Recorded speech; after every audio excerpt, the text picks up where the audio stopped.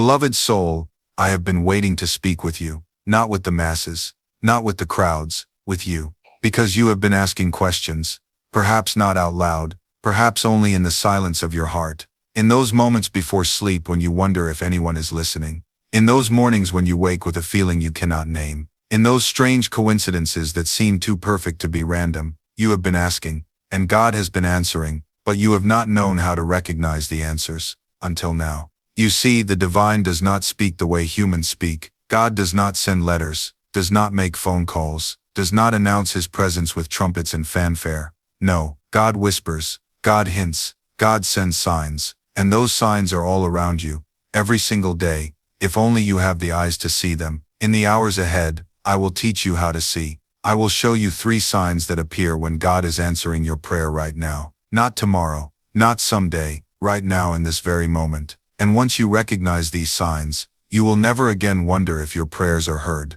You will know. I will reveal what is happening to Earth's energy as we approach 2026, because something is shifting, something profound, and those who understand this shift will navigate it with grace, while those who remain unaware will feel lost and confused. I will teach you the 4 warning signs your soul sends before a major life shift, because your soul knows what is coming before your mind does. It tries to prepare you, it sends signals, and most people ignore them, only to look back later and say, I should have known. I will help you understand why your soul chose your family, not another family, this one, these parents, these siblings, these challenges. There is a hidden karmic reason, and when you understand it, you will finally make peace with relationships that have puzzled you your entire life. And I will explain what it truly means when you keep seeing the same number, because that is not coincidence, that is communication, direct communication from the divine to you. But I must tell you something important. These teachings are not entertainment. They are not spiritual curiosity to satisfy your mind, and then forget. They are tools, sacred tools for navigating this life with awareness instead of confusion, with purpose instead of accident, with connection to the divine, instead of the loneliness that so many feel. And you are ready for them. I know you are ready because you are still here. Your soul recognized something in these words, something it has been waiting to hear, perhaps for years, perhaps for lifetimes. Because souls do not find teachings by accident. Souls find what they need when they need it. And you needed this, today, now. So I ask you to stay with me. Through every teaching, through every revelation, do not skip ahead. Do not listen with half attention. Give yourself fully to this journey. Because by the end you will see your life differently. You will see your family differently. You will see the signs that have been surrounding you all along. And you will know with absolute certainty that you have never been alone. That God has been speaking to you, your entire life. Are you ready to finally hear? Then let us begin, with the 3 signs that God is answering your prayer, right now, in this very moment. You are waiting for something, aren't you? Perhaps you've been praying for months, maybe years. You've whispered your deepest longing into the silence, again and again. And sometimes it feels like the universe has simply forgotten about you. But what if I told you that right now, in this very moment, God is not silent at all? What if the answer you've been desperately seeking has already been set into motion, and you've been missing the signs because nobody taught you how to recognize them? My beloved friend, I am going to share with you 3 unmistakable signs that God is answering your prayer right now. Not tomorrow, not someday, right now. And these signs are so subtle, so contrary to what you've been taught to expect, that most people walk right past them, never knowing they were standing in the middle of their own miracle. I learned these truths not from books alone, but from years of deep meditation, from communion with the divine, and from watching thousands of souls finally recognize what had been in front of them all along. What I'm about to share with you will change not just how you pray, but how you see reality itself. Because the problem has never been that God doesn't answer. The problem is that we've been looking for fireworks when God speaks in whispers. We've been expecting mountains to move when sometimes God answers by first moving something inside of you so small, you almost missed it. So I ask you now, with everything in your heart, to stay with me. Not just for the next few minutes. Because by the time we finish this conversation, you will never pray the same way again. You will never wait the same way again. And you might just realize that the answer you've been begging for has been unfolding all around you while you were too busy looking for something else. This isn't a teaching about blind faith. This is about recognition. This is about waking up to a conversation that's already happening. Are you ready? Then let us begin. Before I reveal these 3 signs to you, I need you to understand something fundamental about how the divine actually works, because this is where almost everyone gets lost. You see, we've been conditioned to think of prayer like sending a letter to a distant king. We write our request, we send it off into the cosmic void, and then we sit by the mailbox waiting for a package to arrive with a clear label that says, "From God to you, contents." One miracle, but that's not how this works. That has never been how this works. God is not distant. God is not separate from you, sitting on some faraway throne deciding whether you've been good enough to deserve an answer. The divine is the very consciousness that animates your being right now. The intelligence that beats your heart without you thinking about it. The force that heals your wounds while you sleep. The awareness that exists before your first thought in the morning. You are not separate from this intelligence.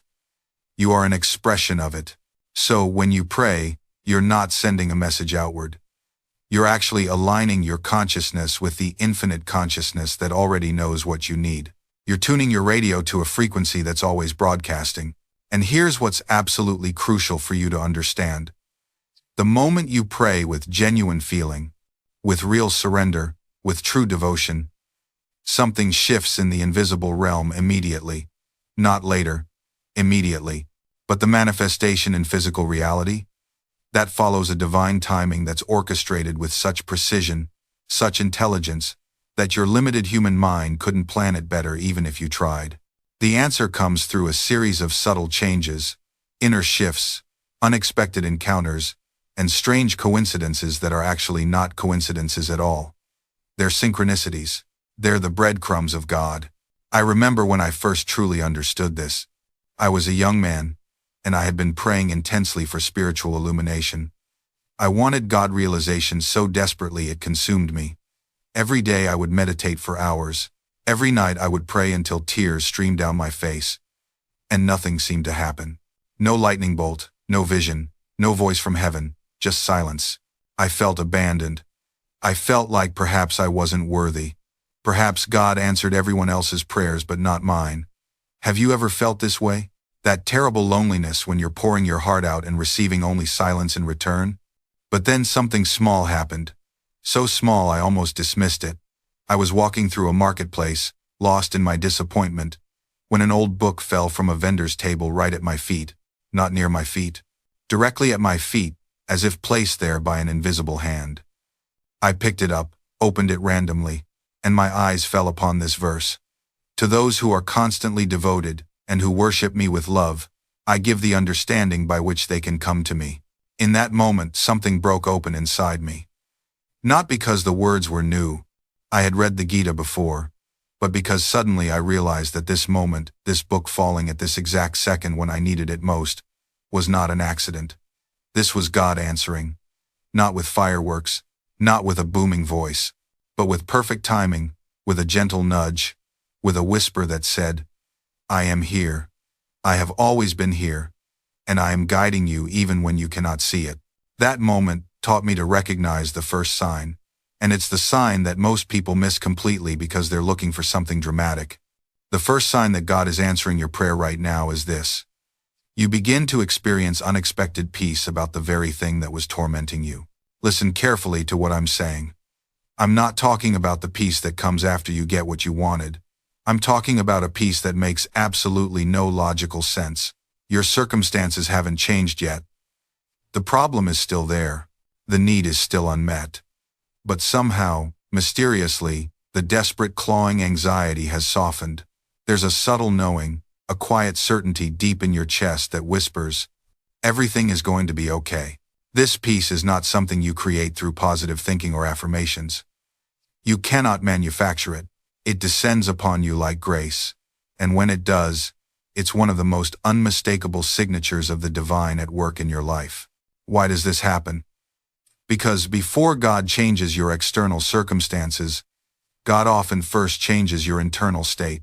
The divine prepares you to receive what you've asked for by first bringing you into alignment with it. That alignment feels like peace. It feels like surrender.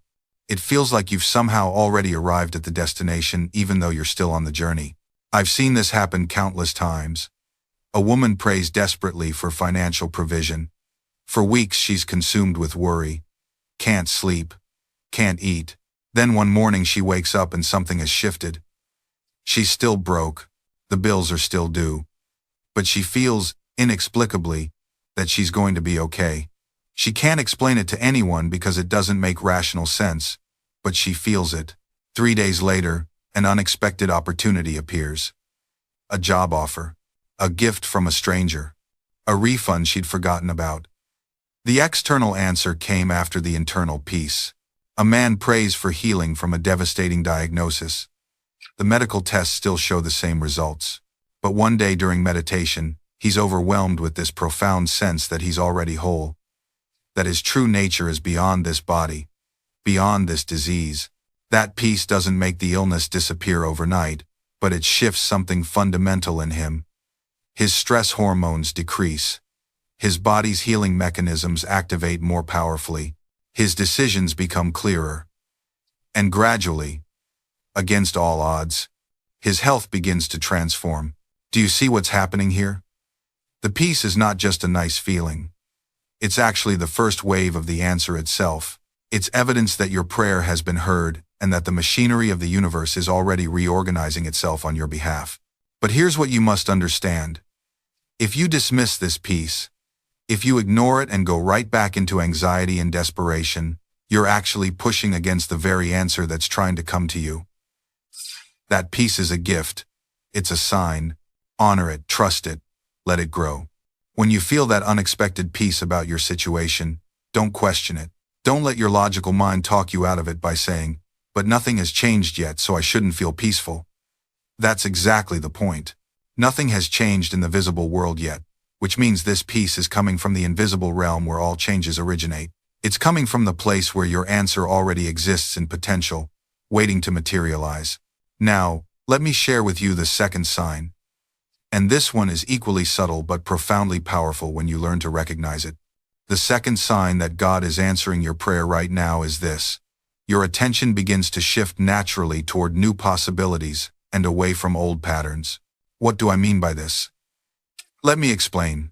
When you're stuck in a problem, your attention becomes fixated on the problem.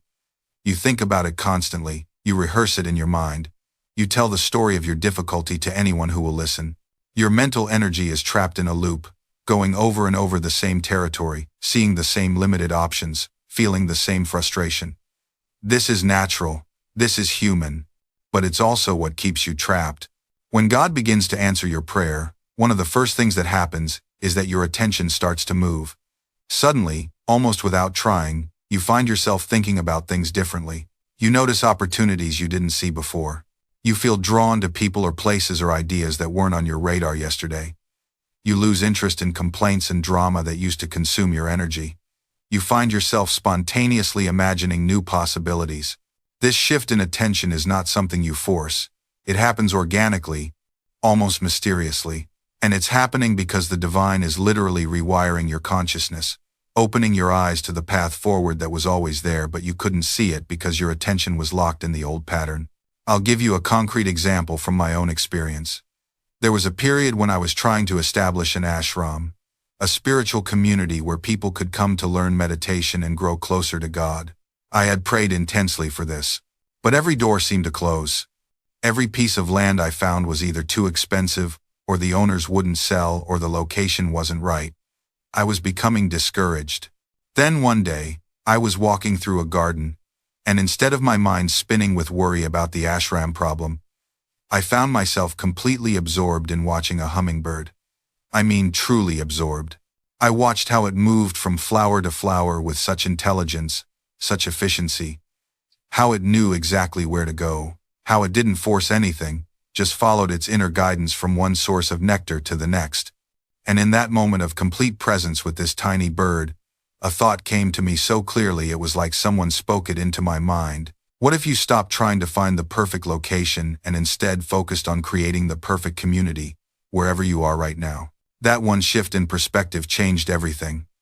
Within weeks, people started gathering in a small space we already had access to. The community grew organically.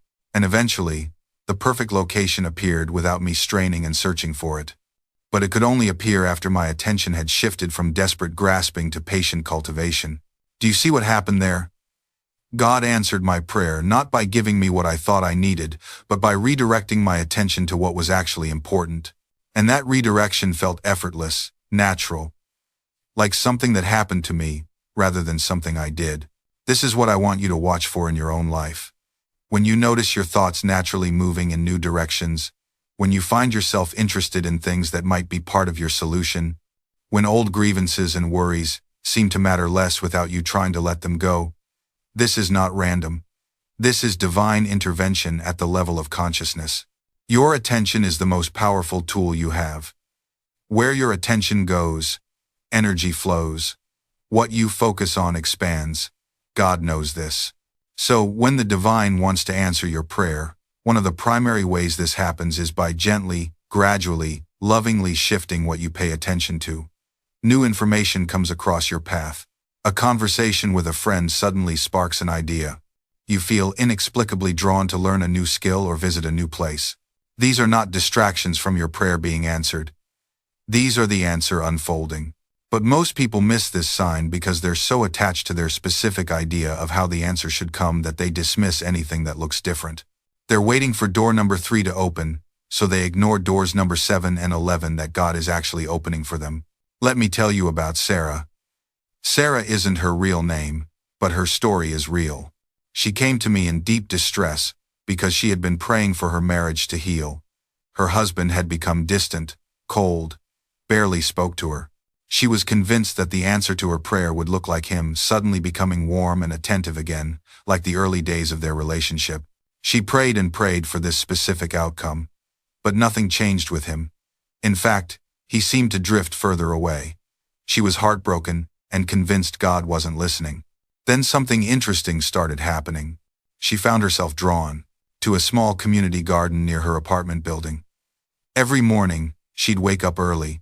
Not to pray, she'd given up on that, but just to sit among the plants. She didn't realize it at first, but something was shifting inside her. One morning, an elderly woman who tended the tomatoes struck up a conversation. They talked about nothing important: the weather, the squirrels stealing seeds, how cilantro never seems to grow quite right.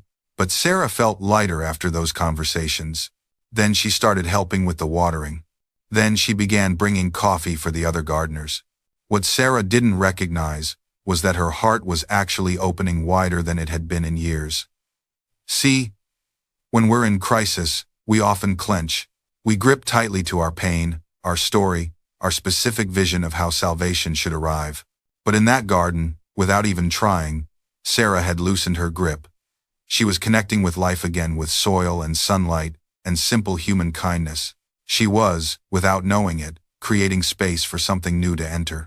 6 months later, through a connection made in that very garden, Sarah found a new position that paid even better than her previous job.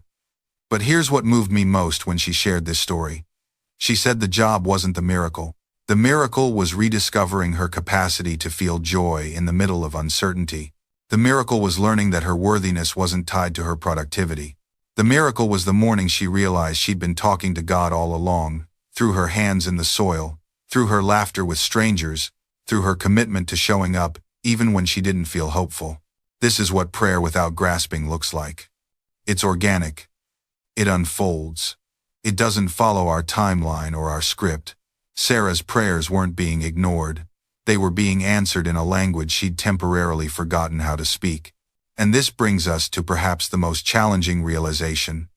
Sometimes the answer to our prayer is the transformation of the person doing the praying. Sometimes God isn't moving the mountain. God is giving you the strength, patience, and perspective to either climb it or discover the path around it. Sometimes the miracle isn't external change but internal metamorphosis.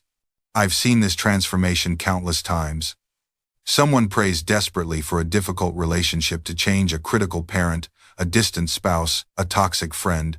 They pray for months, maybe years, begging for the other person to soften, to understand, to become different, and nothing shifts. The prayers seem to bounce off the ceiling, unanswered. But then, slowly, something else begins to happen. The person praying starts to change. They develop boundaries they never had before. They find compassion for wounds they couldn't previously see. They discover strength they didn't know existed within them. They stop needing the other person's approval to feel whole. And suddenly, the relationship does change, not because the other person transformed, but because they did. The prayer was answered, just not in the way they expected. This is the alchemy that happens in the space between asking and receiving. We enter prayer as one version of ourselves, and, if we're paying attention, we emerge as someone new. The waiting isn't wasted time, it's the crucible where transformation happens. Every day we continue to show up, to hope, to believe despite the silence. We're being refined. We're becoming people capable of holding the answer when it finally arrives. Think about the prayers you've carried for years. What have they taught you about endurance? About faith? About your own capacity to keep loving, keep hoping, keep believing when there's no evidence it makes a difference? These aren't minor lessons. These are the foundations of character. These are the qualities that make life meaningful. There's a question I ask myself when prayers seem unanswered. What if the delay is protection? What if I'm being spared from receiving something I'm not ready for, something that would ultimately harm rather than help? I think about prayers I'm grateful weren't answered, the relationship I begged to save that would have diminished me, the opportunity I desperately wanted that would have taken me away from my true path, the outcome I was certain I needed that would have prevented something better from arriving. We pray from where we are, with the understanding we currently have. But God sees further. God sees the ripple effects we can't perceive, the intersections we can't imagine, the growth we still need. And here's the beautiful paradox. Sometimes the unanswered prayer is the answer. Sometimes not yet is the most loving response God could give. I think about the people who prayed desperately to stay in relationships that were slowly destroying them. Years later, standing in healthier love, they whisper thank you for that closed door.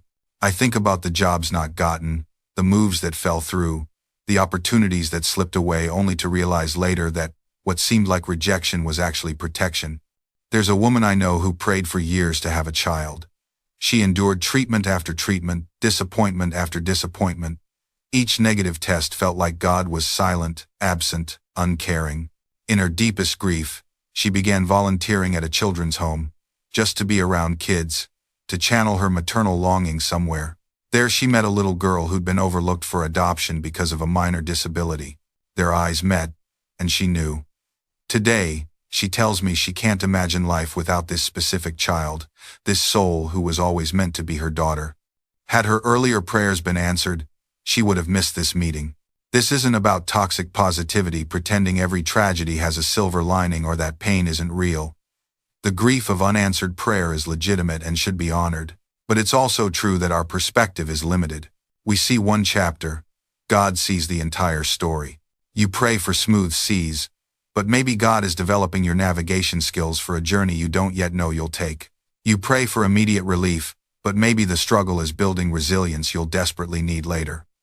You pray for clarity, but maybe the uncertainty is teaching you to trust in darkness what you learned in light.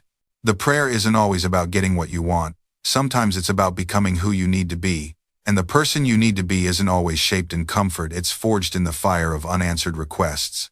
I've watched people pray for years to find their purpose, to discover their calling, to know exactly what they're meant to do with their life. And nothing happens.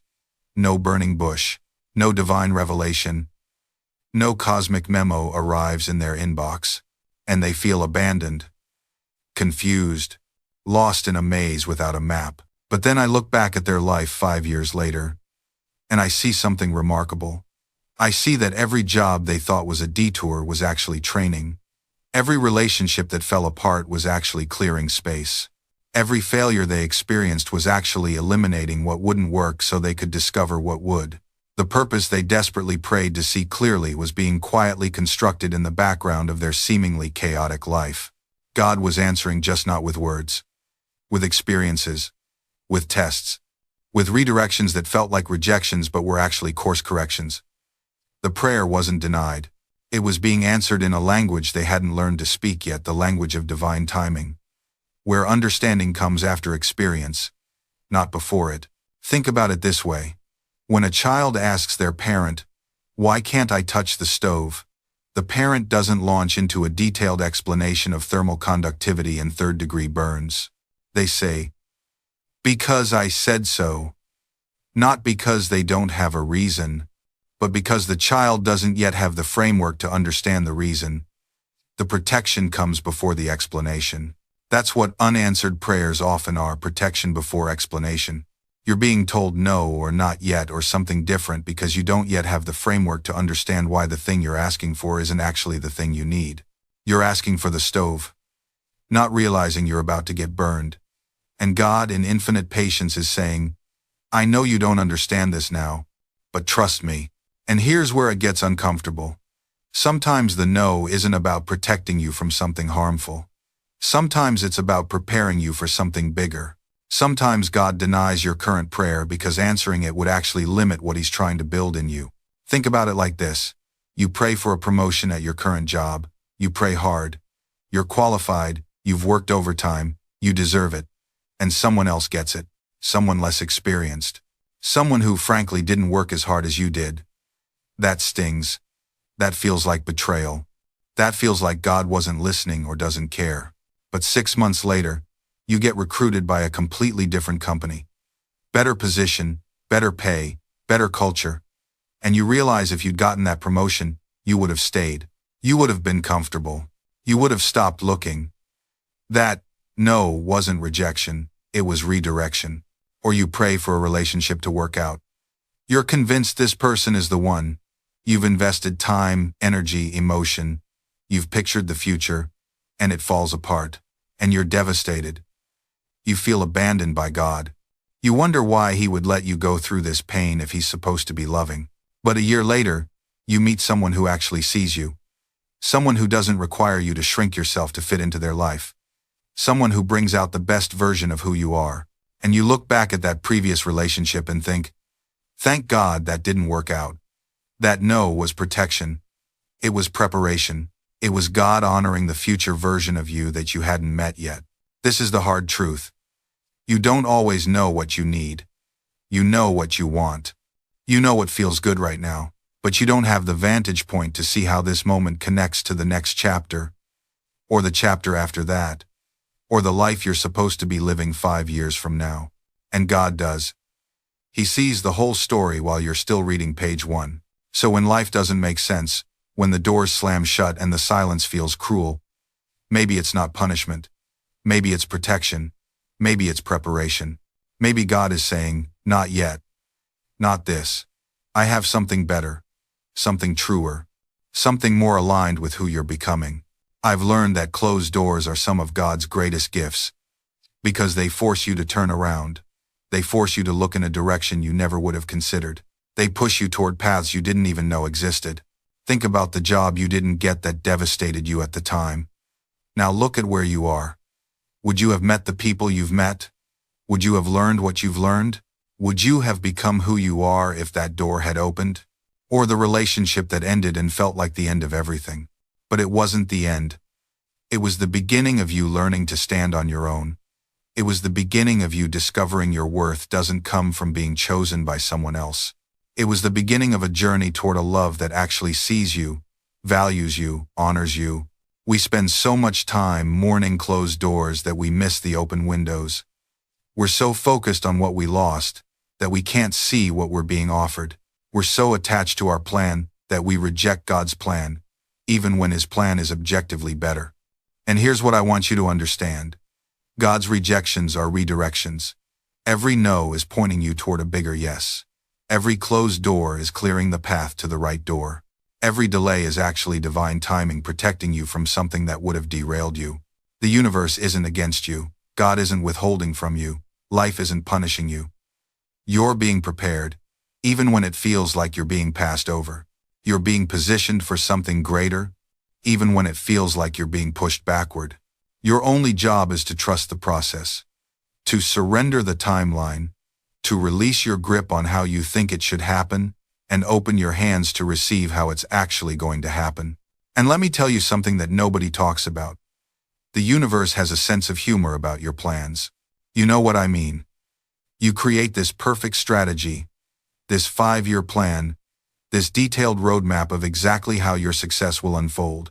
And the universe looks at it, smiles gently and says, "That's adorable.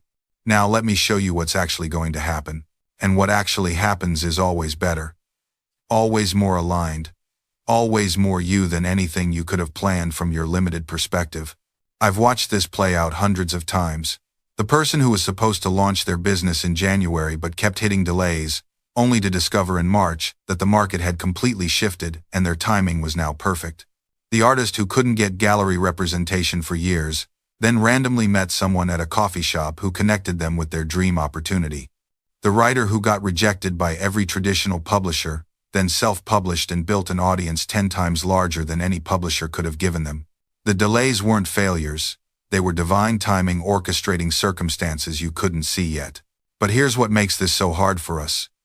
We're conditioned to believe that struggle means we're doing something wrong. That if it's not flowing easily, we should quit. That resistance is a sign we're on the wrong path. Sometimes, yes. Sometimes resistance is your intuition telling you this isn't aligned. But sometimes resistance is just the natural friction of growth. Sometimes the challenge isn't a stop sign, it's a strengthening process. Sometimes you're not being blocked, you're being prepared. And the difference between those two? You feel it in your body. Wrong path resistance feels heavy, draining, like swimming against a current that's pulling you further from shore. Growth resistance feels difficult but energizing, like lifting weights that are making you stronger. One depletes you. The other builds you. So, when you're in that space of uncertainty, waiting for your breakthrough, ask yourself, does this challenge feel like it's killing my spirit? Or is it forging my character? Am I being warned away? Or am I being refined? Your body knows. Your intuition knows. You just have to get quiet enough to listen. That's why meditation isn't optional in this process. It's essential, not as some spiritual luxury, but as the fundamental technology for rewiring your relationship with yourself. You don't need hours of it. Even 5 minutes of genuine stillness can shift everything. 5 minutes where you're not consuming, not producing, not managing anyone's emotions but your own. Sit, breathe, notice what comes up. And this is crucial. Don't try to fix it, analyze it, or make it mean something profound. Just observe. Watch your thoughts like clouds passing through the sky. Watch your emotions like weather systems moving through. This practice trains you to create space between stimulus and response, between what someone says and how you react, between what you feel and what you do about it. That space is your freedom. That's where your power lives. And in that space, you start to notice something fascinating. The thoughts that have been running your life aren't even yours. They're inherited, downloaded, absorbed from parents, teachers, partners, culture, media. I'm too much. Where did that come from? Who told you that first? I need to be nicer. According to whom? What does nicer even mean? I should be over this by now. Says who? What timeline are you measuring yourself against? When you start questioning these thoughts instead of obeying them, everything changes. You realize you've been living according to someone else's instruction manual, following rules you never agreed to, pursuing goals that were never actually yours. And here's what nobody tells you about awakening. It's not this gentle, blissful unfolding. Sometimes it's devastating. Sometimes it means looking at your entire life and realizing you've been performing a role, playing a character, living someone else's dream. That moment of recognition can feel like death. Because in a way, it is. The false self is dying. The persona you constructed to be lovable, to be acceptable, to be safe, it's crumbling. And you have to let it. You have to grieve it. You have to feel the full weight of all those years spent betraying yourself for belonging. But on the other side of that grief, liberation, lightness, the extraordinary relief of finally being yourself. And in that lightness, something remarkable happens. The energy you once spent maintaining the facade, the constant vigilance, the mental gymnastics, the emotional suppression, all of that suddenly becomes available for living, really living. You discover reserves of creativity you forgot you had. That novel you always wanted to write, those dance classes, That business idea? They're suddenly not someday dreams anymore. Because you're not exhausted from being someone else. One of my coaching clients described it perfectly. She said, "I used to come home from work and collapse. I thought I was just tired from working. But after I started being more honest about my opinions and boundaries at the office, I came home with energy. I started painting again. I realized I wasn't tired from working. I was tired from pretending." This is what authenticity gives back to you. Your life force. The energy that was locked up in performance becomes available for purpose. And here's something nobody warns you about: when you stop performing, you start attracting differently. Not necessarily more people, sometimes fewer, but the right ones. The kinds of connections that don't require you to be on all the time. Relationships where silence is comfortable, where you can have a bad day without apologizing for your existence, where your weird interests aren't something to hide but something to share. I remember the first time I walked into a room full of people and felt no impulse to scan for approval. No mental calculations about how to position myself, what to emphasize, what to downplay. Just presence. It felt almost boring at first, which tells you how addicted we become to the drama of impression management. But beneath that initial flatness was something profound. Peace. The peace of not being at war with yourself. Of not having to remember which version of you this person knows. Of not triple-checking your words before you speak. This peace, this is what people are actually searching for when they chase achievement, validation, success. They think the resume will bring peace. The relationship status will bring peace. The net worth will bring peace. But peace was always available. Right here. In the radical act of being exactly who you are. And here's what nobody tells you about that radical act. It doesn't look radical from the outside. It doesn't come with fanfare or applause. Most of the time, it looks like nothing at all. It looks like sitting in your car for 5 extra minutes before going inside because you need to finish crying first. It looks like ordering the same coffee every single day because you like what you like and you're done pretending otherwise. It looks like saying, "I need to go home now," at a party where everyone else is still having fun. The most revolutionary thing you'll ever do is respect your own limits. I used to think boundaries made me rigid, difficult, high maintenance. I watched other people say yes to everything, accommodate everyone, bend themselves into impossible shapes, and I thought that's what flexibility looked like. That's what being easygoing meant. Then I watched those same people collapse, break down, wake up one day not recognizing themselves in the mirror because they'd spent so long being what everyone else needed that they'd completely forgotten what they actually were. Boundaries aren't walls, they're definitions. They're the edges that make you a specific person instead of an amorphous blob of people-pleasing. They're what allow you to show up fully because you're not constantly managing resentment or exhaustion. And yes, some people will call you difficult. Let them. Difficult for whom? For people who benefited from your lack of boundaries? For systems that required your self-abandonment to function? Good. Be difficult for them. Because here's the truth. The right people don't find your boundaries difficult. They find them refreshing, clear, honest. The right people aren't looking for a martyr or a doormat. They're looking for a person. And you can't be a person without edges. Your edges are where you begin. I learned this the hard way. I learned it by saying yes when I meant no, by showing up when I needed rest, by laughing at jokes that hurt me, by pretending I was fine when I was fracturing. I learned it by becoming so accommodating that I accommodated myself right out of my own life. And the wild thing is, nobody asked me to do this. Nobody demanded that I erase myself. I did it voluntarily. I did it because I believed that my worthiness was contingent on my usefulness. I believed that love was something you earned through service, through sacrifice, through slowly dismantling yourself until you fit perfectly into the spaces other people needed filled. But here's what nobody tells you about that strategy. It works. Until it doesn't. For a while, people do appreciate you. They do rely on you. They do call you kind and selfless and good. And that feels like evidence. That feels like proof that you're doing the right thing. But what you don't realize is that you're training people to expect your self-abandonment. You're teaching them that your needs are negotiable. You're building relationships on the foundation of your own disappearance. And one day you wake up and realize that nobody actually knows you. They know the accommodating version. They know the easy version. They know the version that smiles and nods and never causes problems. But they don't know the person underneath all that performance. They don't know your boundaries because you've never shown them. They don't know your limits because you've never admitted you had any.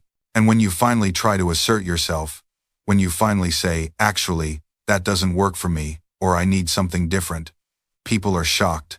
They're confused. Some of them are even angry. Not because you're being unreasonable, but because you're being unfamiliar. You're disrupting the pattern. You're changing the rules of a game they didn't even know they were playing. This is the loneliest part. Realizing that you've been so busy being what everyone needed that you never gave anyone the chance to know what you needed. You never gave anyone the opportunity to show up for the real you, because you never revealed the real you. And the question that haunts you is, would they have loved me anyway? If I had been honest from the beginning, if I had taken up space, if I had asked for what I needed, would they have stayed? You'll never know. And that's the grief you have to carry. But here's what I've learned to do with that grief. I've learned to let it teach me instead of destroy me. Because the truth is, you can't go back and redo those relationships. You can't rewind time and show up differently. But you can honor what you lost by doing better now. You can take the lesson and apply it forward. I started small. I started saying no when I meant no. Not with aggression, not with apologies stacked on top of apologies, but with clarity. No, I can't do that. Period. And you know what happened? The world didn't end. Some people got uncomfortable, sure. Some people pushed back. But the ones who mattered, the ones who actually cared about me and not just what I could do for them, they respected it. They stayed. I started asking for what I needed, not hints, not hoping someone would read my mind. Actual words. I need support right now. I need space to think. I need you to listen without trying to fix it. And it felt awkward at first, clunky, like I was speaking a language I'd never been taught. But the more I did it, the more natural it became. And the more I did it, the more I realized how much energy I'd been wasting trying to be psychic, trying to anticipate everyone else's needs while completely ignoring my own. I started taking up space. I stopped making myself smaller in rooms, in conversations, in my own life. I stopped apologizing for existing. I stopped prefacing every opinion with, I might be wrong but, or, this is probably stupid but, I just said what I thought. I just showed up as I was. And yes, some people didn't like it. Some people preferred the version of me that bent and folded and disappeared. But those people were never really for me anyway. And here's the thing nobody tells you about boundaries. They're not walls. They're not about shutting people out. They're about letting the right people in. When you're clear about who you are and what you need, you stop attracting people who want to use you. You start attracting people who want to know you. Real relationships, the kind that actually last, they're built on truth. Not performance. Not self-sacrifice, truth. Because when you're living in truth, the universe has no choice but to reflect that truth back to you. I watched this happen with a musician I met in Nashville. Talented guy, incredible voice. For years, he chased the industry standard, wrote songs that sounded like everything else on the radio, played the political games, tried to fit the mold, and he got close. So close. Record deals that almost happened. Tours that fell through at the last minute. Always times almost asterisk, never times their asterisk. Then one day, he stopped. He told me, I realized I was trying to be successful at something I didn't even want. I was chasing someone else's dream. So, he started writing the music that actually moved him. Weird, honest, raw stuff that didn't fit any format. He stopped networking and started creating. He stopped performing and started expressing. Within 6 months, everything shifted. Not because the industry suddenly understood him, but because he finally understood himself. The right people found him. The right opportunities appeared. Not the ones he'd been chasing. Better ones. This is what I mean by truth. Truth doesn't guarantee you'll get what you thought you wanted. It guarantees you'll get what you actually need. And here's where it gets really interesting. Truth has a resonance that lies don't have. When you speak your truth, when you live your truth, people feel it. Not consciously maybe, but somewhere deep, in that place beyond words, they recognize it. They're drawn to it.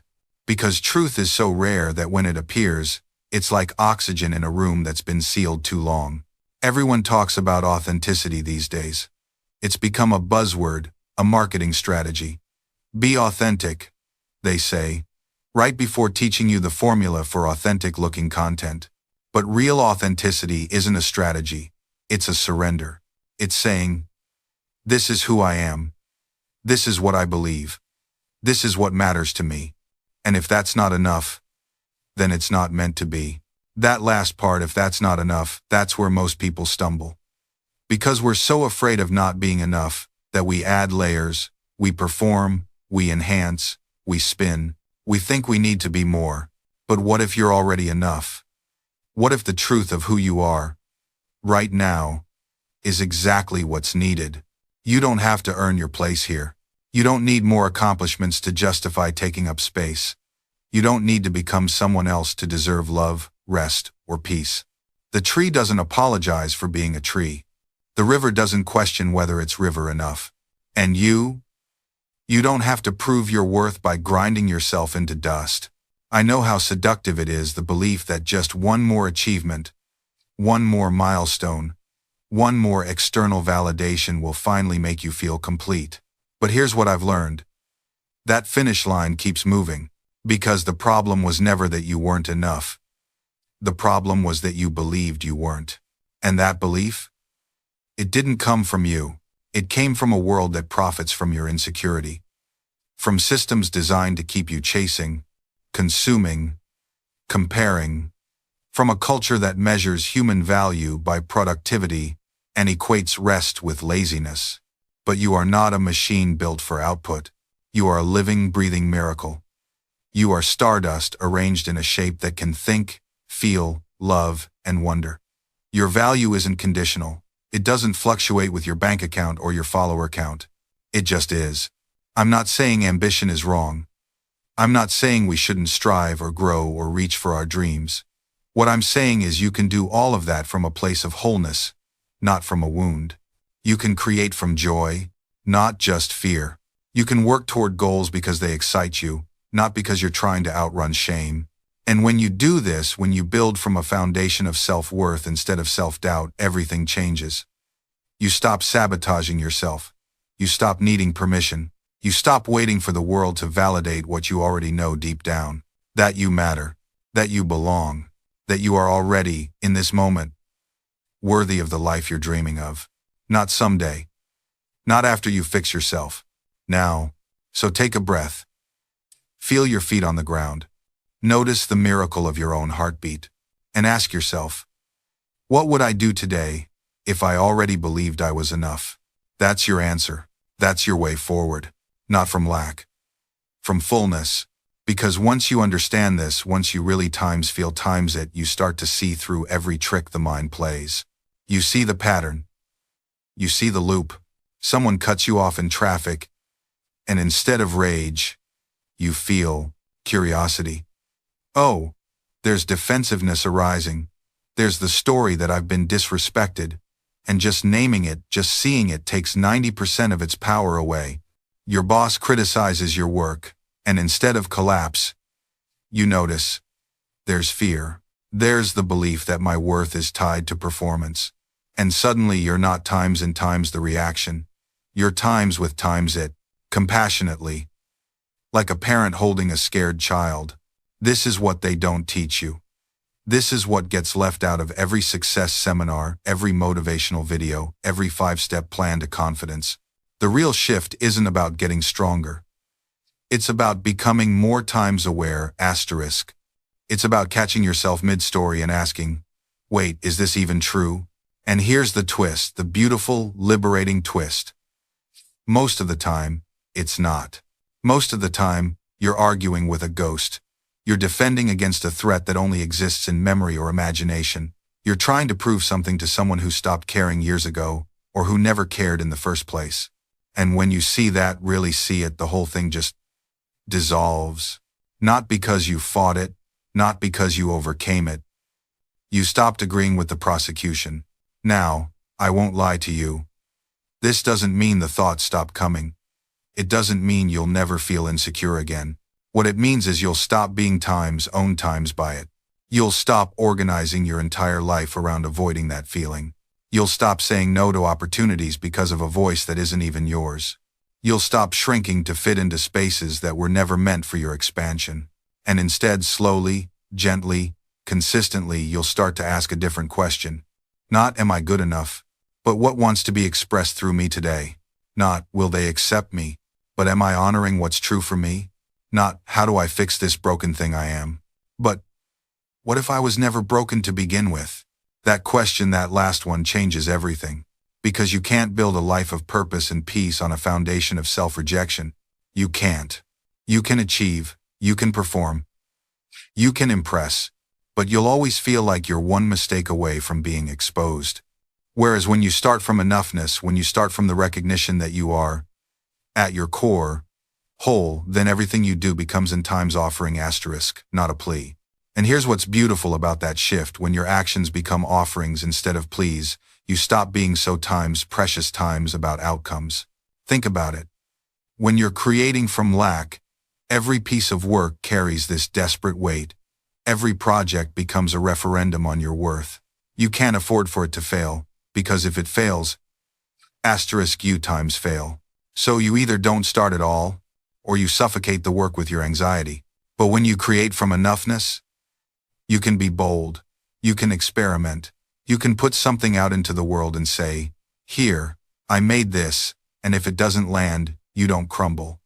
Because your worth wasn't riding on it. I've watched this play out in my own creative work. The pieces I've made from a place of fear, the ones where I was trying to prove something, trying to get validation, those pieces always felt tight, controlled.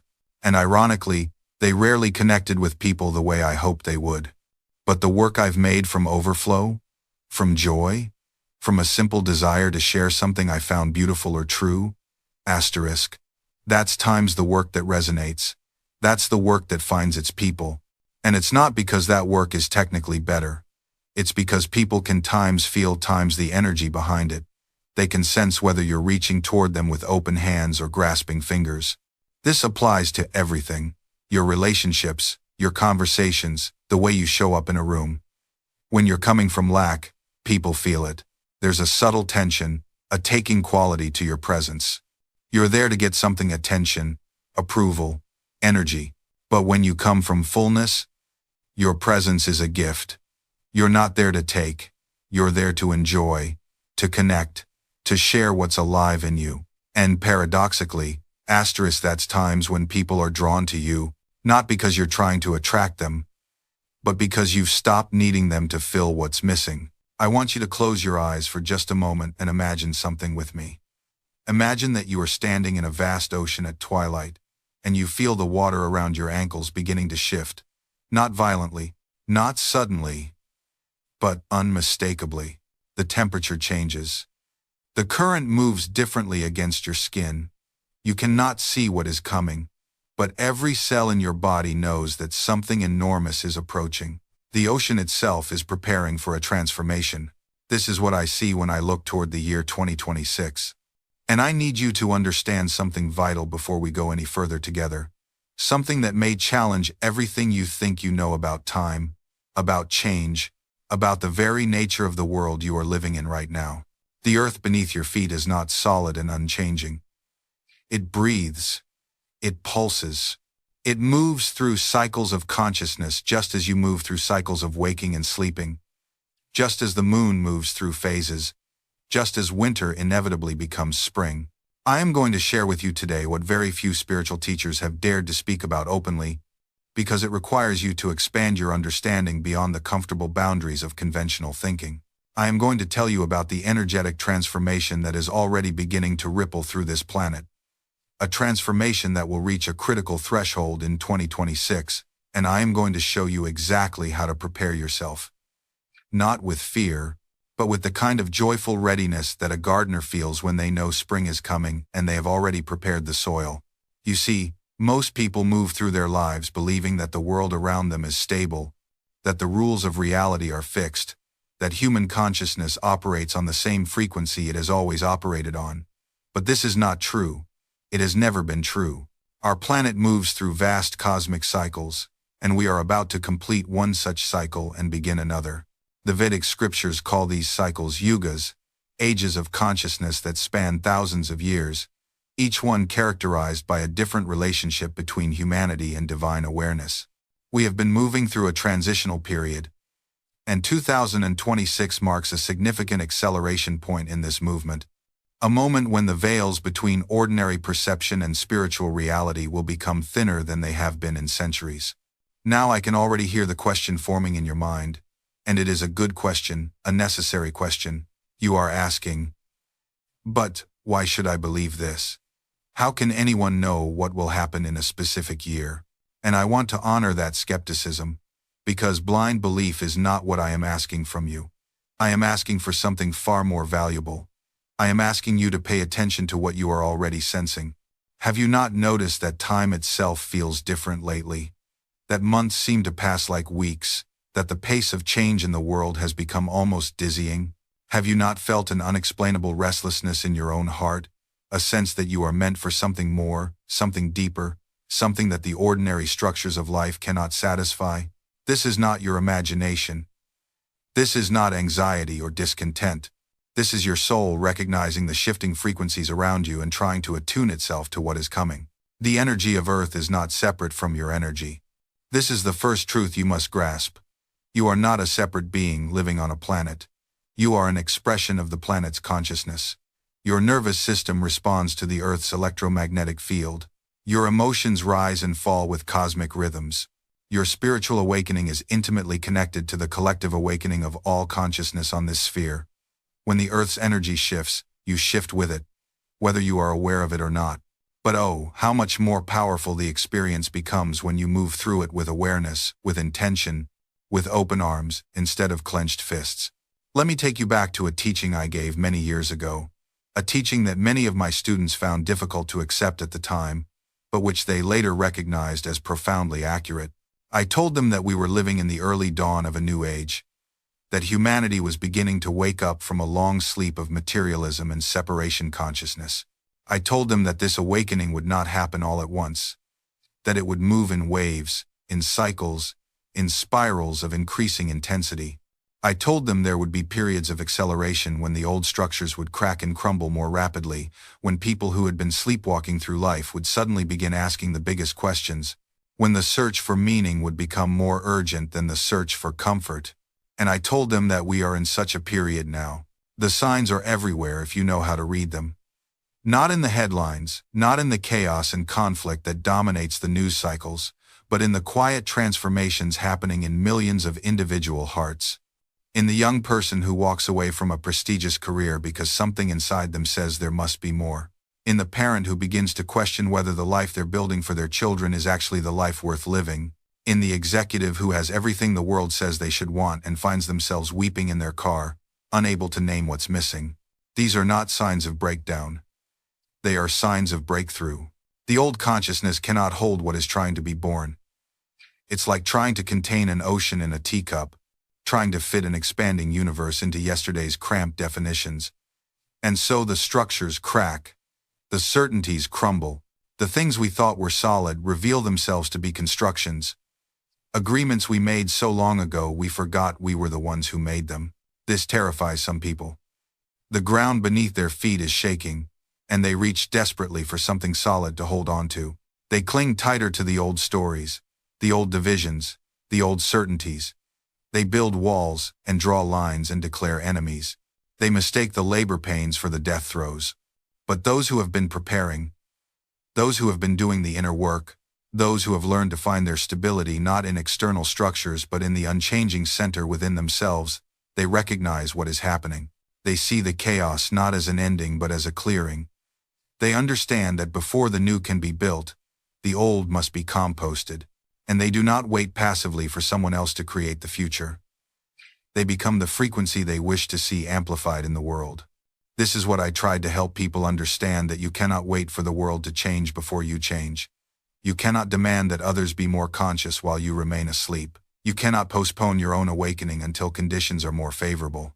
The favorable conditions come because of your awakening, not before it.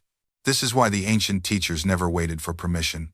They never said, Let me first fix the world, and then I will meditate. They understood something profound. The world you see is a projection of the consciousness you inhabit. Change the consciousness, and you change what appears. I've watched people spend decades trying to arrange their external circumstances into some perfect configuration, the right partner, the right income, the right living situation, believing that once everything aligns, then they'll finally have the peace to turn inward. But that day never comes. There's always one more thing to fix, one more condition to satisfy, one more person who needs to change before you can begin. This is the trap of postponement, and it's perhaps the most sophisticated form of resistance the ego has invented, because it sounds so reasonable. It sounds responsible, even spiritual. How can I work on myself when there's so much suffering in the world? How can I sit in meditation when people are hungry, when injustice prevails, when my family needs me? But here's what they don't tell you, what you'll only discover through direct experience. The person who acts from unconsciousness, even with good intentions, usually creates more problems than they solve. They help from a place of ego, from a need to be seen as good, from an unexamined savior complex, from their own unresolved pain. And that contamination spreads. Real service, the kind that actually transforms rather than merely rearranges suffering, can only flow from presence, from a consciousness that has done its own work first. Not because you've become perfect, but because you've become honest. Because you've stopped pretending you can give what you don't have. The Buddha didn't wait until all beings were enlightened to sit under the Bodhi tree. Christ didn't postpone his realization until Roman occupation ended. They understood the fundamental principle. You must become the change at the level of consciousness before you can effectively serve change at the level of form. This isn't selfishness. This is the deepest form of responsibility. Because every moment you remain unconscious, you're broadcasting that frequency into the collective field. Every moment you stay asleep, you're adding to the density, the confusion, the suffering, no matter how busy your activism, how loud your advocacy, how impressive your credentials. And here's what they don't tell you about spiritual bypassing. It can look like enlightenment. It can dress itself in white robes and Sanskrit terms and sound incredibly evolved. You can be meditating 4 hours a day, eating only prasadam, and still be completely asleep to your own shadow. Still be projecting your unhealed wounds onto everyone around you. Still be using your practice as a shield against feeling what you actually feel. I've watched people sit in ashrams for years, chanting and serving, convinced they're dissolving the ego, while their entire personality is one massive defense mechanism against intimacy, against vulnerability, against actually being seen. The spiritual identity becomes the ultimate hiding place. Because who's going to challenge you when you're wearing the costume of the seeker? Who's going to call out your avoidance when you frame it as detachment? Who's going to question your emotional unavailability when you call it equanimity? Real awakening doesn't give you somewhere to hide. It strips away every mask, every story, every carefully constructed version of yourself that you thought was protecting you. It doesn't care about your spiritual resume or how many books you've read, or whether you can sit in full lotus for 3 hours. It asks one question: are you willing to be completely honest, right now, with what is, with who you are, with what you're actually feeling, underneath all the concepts and beliefs and identities? And that honesty is brutal. Because most of what we call our personality is just layers of compensation for wounds we never fully felt. Every opinion we cling to, every position we defend, every way we need others to see us, it's all armor. Built carefully over decades to make sure we never have to touch that original pain, that moment when we felt unseen, unloved, fundamentally alone in the universe. And here's what makes it unbearable to witness. We've gotten so good at this defense that we don't even remember we're doing it. The armor has become our skin, the performance has become our personality. We genuinely believe that the curated version we present to the world is who we actually are. I watch people walk into meditation retreats, spiritual workshops, therapy sessions, all these spaces designed for self-discovery, and they bring the armor with them. They meditate competitively. They vulnerable share strategically. They self-examine in ways that somehow never threaten their fundamental self-concept. It's extraordinary, really. The ego's ability to co-opt even the tools meant to dismantle it. You want to know when you're doing this? Listen to how you talk about your problems. Notice if there's a subtle pride in your wounds, a careful narrative that makes you the hero or the victim, but never just the person who's confused and scared and making it up as they go along. We turn our traumas into identity, our struggles into story, our pain into performance, and we do it so smoothly, so automatically, that we think we're being authentic when we're actually just managing our brand. The spiritual seekers are often the worst. I say this with love, because I've been one. We learn the language of awakening and use it to build even more sophisticated defenses. We don't avoid our feelings, we witness them. We don't judge ourselves, we just notice our patterns. We're not defensive, we're holding space for all perspectives. It's the same armor, just decorated with prayer beads and therapy speak. And the cruelty of it is that we can sustain this for an entire lifetime. You can die, having never actually met yourself, surrounded by people who never actually knew you, having spent decades in the waiting room of your own life, never quite ready to walk through the door, because that door leads to the room where you left that child. The one who decided they were too much or not enough. The one who made themselves smaller or louder or invisible to survive. And on some level, we know that if we open that door, we'll have to feel everything we've been running from since we were 6 years old. We'll have to feel the anger we weren't allowed to express, the sadness we were told was weakness, the shame that wrapped itself around our bones and became part of our skeletal system. And here's the thing most people won't tell you. The thing that keeps us frozen at the threshold. The fear isn't actually about feeling those emotions. We've already been feeling them, every day. In the tightness in your chest when someone gives you feedback. In the way you rehearse conversations in your head for 3 hours before they happen. In the panic that floods your system when you make the smallest mistake. The real fear is about acknowledging them. About looking directly at the parts of ourselves we've been pretending don't exist. Because acknowledgement feels like agreement. If I admit I feel unworthy, doesn't that mean I am unworthy? If I acknowledge the hurt, doesn't that make me weak? And this is where most self-help advice completely fails us. It tells us to love ourselves without teaching us how to meet ourselves first. It's like telling someone to swim across an ocean when they're still afraid to put their face in the water. You can't love what you won't look at. You can't heal what you won't feel. And you can't integrate what you keep locked in the basement. So we stay stuck in this exhausting middle ground, aware enough to know something's wrong, but not brave enough to fully turn toward it. We become spiritual bypasses, positive thinking our way through legitimate pain. We become self-improvement addicts, thinking the next course or book or breakthrough will finally fix us so we don't have to do the actual work of sitting with who we are right now. And the markers are everywhere once you know what to look for. You're the person who can help everyone else with their problems but can't seem to solve your own. You're brilliant at seeing other people's blind spots but completely oblivious to your own patterns. You give incredible advice that you never follow yourself. You know what you should do, you've known for years, but something always stops you right before you take the leap. That something is the threshold. That invisible force field between knowing and becoming. The threshold doesn't announce itself. It doesn't send you a formal invitation. It shows up in the moment right before you speak your truth, right before you submit your work, right before you walk away from what's killing you slowly. It's that split second where your hand hovers over the publish button and a voice whispers, "Who do you think you are?" And here's what makes the threshold so brutal. It gets stronger the closer you get to breakthrough. It's like a video game boss that scales with your level. When you were dabbling, when your dreams were just fantasies you talked about over drinks, the threshold barely noticed you. But now that you're actually skilled enough to succeed, now that you've put in the hours and built the foundation, now the threshold brings out its heavy artillery. I've watched people train for years, become genuinely excellent at their craft, and then freeze completely when opportunity knocks. The singer who can move you to tears in rehearsal but goes blank on stage. The writer with a drawer full of brilliant manuscripts who can't bring themselves to query agents. The entrepreneur with a game-changing idea who keeps perfecting it for one more year. This isn't imposter syndrome, though it wears that mask sometimes. This is something older, something wired deeper. Because the threshold knows what you're afraid to admit. That on the other side of that action, you're different. The person who publishes the book isn't the same person who just writes in private.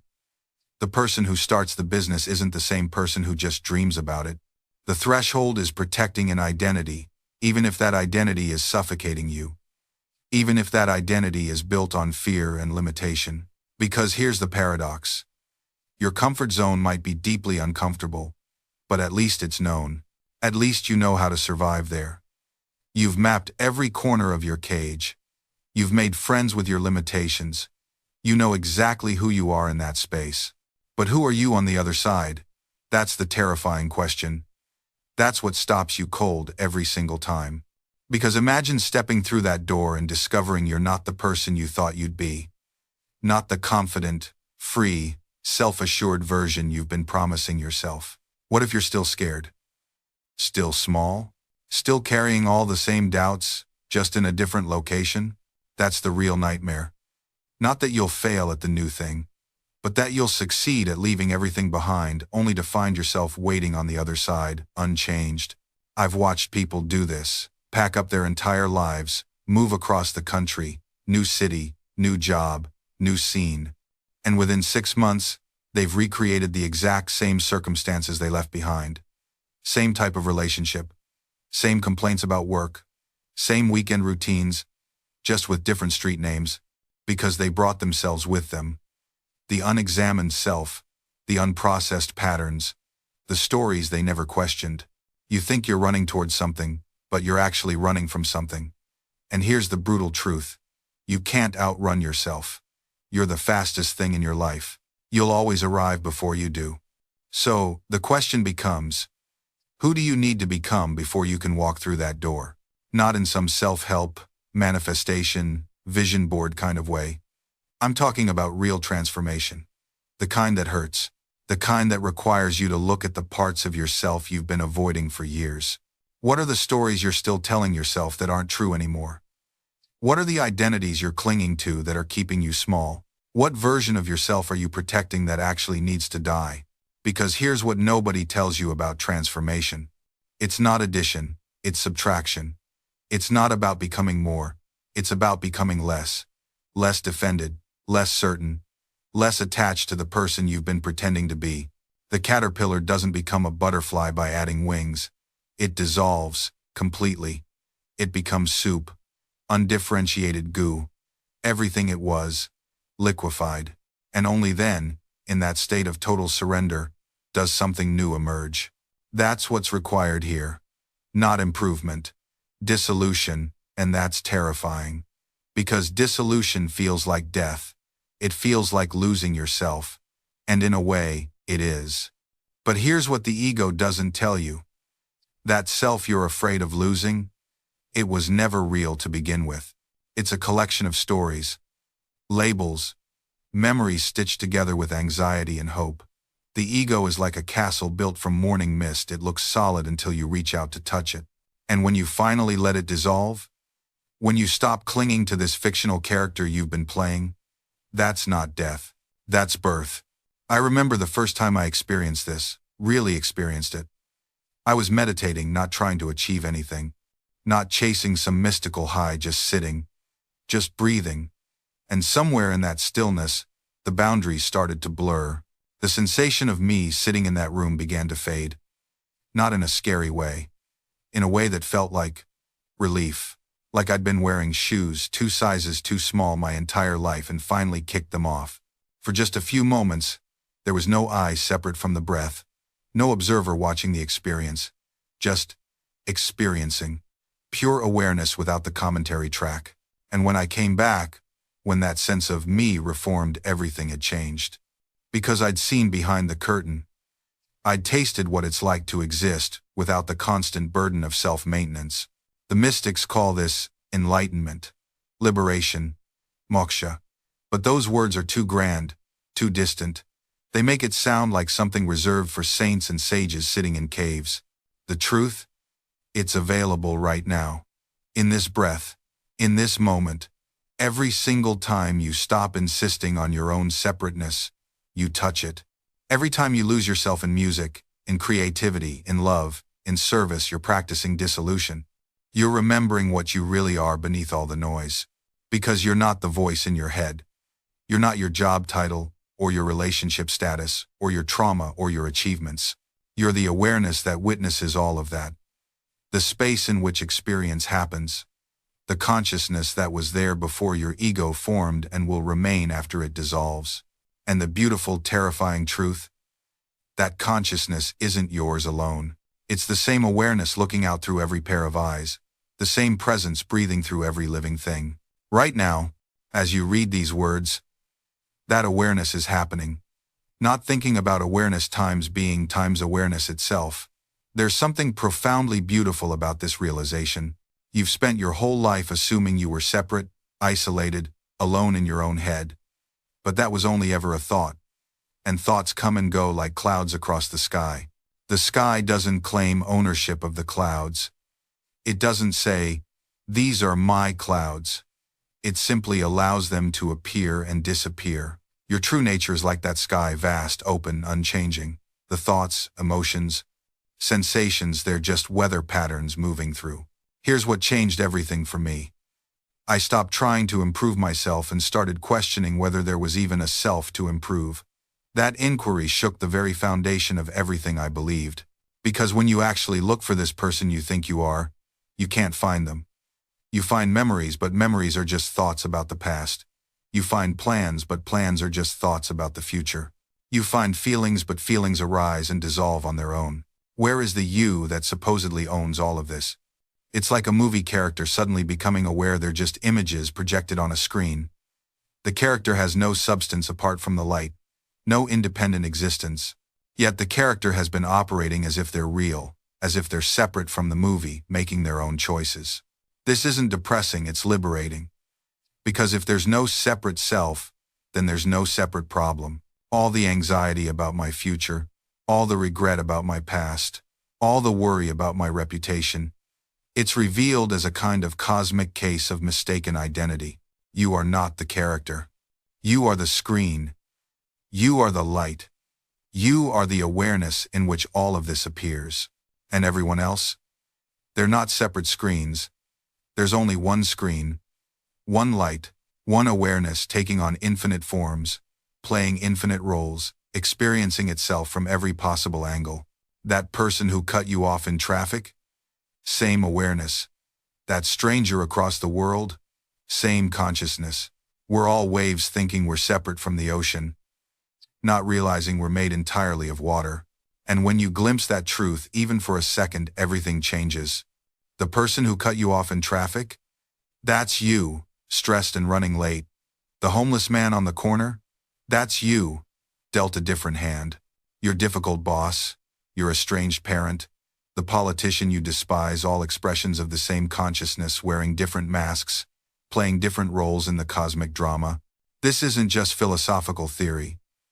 It has practical implications that'll transform how you move through the world.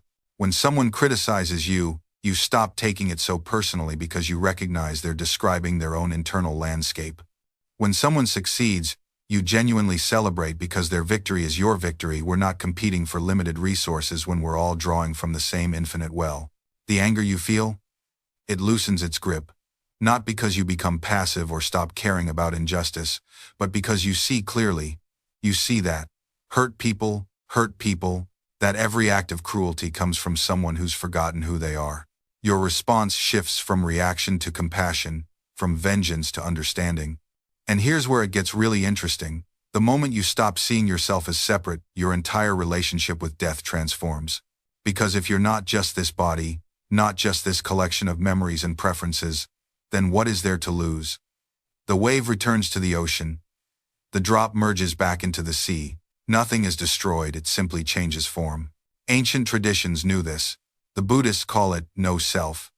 The Hindus call it Atman is Brahman. The mystics of every religion stumbled upon the same truth.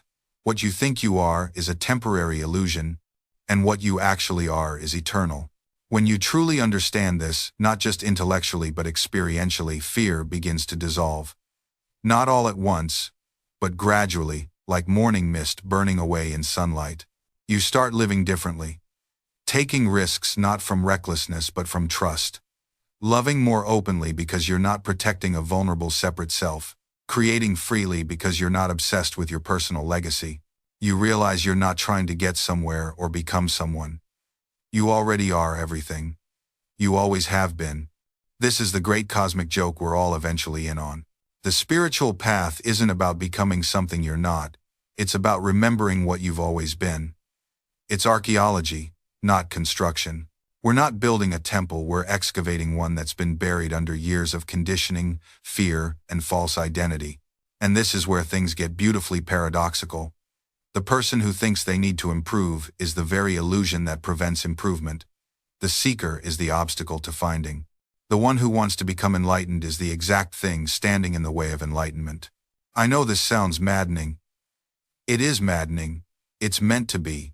Because the mind cannot solve the problem of the mind. Thinking cannot free you from thinking. The ego cannot transcend the ego, no matter how spiritual it pretends to be. This is why all the great traditions eventually point beyond technique, beyond practice, beyond doing anything at all. Zen calls it the gateless gate. Advaita calls it neti neti, not this, not that. Christianity calls it the peace that passes understanding. They're all pointing to the same joke, the same cosmic punchline. There's nowhere to go because you're already here. There's nothing to get because you already have it. There's nothing to become because you already are it. But here's where people get confused. They hear this and think, great, then I don't need to do anything. I'll just sit on my couch eating chips and watching Netflix because I'm already enlightened. No. That's spiritual bypassing wearing a bathrobe. The paradox is this. You have to do the work precisely because there's no work to do. You have to walk the path to realize there was never a path. You have to seek until you understand that the seeker and the sought are one. It's like that old Zen saying, before enlightenment, chop wood, carry water. After enlightenment, chop wood, carry water. Same actions, same life, but completely different understanding. The wood is still wood, the water is still water, but the one doing the chopping and carrying has vanished. You're left with what the Buddhists call suchness, the isness of reality, without your commentary track running over it. And here's what's strange, life doesn't diminish, it intensifies. Colors become more vivid, sounds more crisp. The ordinary becomes saturated with presence. I remember sitting in a Japanese garden years after my awakening. Just sitting. No meditation technique, no spiritual gymnastics, and I watched a leaf fall from a maple tree. It took maybe 4 seconds to reach the ground. But in those 4 seconds, I saw the entire universe expressing itself. The way it caught the light, the spiral pattern of its descent, the soft sound it made landing on moss. Before awakening, I would have thought, pretty leaf, I should take a photo. This would make a good Instagram post about impermanence. Oh wait, I need to meditate on impermanence. Am I being mindful enough right now? But in that moment, there was just leaf falling. Complete, whole, requiring nothing from me. This is what the mystics mean when they talk about eternal life. They're not referring to your personality continuing after death like some cosmic pension plan. They're pointing to this, the direct taste of timelessness available right now. Because when you're not constantly referencing your past or projecting into your future, when the psychological self takes a vacation, time as you know it collapses. You're still aware of clock time. You still catch your train, but you're no longer imprisoned by psychological time. The mental narrative that says, I am the sum of everything that's happened to me, and I'm moving toward what I will become. Instead, there's just this breath, this moment, this eternal now that was never born and will never die. And death? Death loses its sting because you realize what you truly are was never born. The body will die, yes. The personality will dissolve. But the awareness in which all of this appears, that's untouchable. It's like the ocean worrying that a particular wave will disappear. Well, of course it will. That's what waves do. But the ocean isn't going anywhere. You become the ocean pretending to be a wave.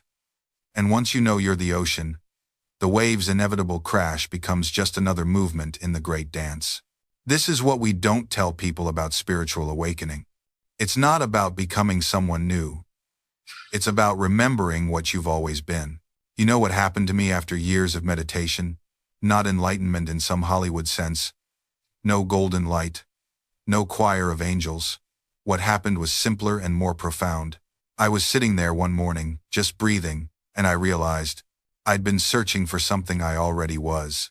It's like spending your whole life looking for your glasses while they're on your face. The search itself was the only problem. The moment you stop searching, you find what was never lost. Here's what I want you to understand about consciousness. You think it's something you have, like a possession. I have consciousness. But that's backwards. Consciousness has you. You are a particular expression of consciousness. Like a note in an infinite symphony. When I say you're the universe experiencing itself, I don't mean that metaphorically. I mean it literally. The same awareness that looks through my eyes looks through yours. The same consciousness that dreams through your life dreams through mine. We're not separate beings having similar experiences. We're one being having the experience of separation. And this isn't philosophy. This is neuroscience meeting ancient wisdom. When you scan a brain in deep meditation, something remarkable happens. The part that says this is me and that is you goes quiet. The boundary dissolves. Not because you're imagining it, but because you're finally seeing clearly. Ramana Maharshi used to ask one question: who am I? Not what you do, what you believe, what you've accomplished. Who are you before the story? Who's watching the thoughts? Who's aware of the awareness? I spent months with that question. Drove myself half crazy with it. And then one day, the question collapsed. There was no one asking. There was just asking. Just awareness being aware of itself. That's when everything changed. Not externally, same life, same problems, same bills to pay. But internally, there was this incredible lightness. Like I'd been carrying 1,000 pounds of me and suddenly put it down. You don't need to go to India for this. You don't need a guru or a cave or special breathing techniques. You just need to stop. Stop adding to yourself. Stop building the monument of you. Because here's what nobody tells you. The monument you're building, it's a tomb. Every achievement you stack on top, every credential you add, every story you tell yourself about who you need to become, it's not lifting you up. It's burying you alive. I remember sitting in a cafe once, listening to a woman talk about her morning routine. Meditation at 5 a.m., green juice, journaling, affirmations, cold shower, breath work, a gratitude practice, visualization exercises, and a morning run.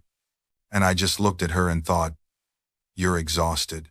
You're performing enlightenment like it's a job interview. She'd turned peace into productivity. She'd turned stillness into another thing to achieve, another badge to earn, another way to prove she was doing it right. But there is no doing it right. That's the illusion. That's the trap. The voice in your head keeps saying, just a little more. Just one more course, one more certification, one more breakthrough, one more healing modality, and then you'll be ready. Then you'll be enough. But that moment never comes. Because you're not building towards something. You're running from something. You're running from the terror of your own ordinary existence. The fear that maybe you're not special. Maybe you're not chosen. Maybe you're just here, like everyone else. And that's unbearable to the ego. The ego needs to be more. It needs a story. It needs significance. It needs to matter in a way that can be measured, validated, applauded. So it keeps you busy. It keeps you searching. It keeps you improving. Because if you stop, if you actually just be for a moment, you might realize the horrifying truth. You're already complete. There's nothing to fix. There's nothing broken. There was never anything wrong with you. And if that's true, then what the hell have you been doing all these years? You've been fighting a ghost, throwing punches at a shadow on the wall, thinking it was a monster, exhausting yourself in a battle that only existed because you kept showing up to the battlefield. And here's the uncomfortable part. A lot of the world is built to keep you fighting that ghost. Because if you realized there was nothing to fight, you'd stop buying the armor. You'd stop paying for the weapons. You'd stop consuming the endless stream of content telling you how broken you are and how to fix yourself. Think about it. How much money have you spent directly or indirectly on the premise that you're not enough? The courses, the books, the supplements, the therapies, the programs, the memberships. I'm not saying none of that has value. Some of it absolutely does. But ask yourself honestly, how much of it was purchased from a place of wholeness And how much from a place of lack? The self-improvement industry is worth billions. The cosmetic industry, hundreds of billions. The pharmaceutical industry for anxiety and depression? We're not even going to go there. And all of it, rests on one foundational assumption, that you are insufficient as you are. That assumption is the product. And you've been buying it your whole life. But here's what they don't tell you. You're not the customer. You're the product. Your insecurity is what's being sold. To advertisers. To companies. To anyone who can profit from you believing you're not enough. And the sickest part? We've internalized it so deeply that we do it to ourselves now. We don't even need the commercials anymore. We wake up and immediately start the mental inventory of everything that's wrong. We scroll through social media and curate our own inadequacy. We compare, we measure, we fall short. Every single day, you've become your own oppressor. The voice that tells you you're not good enough? That's not wisdom. That's not intuition.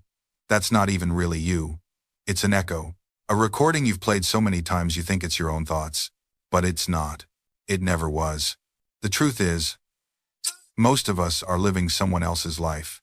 We're running on borrowed software, executing programs we didn't write, pursuing goals that were never ours to begin with. And here's the most unsettling part. We defend these borrowed beliefs as if they were the core of our identity. Someone challenges our political stance, we feel attacked. Someone questions our career path, we feel judged. Someone suggests a different way of seeing the world, we feel threatened. But we're not actually being threatened. The Times program Times is being threatened, and the program has learned to disguise itself as you, to make you believe that any threat to it is a threat to your survival. This is the ultimate survival mechanism of borrowed beliefs. They convince you that times are you. I remember the first time I truly saw this in myself. I was in an argument, defending a position I claimed to care deeply about, and in the middle of speaking, I had this strange moment of clarity. I could hear myself talking, using phrases I'd heard 1,000 times before, making arguments I'd absorbed from articles and podcasts. And I realized, I don't actually know if I believe this. I've never really examined it. I just downloaded it. It was like watching a movie of someone who looked like me, sounded like me, but wasn't actually me. The real me was somewhere underneath, watching this performance, wondering when I'd become so disconnected from my own thoughts. That moment changed everything. Because once you see it once, you start seeing it everywhere. You start noticing the borrowed phrases, the inherited fears, the secondhand dreams. You start asking, what here is actually mine? What did I choose? What did I examine and test and make my own? And the answer, at first, is terrifying. Because there's so little left. Strip away everything you absorbed unconsciously, everything you adopted to fit in, everything you believed because someone you trusted told you to believe it, and what remains? Not much. Maybe nothing at all. But here's what I've learned. That emptiness isn't a problem. That emptiness is actually the most valuable thing you can discover, because you can't build an authentic life on top of borrowed beliefs. You have to clear the ground first. You have to create space. And the only way to create space is to start removing what isn't yours. This doesn't mean you'll reject everything you currently believe. Some of those borrowed beliefs, when examined, turn out to be worth keeping. But there's a world of difference between holding a belief because you inherited it and holding a belief because you've tested it against reality and chosen to make it your own. One is imprisonment, the other is freedom. The beliefs you consciously choose and verify through experience become part of your actual operating system. They guide you reliably because you know they work, you've tested them. The beliefs you've merely inherited sit in your mind like forgotten apps you never use but never uninstall, draining resources, occasionally causing crashes. I spent years believing I needed external validation to feel worthy. Where did that belief come from? Impossible to trace precisely. Parents, teachers, social media, advertising, 1,000 tiny messages absorbed unconsciously. I never questioned it. I just lived according to its dictates, constantly performing, constantly anxious about others' opinions. Then life cornered me into solitude, circumstances stripped away the audience I'd been performing for. And something interesting happened. Without external validation, I expected to collapse. Instead, I discovered a quiet stability I'd never accessed before. The belief that had seemed like absolute truth revealed itself as optional software I could uninstall. That's when I understood. Most of what you think you believe, you've never actually believed in the true sense. You've just been running someone else's programming. Real belief, conscious belief, requires verification. It requires you to ask, is this actually true for me? Does acting on this principle produce results that align with reality and my values? Or am I just assuming it's true because everyone around me assumes it's true? This process isn't comfortable. It means admitting you don't know things you thought you knew. It means testing beliefs you've built your identity around and discovering some of them are hollow. But here's what makes it worthwhile. When you clear out the inherited beliefs that don't serve you and consciously choose the principles you'll live by, you become internally consistent in a way most people never experience. Your actions align with your actual values because you know what your actual values are. You're not constantly contradicting yourself because you're not running 10 different conflicting programs simultaneously. You become integrated, whole, authentically yourself, rather than a collection of borrowed identities. And paradoxically, this makes you more adaptable, not less. Because you're not rigidly clinging to beliefs you never chose, you're holding principles you verified, and you're open to updating them when new evidence appears. You're building your worldview consciously, stone by tested stone, rather than inheriting a prefabricated structure you're afraid to examine too closely. This is what true conviction feels like. Not the brittle certainty of someone who's never genuinely questioned their position, but the flexible strength of someone who's wrestled with doubts and emerged with something real. And here's what surprised me most about this process. The questions themselves became valuable, not just the answers. I used to think questioning my beliefs was something I needed to get through quickly an uncomfortable phase before I could return to certainty. But I've discovered that maintaining healthy skepticism about my own conclusions is actually a sign of intellectual maturity, not weakness. Think about it this way. If you believe something only because you've never seriously examined it, how much do you really value that belief? But if you've interrogated it from every angle, considered counterarguments, looked at contrary evidence, and it still holds up, now you have something worth keeping. I practice what I call belief maintenance now. Just like you'd maintain a car or a relationship, I periodically examine my core beliefs to see if they're still serving me well. Has new evidence emerged? Have I encountered perspectives I hadn't considered? Am I holding this belief because it's true or because it's comfortable? This doesn't mean I'm constantly in flux, changing my mind every week. Most of my foundational beliefs have actually become stronger through this process because I've stress tested them. But some beliefs I thought were central turned out to be peripheral. Some I thought were essential were actually just convenient. And, you know what else this process revealed? How many of my beliefs were actually just tribal markers, ways of signaling which group I belonged to rather than reflections of what I actually thought was true. When you're willing to question everything, you start noticing how much of what passes for belief is really just team loyalty. You realize you're defending positions not because you've verified them, but because the people you identify with hold them, and the people you oppose reject them. Breaking free from that pattern is liberating in a way I can't fully articulate. You stop being predictable. You stop fitting neatly into someone else's categories. Your conservative friends can't count on you to reliably echo their talking points. Your progressive friends get confused when you don't automatically agree with the consensus. And honestly, that discomfort they feel isn't about you being wrong. It's about you being uncontrollable. You've stopped being predictable. And predictability is what tribes require to maintain their boundaries. I've watched this happen in my own life more times than I can count. The moment you refuse to perform ideological loyalty on demand, you become suspect. You're asked to prove which side you're really on, as if the complexity of your actual thinking is somehow evidence of moral weakness or hidden agenda. But here's what I've learned. The people who get most upset about your refusal to pick a team are usually the ones who've outsourced their thinking entirely to that team. Your independence threatens the very foundation of how they've constructed their identity. If you can think for yourself and still be a good person, what does that say about their choice not to? This is why ideological evolution often feels so lonely. You're developing intellectual integrity in a world that rewards intellectual performance. You're building actual understanding in a culture that celebrates the appearance of certainty. And the loneliness gets even more intense when you realize that you can't go back. Once you've tasted the freedom of thinking for yourself, returning to ideological comfort food feels like suffocation. You can't unknow what you've learned about the complexity of reality. You can't unsee the flaws in arguments you once found completely convincing. There's this moment, and maybe you've already experienced it, where you're in a conversation with people you used to completely agree with, and you're listening to them repeat arguments that you yourself used to make. And you feel this overwhelming sadness, not because they're stupid, not because they're bad people, but because you can see exactly how the mental cage works, because you used to live in that same cage. You remember what it felt like to believe that you had all the answers. You remember the security of knowing exactly who the good guys and bad guys were, and part of you even misses it, but you can't pretend anymore. This is the threshold where a lot of people turn back. The social cost feels too high.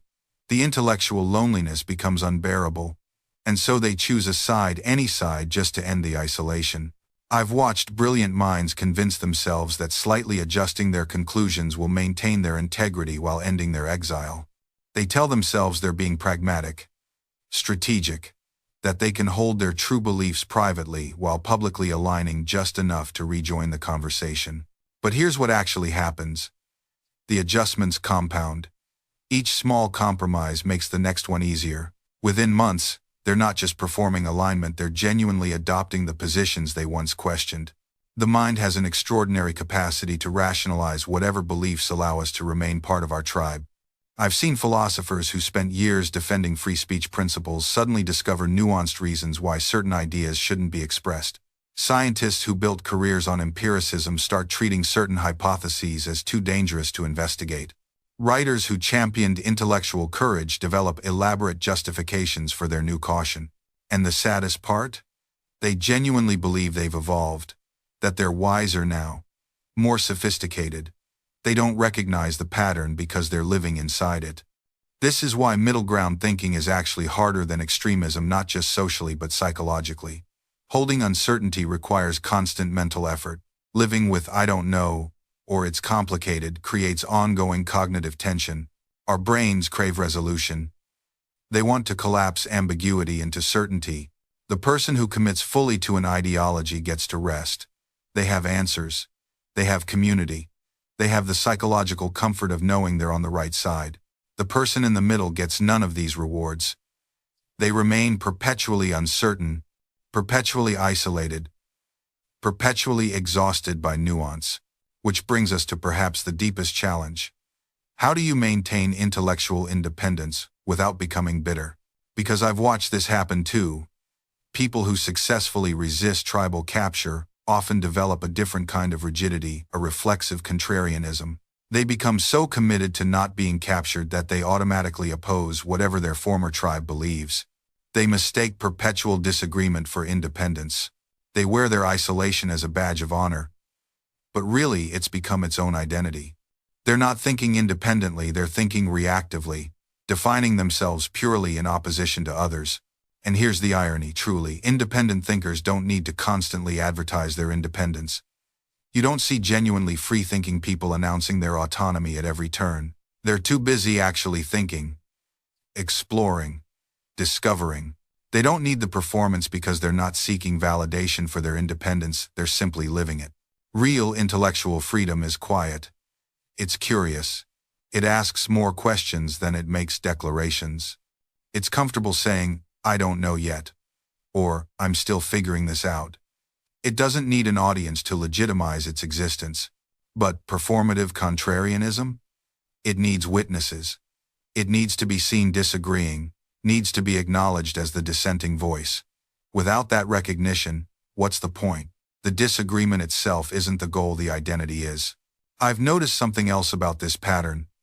People trapped in contrarian identity often become intellectually lazy in a specific way.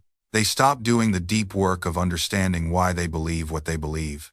They've outsourced their belief system to opposition. If the mainstream says X, they automatically gravitate toward not X, without genuinely examining whether not X actually makes sense or aligns with their values. This is just as mindless as blindly accepting everything you're told. You've just inverted the equation. You're still letting others determine your thinking. You've just reversed the polarity. That's not freedom. That's being controlled by the negative space of someone else's position. True independent thinking requires something much harder. It requires you to entertain ideas on their own merits, regardless of who's proposing them or how popular they are. It means sometimes agreeing with the consensus because the consensus happens to be correct on that particular issue. It means sometimes disagreeing, not because disagreement feels good or reinforces your identity, but because you've genuinely examined the evidence and reached a different conclusion. It means being willing to look foolish, to change your mind publicly, to admit when you were wrong. These are the hallmarks of actual intellectual courage, not the performance of always being the contrarian in the room. And here's what makes this particularly insidious in our current moment. We've created social media ecosystems that actively reward the performance of certainty while punishing the expression of doubt. The algorithm doesn't promote the tweet that says, "I'm wrestling with this question and I genuinely don't know." It promotes the hot take, the definitive statement, the mic drop moment. We've gamified confidence to the point where intellectual humility looks like weakness, when in reality, it's the foundation of all genuine learning. I watch this play out in real time on platforms where the most viral content is almost always the most certain. The threads that promise, "Here are the 17 immutable laws of success," or "This is the framework that will revolutionize your thinking." And look, I'm not saying frameworks aren't useful. I'm not saying we should never make strong claims. I'm saying we need to be honest about the limits of what we actually know versus what we're speculating about. There's a beautiful concept in Zen Buddhism called beginner's mind, Shoshin. It's the practice of approaching even familiar subjects with openness and lack of preconceptions, the way a true beginner would. The expert sees 12 things. The beginner sees thousands. Because the expert's knowledge, while valuable, can also become a prison. Their expertise creates categories, and those categories determine what they're capable of seeing. They've optimized for pattern recognition, which means they're also optimized for missing what doesn't fit the patterns. The beginner, unburdened by the weight of prior knowledge, can still see with fresh eyes. And the paradox is that the highest form of expertise is the ability to maintain beginner's mind while also possessing deep knowledge. To hold your expertise lightly enough that you remain open to being surprised, to being wrong, to learning something that contradicts everything you thought you knew. This is what Socrates understood when he said the only true wisdom is knowing you know nothing. He wasn't being falsely modest. He was pointing to something profound about the nature of knowledge itself. The more you genuinely understand about any complex system, whether that's human psychology, economics, history, or consciousness itself, the more you realize how much ambiguity lives at the heart of that system. How many variables are actually in play? How much we're still guessing about? And that's where the paradox reveals itself. The Dunning-Kruger effect isn't just about individual ignorance. It's about the fundamental relationship between knowledge and certainty. The less you know, the more certain you feel because you're operating in a simpler mental model. Your world has fewer moving parts, fewer contradictions, fewer exceptions. Think about a child who's just learned that sharing is good. For them, it's absolute. Every situation demands sharing. No nuance, no context. But as they grow, they encounter situations where sharing isn't the right answer, where boundaries matter, where saying no is actually the healthier choice. The principle becomes more sophisticated, more conditional, more real. This is what expertise actually looks like. Not growing certainty, but growing discernment. Not louder answers, but better questions. I remember interviewing a surgeon once who had performed thousands of operations. I asked him if it got easier with experience. He said something I'll never forget. "It gets more complex. When I started, I knew the textbook procedure. Now I know about the 1,000 ways each body is different. The 1,000 things that can go subtly wrong.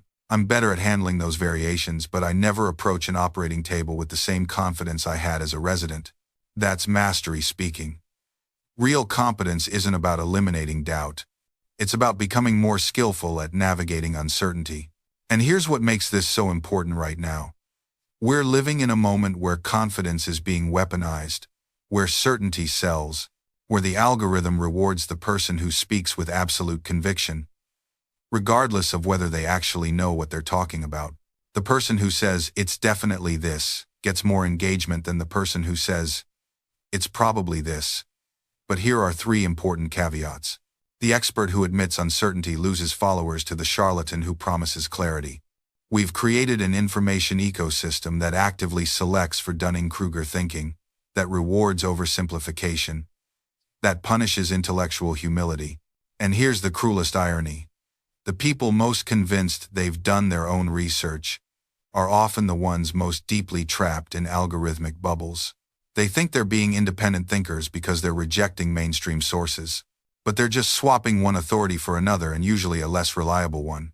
The conspiracy theorist who spent hundreds of hours on fringe websites genuinely believes they're more informed than the epidemiologist with a doctorate and 20 years of fieldwork. Not because they've actually engaged with the complexity of epidemiology, but because they've watched enough YouTube videos to feel like they have. This isn't intellectual rebellion. It's manufactured certainty packaged as skepticism, and we're all vulnerable to this. Every single one of us. I catch myself doing it, seeing a headline that confirms what I already believe, feeling that little hit of validation, that dopamine surge of being right. The algorithm learns what makes me feel smart, what makes me feel righteous, what keeps me scrolling. It feeds me more of that.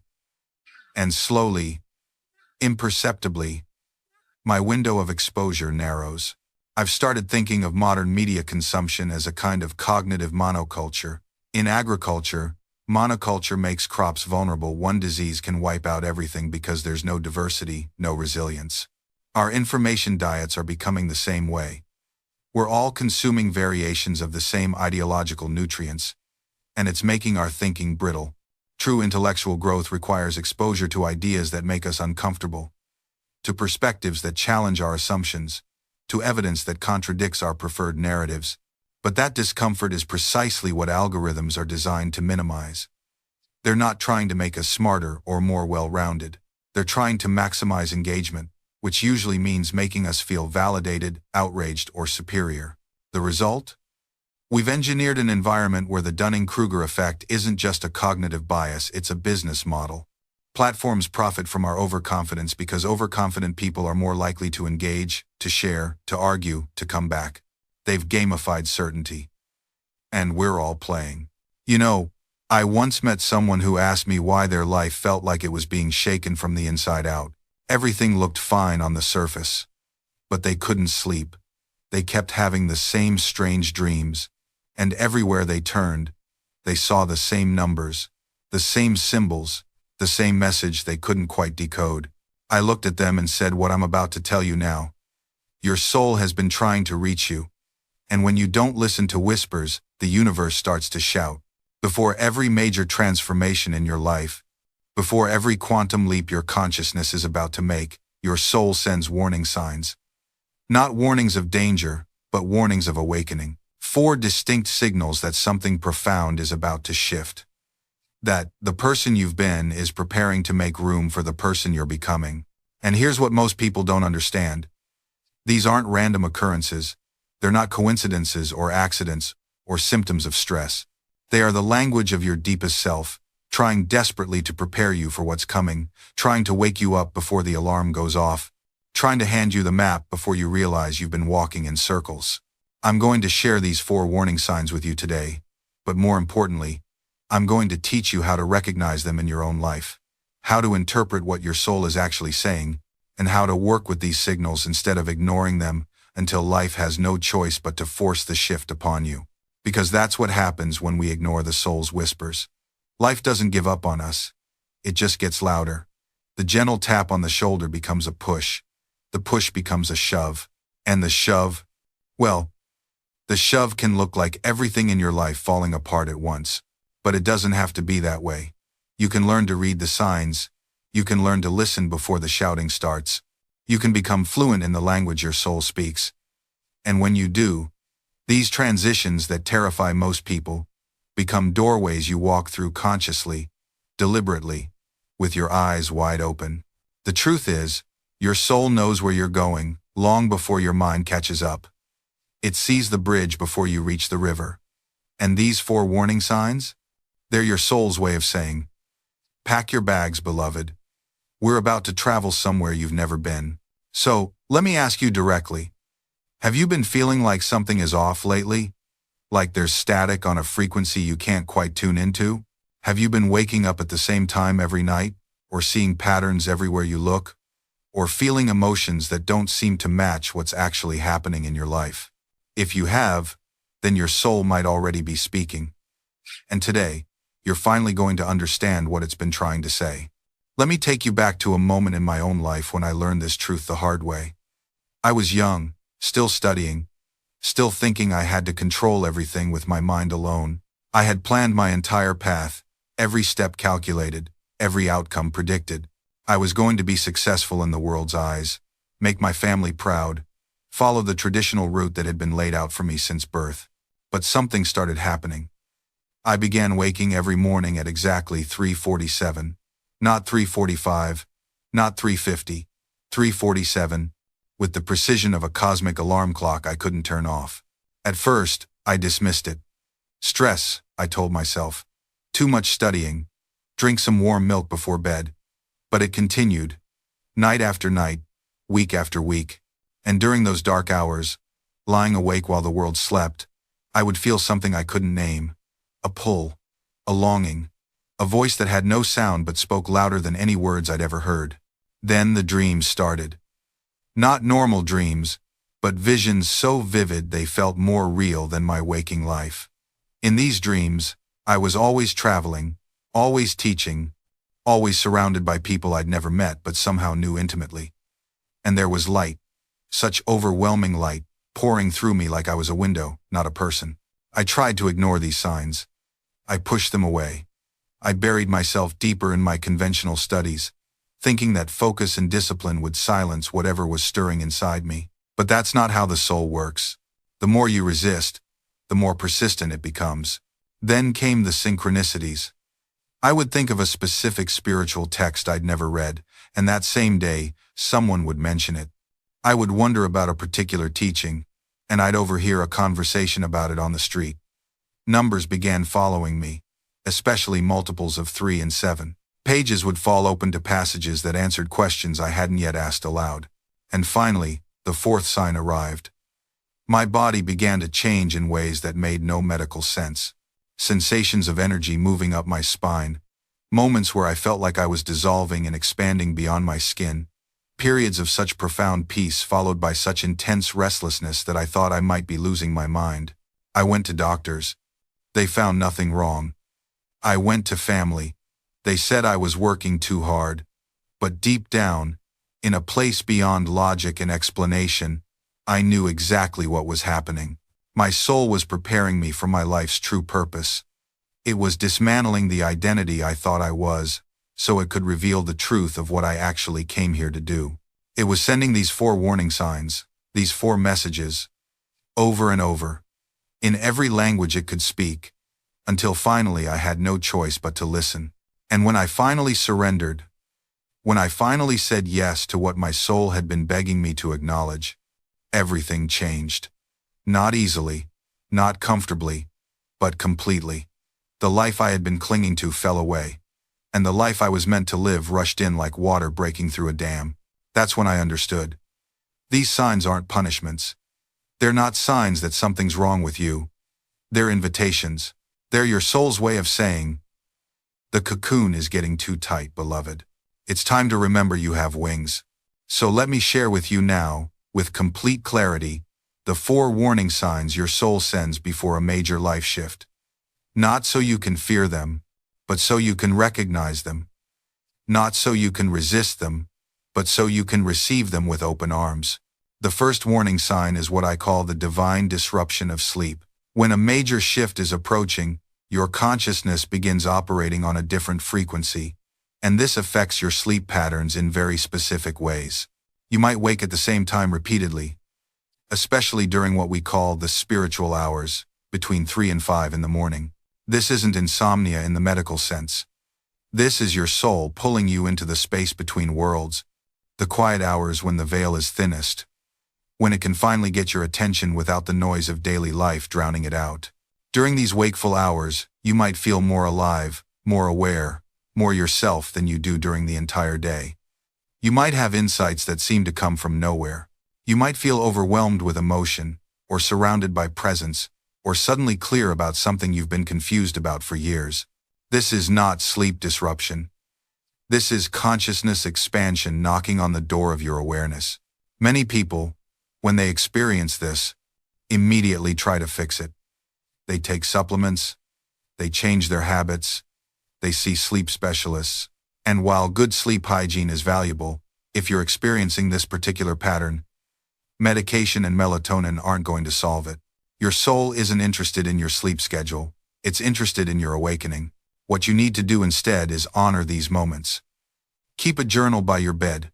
When you wake, instead of fighting to fall back asleep, sit up, light a candle if you can, ask, what are you trying to show me? What am I ready to see now that I couldn't see before? You might be surprised by what answers back. I remember a woman who came to see me, exhausted and frustrated because she'd been waking at 4:17 every morning for 3 months. She'd tried everything, changed her diet, her bedroom, her evening routine. Nothing worked. I asked her what she did during those wakeful hours. She said she mostly just lay there, angry, counting the minutes until her alarm would go off, calculating how little sleep she was getting. I told her to try something different. The next time she woke, I wanted her to get up, go to a quiet place, and ask her soul one simple question. What wants to be born through me? She looked at me like I was speaking another language. But she was desperate enough to try. She came back 2 weeks later, and she was transformed. Not rested, not sleeping through the night yet, but transformed. She told me that the first night she asked that question, she suddenly knew, with absolute certainty, that she needed to leave her marriage. Not because there was anything dramatically wrong, but because she had outgrown it, and staying was slowly suffocating the truth of who she was becoming.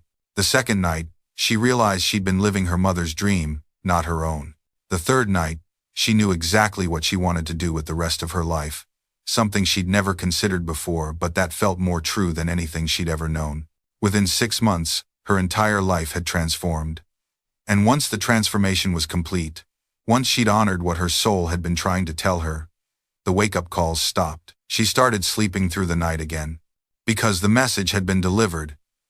The warning had been heeded. That's how the first sign works. Your sleep gets disrupted not to torture you, but to wake you up in more ways than one. The second warning sign is the amplification of synchronicity. Now, synchronicity, meaningful coincidence, happens to everyone occasionally. You think of someone and they call. You need information and it appears. Small moments of alignment that make you smile and think, that's interesting. But before a major life shift, synchronicity doesn't just happen occasionally. It becomes constant, undeniable, almost aggressive in its persistence.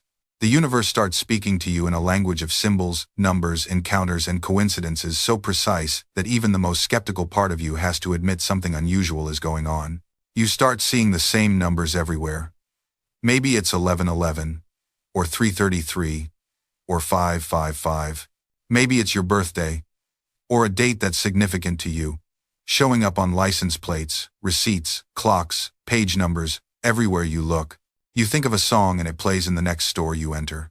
You wonder about someone you haven't seen in years and you run into them that afternoon. You need a specific piece of information and a book falls off a shelf, opening to the exact page that contains what you're looking for. These aren't random events.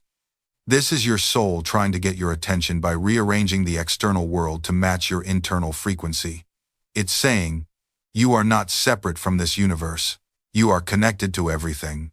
And right now, that connection is becoming impossible to ignore because you need to trust it for what's coming next. When synchronicity amplifies like this, it's training you. It's teaching you to trust the invisible web that connects all things. It's showing you that there's an intelligence orchestrating events beyond what your rational mind can comprehend. And you're going to need to trust that intelligence. Because the shift that's coming will require you to take leaps of faith, to make decisions that don't make logical sense but that your soul knows are absolutely right. I learned this during my own journey when I was deciding whether to leave everything familiar and follow the spiritual path. I was torn, terrified, unable to decide. Then, For an entire week, every single person I encountered, without knowing my dilemma, said something about courage, about following your truth, about not letting fear make your decisions. A stranger on the street quoted a verse about fearlessness. A child in a market stall looked at me and said, "Why do you look so scared? Just do what makes your heart happy." A bird, I'm not exaggerating, landed on my windowsill with a twig in its mouth, and I remembered the teaching that birds carry messages from the divine about new beginnings. By the seventh day, I couldn't deny it anymore. The universe wasn't being subtle. It was practically shouting, "Go. Take the leap. We've got you." And I did. And it did. That's the second sign. When coincidences stop being coincidental and start being consistent, your soul is speaking. Pay attention. Write them down. Look for patterns. The universe is leaving you breadcrumbs, and they're leading you exactly where you need to go. The third warning sign is what I call emotional alchemy, or the experience of feeling emotions that seem too big for your current circumstances. Before a major shift, you might find yourself crying for no apparent reason, or feeling profound grief even though nothing tragic has happened, or experiencing waves of inexplicable joy in the middle of ordinary moments. You might be doing something completely mundane, like washing dishes or driving to work, and suddenly you're overcome with emotion so intense you have to pull over or sit down. And if someone asked you why you're feeling this way, you couldn't give them a logical answer. Nothing happened, nothing changed, but everything was different. This is the paradox they don't tell you about. The moment you stop searching for yourself is the moment you find yourself, not because you've arrived at some destination, but because you finally realized there was nowhere to go. I remember sitting in that same room, weeks later, looking at my hands, the same lines, same scars, same fingers that had typed 1,000 desperate searches into Google at 3 a.m. How to find yourself. Who am I really? Self-discovery techniques. But now when I looked at them, I didn't see hands that belonged to someone who needed fixing. I saw hands, just hands, capable, present, here, and that's when I understood what the spiritual teachers meant when they said you are already whole. It's not some feel-good platitude, it's not positive thinking. It's the most radical, uncomfortable truth you'll ever face. There is nothing wrong with you. There never was. Everything you think is broken about you, it's not broken, it's just misunderstood. Every flaw you've been trying to fix, every personality trait you've been trying to change, every emotion you've been trying to transcend, they're not obstacles to your true self. They are your true self, expressing itself in this particular form, at this particular moment in time. Think about that. Really think about it. You've been at war with yourself, thinking the battle would lead to peace. But peace doesn't come from winning the war. It comes from laying down your weapons and realizing there was never an enemy. I spent years trying to become more confident, more spiritual, more awakened. I read the books, I did the meditations, I went to the retreats, and all of it was useful, sure. But it was useful in the same way that walking in circles is useful. Eventually you get tired enough to stop. The real transformation happened when I stopped trying to transform. When I let myself be anxious without making it mean I wasn't spiritual enough. When I let myself be lazy without making it mean I lacked discipline. When I let myself be petty, jealous, scared, angry, all the things enlightened people aren't supposed to be, without adding the second layer of shame on top. That's when life became breathable again. Because here's what nobody tells you about self-acceptance. It's not about loving everything about yourself. That's still a doing. That's still a project. True acceptance is more like, indifference. Not the cold kind, the warm kind, the kind where you stop tracking your progress. You just exist. Without commentary, without the constant narration of whether you're doing it right. And paradoxically, that's when you start to change naturally, organically, without force. This is the greatest gift of meditation, not that it removes your problems, but that it removes you from the center of them. You stop being the protagonist in every drama. You start seeing that most of what you've been calling my life is just weather patterns moving through consciousness. I remember a student once telling me about a realization she had during meditation. She'd been practicing for months, always with this underlying frustration that her mind wouldn't quiet down. Then one day, she stopped trying to quiet it. She just sat there, letting her mind do whatever it wanted. And something shifted. She realized that the thoughts themselves weren't the problem. The problem was her relationship to them. She'd been treating every thought like a personal affront, like her mind was deliberately sabotaging her. But when she stopped fighting, she noticed something fascinating. Thoughts don't actually require your participation. They arise on their own. They dissolve on their own. The only reason they seem to stick around is because you keep picking them up, examining them, arguing with them, trying to fix them or suppress them. It's like those Chinese finger traps. The more you pull, the tighter they grip. The solution isn't more effort, it's relaxation. It's letting go of the very impulse to escape. And this applies to so much more than just thoughts. Your emotions work the same way. Your urges work the same way. Even your sense of self works this way. You think you're this solid, consistent thing. I am someone who gets anxious in social situations, or I am someone who struggles with discipline. But when you actually observe yourself in meditation, you see that this I is more like a movie than a monument. It's constantly changing, constantly being rewritten, constantly improvising based on circumstances. The person who sat down to meditate is not quite the same person who stands up afterward. Not because meditation transformed you, but because you were never static to begin with. You've just been too busy narrating your own story to notice the constant flux underneath. This is why meditation can feel so destabilizing at first. You're withdrawing your attention from the story, and suddenly you're face to face with the raw, unedited experience of being alive. No buffer, no interpretation. Just sensation, thought, emotion, arising and passing. And your mind absolutely hates this, because your mind's entire job is to create coherent narratives, to make sense of chaos, to protect you from the terrifying reality that you have no idea what you are or what's happening. So your mind does what it does best. It constructs a character. It writes a story called me. It takes all these disconnected sensations, these fleeting emotions, these random thoughts, and it stitches them together into what feels like a continuous, solid identity. And here's the thing. This isn't some cosmic mistake. This isn't a bug in the system. It's an incredibly useful survival mechanism. When you're crossing the street, you need to believe there's a you that could get hit by a car. When you're having a conversation, you need to maintain a consistent personality so people can relate to you. When you're making plans for tomorrow, you need to believe there's a future you who will benefit from those plans. The problem isn't that the ego exists. The problem is that we believe it's real. We believe it's solid. We believe it's who we fundamentally are. It's like watching a movie. When you're fully immersed, you forget you're watching pixels on a screen. You cry when the character suffers. You feel joy when they triumph. You're completely absorbed in the illusion. And that's beautiful. That's what makes movies powerful.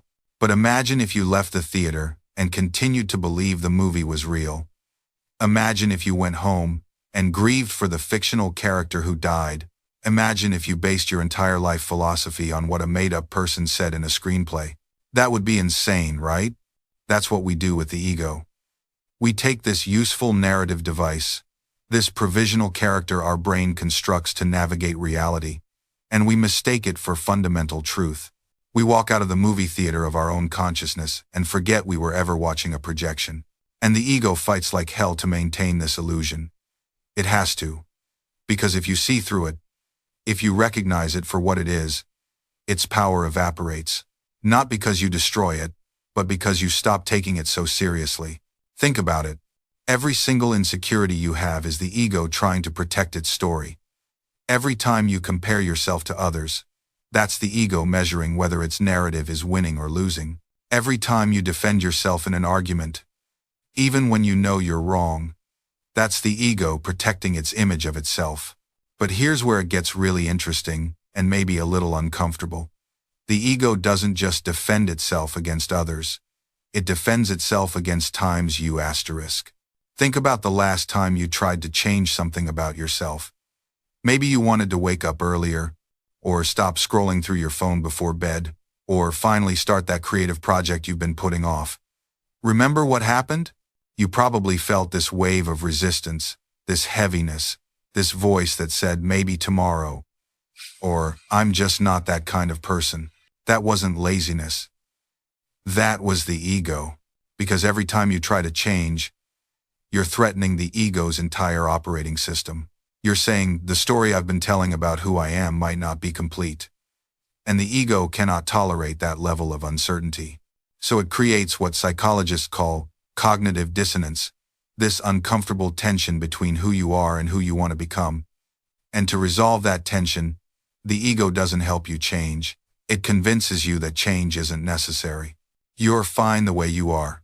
Other people have it easier. You've tried before and it didn't work. This is just who you are.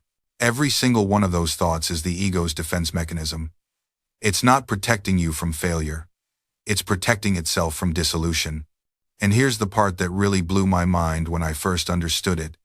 The ego doesn't care if you're happy. It doesn't care if you're successful. It doesn't even care if you're suffering. All it cares about is survival. The survival of its story, its identity, its sense of separation. I've watched people stay in toxic relationships for years because leaving would mean admitting they made a mistake. The ego would rather endure suffering than face that narrative collapse. I've seen this in my own life too. There were times I stayed in situations that weren't serving me, jobs that drained me, friendships that felt one-sided, patterns of behavior that kept me stuck. And every time I tried to leave, there was this voice. But what will people think? What if you're making a mistake? What if there's nothing better out there? That's ego. It disguises itself as prudence, as caution, as wisdom. But really, it's just fear dressed up in reasonable clothes. And here's what makes it so insidious. The ego doesn't just protect us from external threats. It protects us from ourselves, from our own potential, from the parts of us that want to grow, to change, to become something we can't yet imagine, because growth means death. Not physical death, but the death of who we've been. And the ego experiences that as an existential threat. Think about the caterpillar becoming a butterfly. Inside the chrysalis, the caterpillar doesn't just sprout wings. It literally dissolves. Its entire structure breaks down into a kind of primordial soup before reorganizing into something completely new. Imagine experiencing that consciously. Imagine feeling your entire sense of self liquefying, with no guarantee of what you'll become on the other side. That's what real transformation feels like to the ego. And that's why it fights so hard against it. I remember when I first started meditating seriously, there would be moments where I'd touch something deeper. A sense of peace that didn't depend on anything. A love that had no object. A stillness that felt more real than any thought I'd ever had. And you know what happened? Panic. Absolute panic. Because for a moment, the ego wasn't there. And when it came rushing back, it came back with a vengeance. Suddenly I'd be flooded with thoughts. This is dangerous. You're losing yourself. What if you can't come back? What if you become one of those weird spiritual people who can't function in the real world? The ego was terrified of its own dissolution. So it created an emergency to pull me back into identification with thought. This happens to everyone who goes deep enough into any transformative practice. The closer you get to real freedom, the louder the ego screams. But here's what I discovered that changed everything. The fear wasn't a sign I was going crazy. It was a sign I was getting close to something real. The most intense resistance comes right before the breakthrough. It's like when you're pulling a deeply embedded splinter from your skin. The moment before it comes free is the most painful, and every instinct tells you to stop, to leave it in, to accept the infection as normal. I kept going. Not because I was brave, but because I had tasted something too real to ignore. I had experienced moments of such profound silence that the noise of my thinking mind seemed absurd in comparison. And once you've tasted that, you can't unknow it. You can't go back to believing your thoughts are the ultimate reality. So I sat every day, even when it felt like torture. Even when every cell in my body wanted to get up and do literally anything else. I sat through the boredom, the physical pain, the mental chaos, the existential terror. And something extraordinary started to happen. The gaps between thoughts grew longer. Not because I was controlling them, but because I was no longer feeding the thought stream with my attention. It's like when you stop adding logs to a fire, it doesn't go out immediately, but it gradually loses intensity. My mind was still producing thoughts, but they were arising in a vast space of awareness that wasn't disturbed by them. I started to notice that awareness itself, the pure witnessing presence, was completely untouched by whatever was happening in my experience. Joy or suffering, clarity or confusion, stillness or chaos, the awareness that was watching all of it remained unchanged. It was like discovering that I was the sky, not the weather. The clouds could be dark or light, stormy or peaceful, but the sky was always the sky, always spacious, always allowing everything without being affected by anything. This realization didn't come as a dramatic lightning bolt. It came as a quiet recognition that had always been true but had never been noticed. Like suddenly seeing the word hidden in a visual puzzle. Once you see it, you can't understand how you ever missed it. The witness had always been there. I had always been the awareness, not the content of awareness. But I had been so hypnotized by the content that I forgot what I actually was. And this realization, this simple recognition, changed the entire game. Because when you see that you are the awareness, not the thoughts, a profound shift occurs. The thoughts don't stop. The mind doesn't become silent, but your relationship to it transforms completely. Imagine you're sitting in a movie theater. For hours, you've been so absorbed in the film that you forgot you were watching a screen. You believed you were in the movie. Every plot twist affected you. Every villain threatened you. Every loss devastated you. Then suddenly you remember, I'm sitting in a theater. I'm watching a screen. None of this is happening to me, it's happening in front of me. The movie doesn't stop playing, but your experience of it completely changes. You can still enjoy the story, feel the emotions, appreciate the drama, but you're no longer imprisoned by it. You're no longer convinced it's real. That's what happened when I recognized myself as awareness. The thought still came. You're not good enough. Still appeared. But now I could see it for what it was. A thought moving through awareness. Not a truth. Not a command. Not even my thought. Just a thought. Arising and passing. Like a cloud crossing the sky. And here's what nobody tells you about this shift. It doesn't make you cold or detached. It doesn't turn you into some emotionless robot sitting on a meditation cushion. It actually makes you more alive. More present. More capable of genuine feeling. Because when you're not identified with the mental noise, you have space to actually experience life. Real experience. Not the mind's commentary about experience. You can feel joy without the thought, this won't last, ruining it. You can feel sadness without the story, something's wrong with me, intensifying it. You can feel anger without the narrative, I shouldn't feel this way, creating a second layer of suffering. The emotions are cleaner, purer. They arise, peak, and pass through awareness like weather systems moving through the sky. And this shift in emotional quality, it changes everything about how you move through the world. Because you're no longer fighting yourself. You're no longer trying to be someone you're not. There's no performance, no mask to maintain. When someone criticizes you, you can actually hear what they're saying instead of immediately defending the fortress of self. When someone praises you, you can receive it without inflating or feeling the need to deflect. The relationships in your life transform naturally, not because you've applied some technique or strategy, but because you're finally present.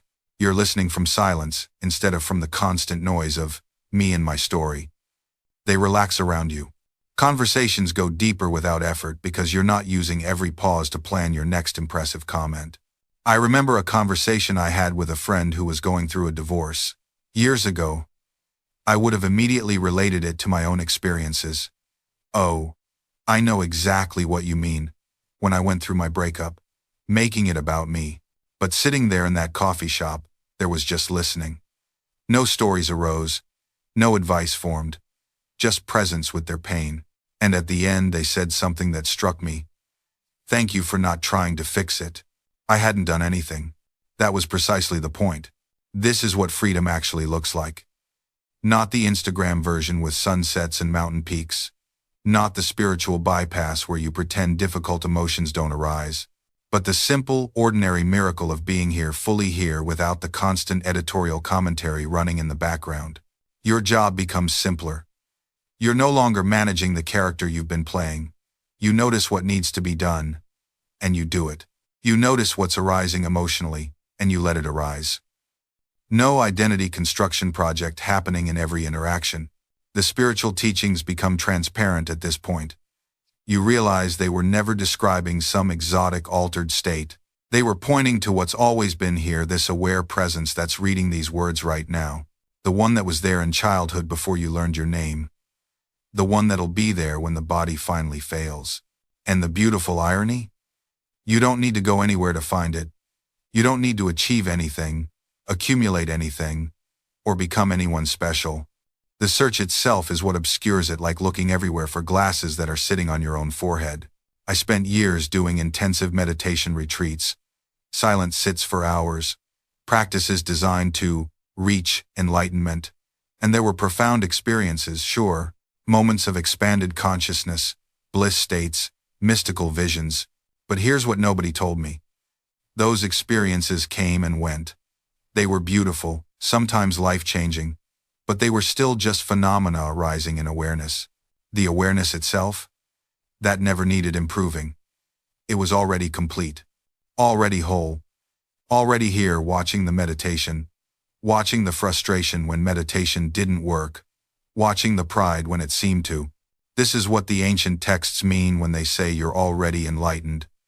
Not that you'll feel enlightened all the time, not that you'll levitate or read minds or transcend human emotions, but that the deepest truth of what you are has never been broken, never been lost, never needed fixing.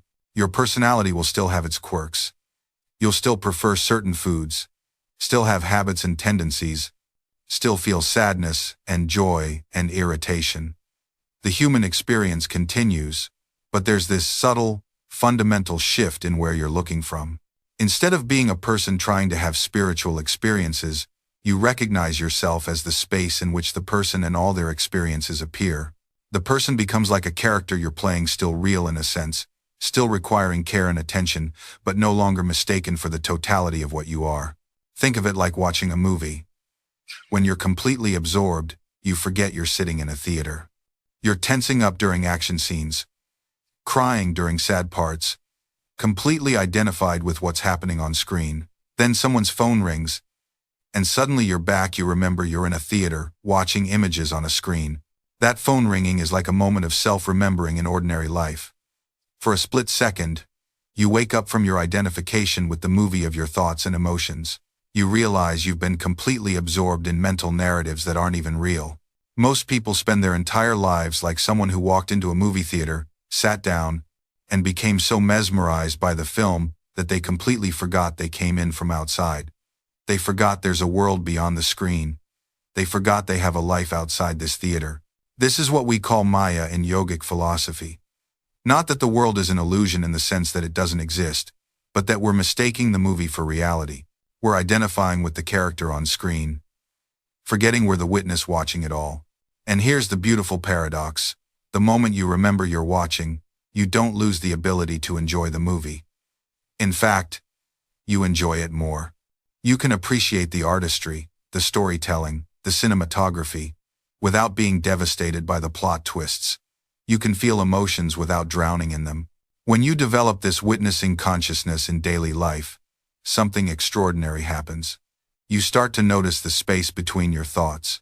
You catch yourself before you spiral into anxiety or anger. You feel emotions arise without immediately becoming them. I've experienced this while walking down the street. I'll notice my mind churning through some worry about the future. And suddenly there's this little gap of awareness where I recognize, oh, I'm worrying right now. And in that recognition, there's freedom. Not because the worry disappears, but because I'm no longer completely fused with it.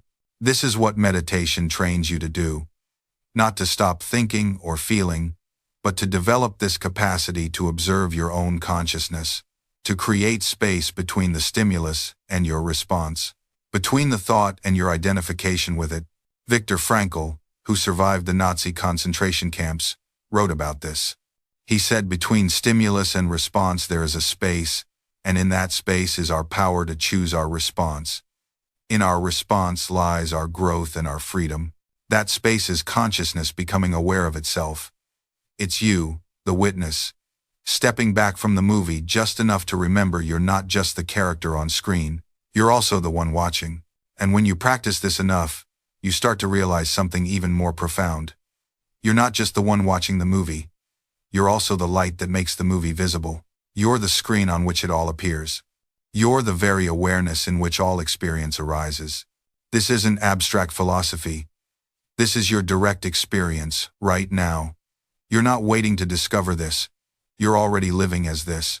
The problem is simply that you've been so convinced otherwise that you overlook what's obvious. Think about deep sleep. Every night, you disappear completely. The entire world vanishes. Your problems, your identity, your story, all of it dissolves. And yet, something remains. When you wake up, you say, I slept well. Not someone else. You.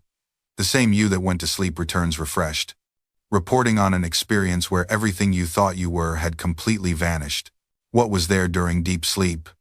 No thoughts, no sensations, no perceptions. And yet, awareness was there. Pure, contentless awareness. The same awareness that's here right now, reading these words. You were not absent during sleep. You were simply absent of objects, absent of content, absent of the movie. This reveals something extraordinary. You are not dependent on thought to exist. You are not dependent on sensation to exist. You are not dependent on any experience whatsoever to be what you are. Experience comes and goes within you. But you remain. Your true nature is like space. Space doesn't need objects to exist. It exists whether the room is empty or full. Objects appear in space, move through space, disappear from space. You are like that space. Experiences appear in you, move through you, dissolve in you, but you remain unchanged. The mind will protest. It'll say, but I feel like a person. I have preferences, memories, a history. Yes, the character exists. The person exists as an appearance. No one's denying that. The character is real as a pattern, real as a story unfolding. But the character is not what you fundamentally are. The character is what you're experiencing as, not what you're experiencing from. You are the experiencing itself, temporarily identified with one particular set of experiences, and calling it me. And here's where it gets really interesting. When you understand this distinction between what you are and what you're experiencing, as something remarkable happens, you stop defending the character so fiercely. You stop taking every criticism as a threat to your existence. Because you realize, they're not criticizing what you actually are. They're responding to the temporary role you're playing, the mask you're wearing in this particular scene of life. Think about it. Why does criticism hurt so much? Why does rejection feel like death? Because you've mistaken the role for the actor. You've confused the character with consciousness itself. So, when someone rejects your character, your personality, your achievements, your appearance, it feels like they're rejecting your very being. But they're not. They can't. Because your being is what's aware of the rejection, not what's being rejected. This is why some people can fail spectacularly and still maintain their inner peace, while others can succeed brilliantly and still feel empty inside. The ones who maintain peace understand that success and failure are just scenes in the movie, not statements about the screen itself. The ones who feel empty despite success are still looking for their identity in the character, hoping that enough achievements, enough validation, enough external proof will finally make them feel real. But you can't find your reality in the role. It's the wrong direction. It's like trying to find the ocean by studying waves. The wave is made of ocean, yes. But studying the wave's particular shape won't reveal what water is. You have to look at what the wave is made of, not what the wave looks like. The same is true for you.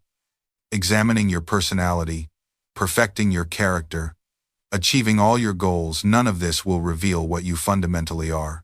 Because what you are isn't the content of your experience. It's the context, the space in which all content appears. You are not a character in the movie. You are the screen. And when you realize this, really realize it, not just think it, the whole game changes. Because then you stop trying to fix yourself, you stop trying to become enlightened, you stop trying to get somewhere or achieve some state. You simply rest as what you already are. And from that resting, from that recognition, life continues. Thoughts still come, emotions still flow, the body still moves through the world. But there's no one claiming ownership of any of it. There's just this.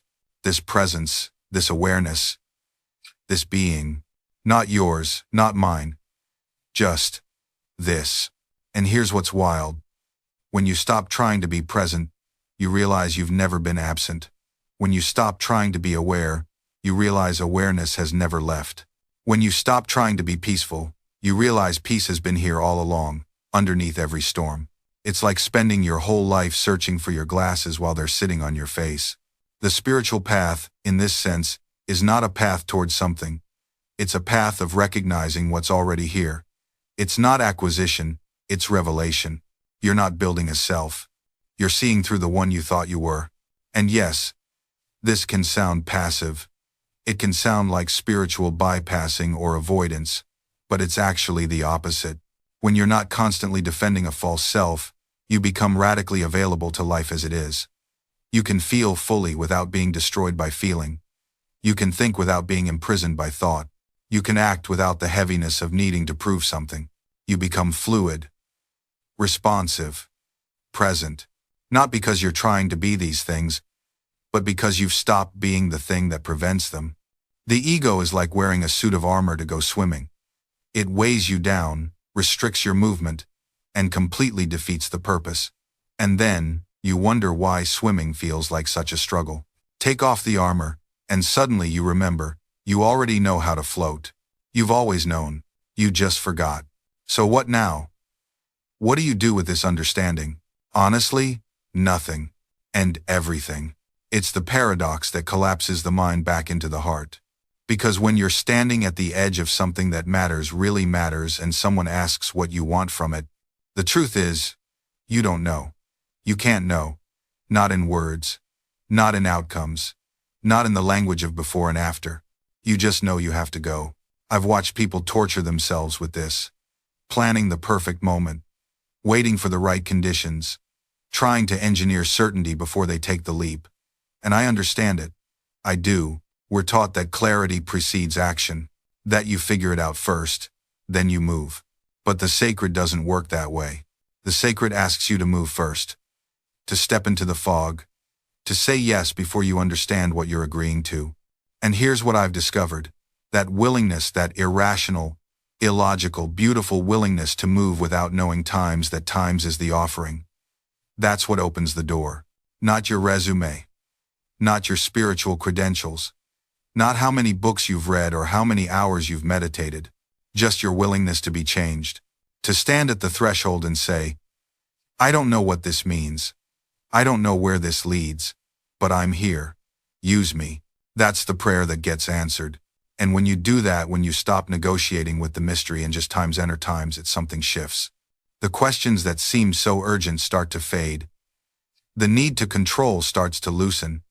And you realize you were never supposed to figure it out. You were supposed to times become times it. This is where the path turns from information to transformation. From seeking to surrendering. From the mind's endless what-ifs to the heart's simple yes. And I'm not saying it's easy. It's not. Surrendering control feels like dying. Because in a way, it is. The you that needs to know, that needs to manage, that needs to stay safe, that you has to step aside. But what's born in that space? Everything you couldn't plan for. Everything you couldn't imagine.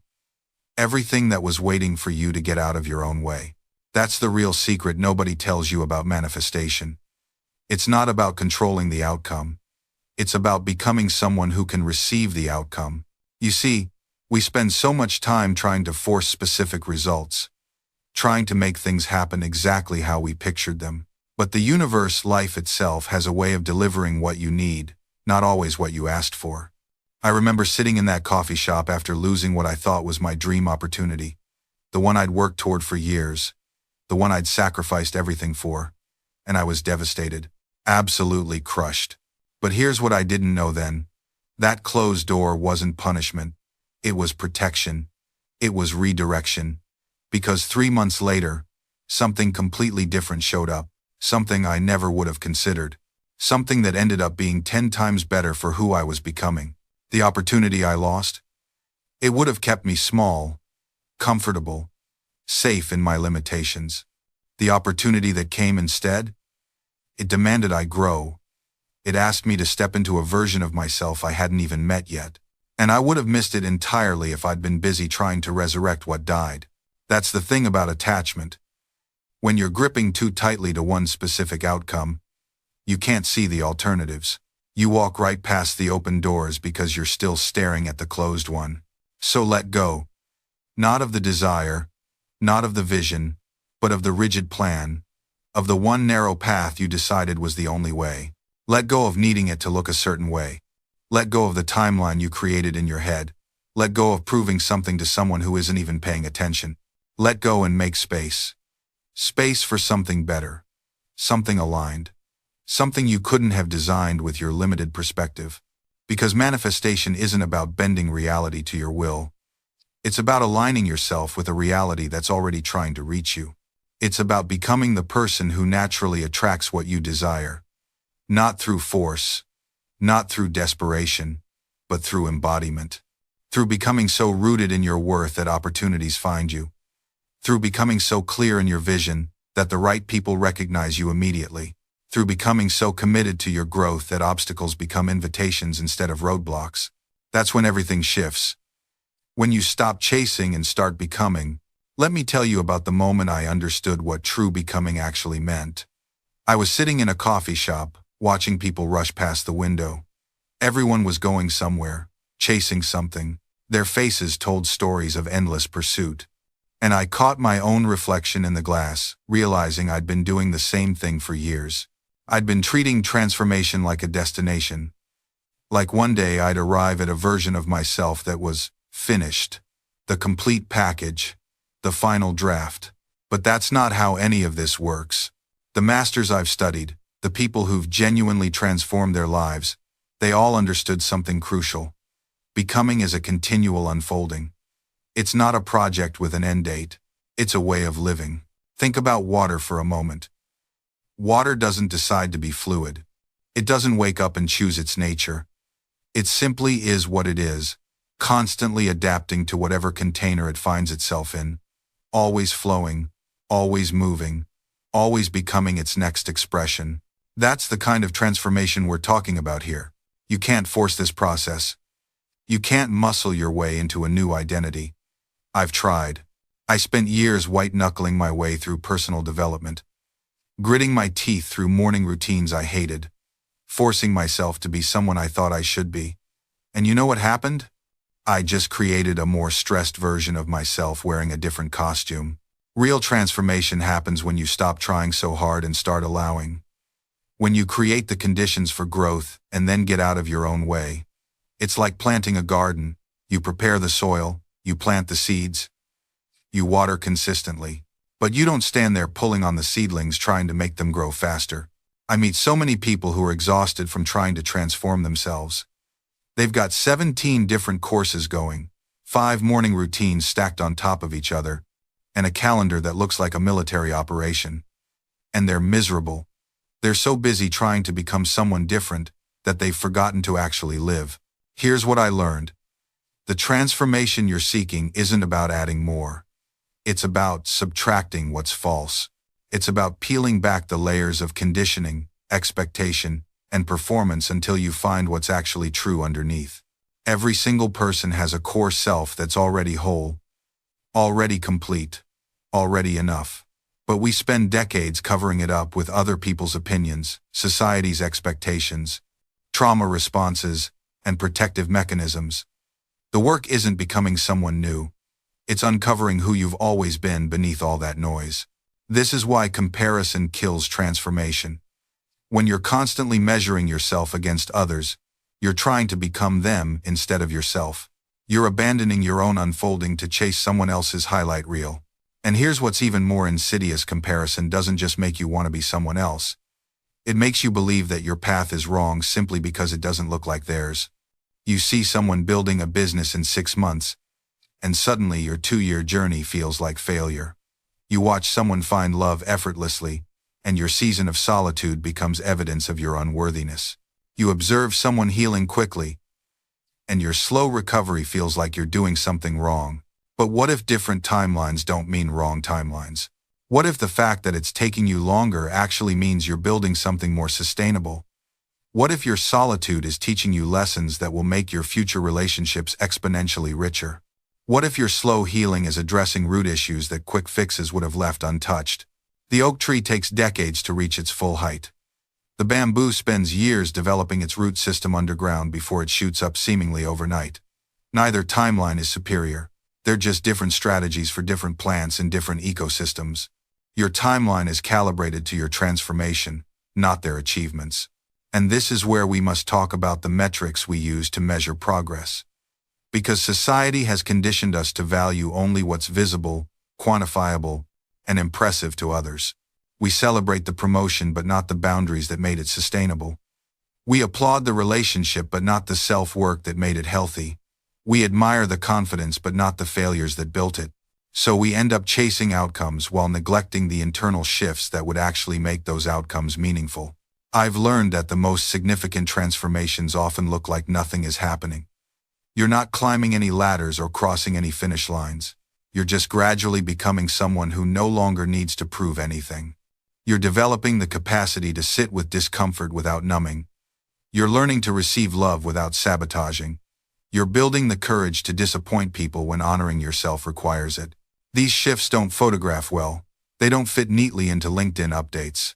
But they're the difference between achieving success and being destroyed by it, between finding love and being consumed by it, between reaching goals and wondering why they feel so empty. The internal transformations are what allow you to hold the external ones without losing yourself in the process. And this is why your becoming cannot be rushed, even though everything in our culture tells you it should be. Because real transformation isn't about acquiring new things, it's about shedding what was never yours to begin with. Think about a sculptor working with marble. The masterpiece doesn't emerge because the sculptor adds clay or paint. It emerges because they remove everything that isn't the statue. Chip by chip, strike by strike. What looks like destruction to the untrained eye is actually revelation. Your transformation works the same way. You're not becoming someone new, you're revealing who you've always been beneath the accumulated layers of other people's expectations, society's programming, your own protective armor. But here's what makes this process so challenging. The things you need to shed often feel like they're keeping you safe. That people-pleasing pattern? It protected you from conflict when you were young. That perfectionism? It gave you a sense of control when everything felt chaotic. That reluctance to take up space? It kept you from being criticized or rejected. These aren't character flaws you developed for no reason. They were survival strategies that served you at one point in your life. And your psyche doesn't let go of survival strategies easily, even when they've outlived their usefulness, even when they're now the very things preventing you from living fully. This is why transformation requires such patience with yourself. You're not just changing habits, you're updating your internal operating system while it's still running. You're convincing the parts of you that were built to keep you safe that you're actually safer now being authentic than you ever were being adaptive.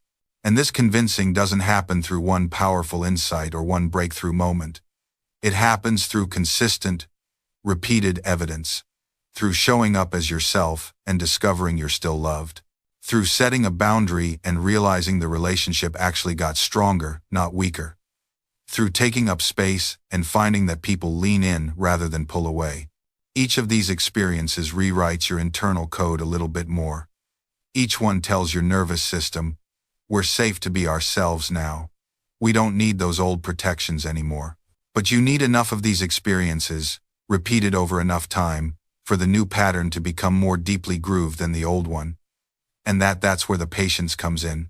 That's where the trust in your own timing becomes essential. Because here's what I want you to understand. Healing isn't always linear, but it is cumulative. Every time you choose differently, even just once, you're building something. Every time you pause before reacting, every time you speak up when you used to go silent, every time you set a boundary where you used to collapse, you're adding to your internal foundation. And sometimes it doesn't feel like progress because the old patterns are still there, still loud, still pulling at you with their familiar gravity. But beneath what you can consciously perceive, something is shifting. Neurons are rewiring. Neural pathways are being built. Your nervous system is learning that safety doesn't require the old strategies anymore. This is why some people wake up one day and realize they haven't had that familiar anxiety spike in weeks. or they notice they responded to criticism without spiraling, or they catch themselves setting a boundary without the usual guilt storm that follows. They didn't suddenly get better. They accumulated enough micro-changes that the system tipped. The new pattern finally became more accessible than the old one, but you can't force that tipping point. You can't rush accumulation. You can only keep showing up, keep choosing the healing option when it's available to you, and trust that your system is doing its deeper work even when you can't see the evidence yet. And here's the paradox that trips people up.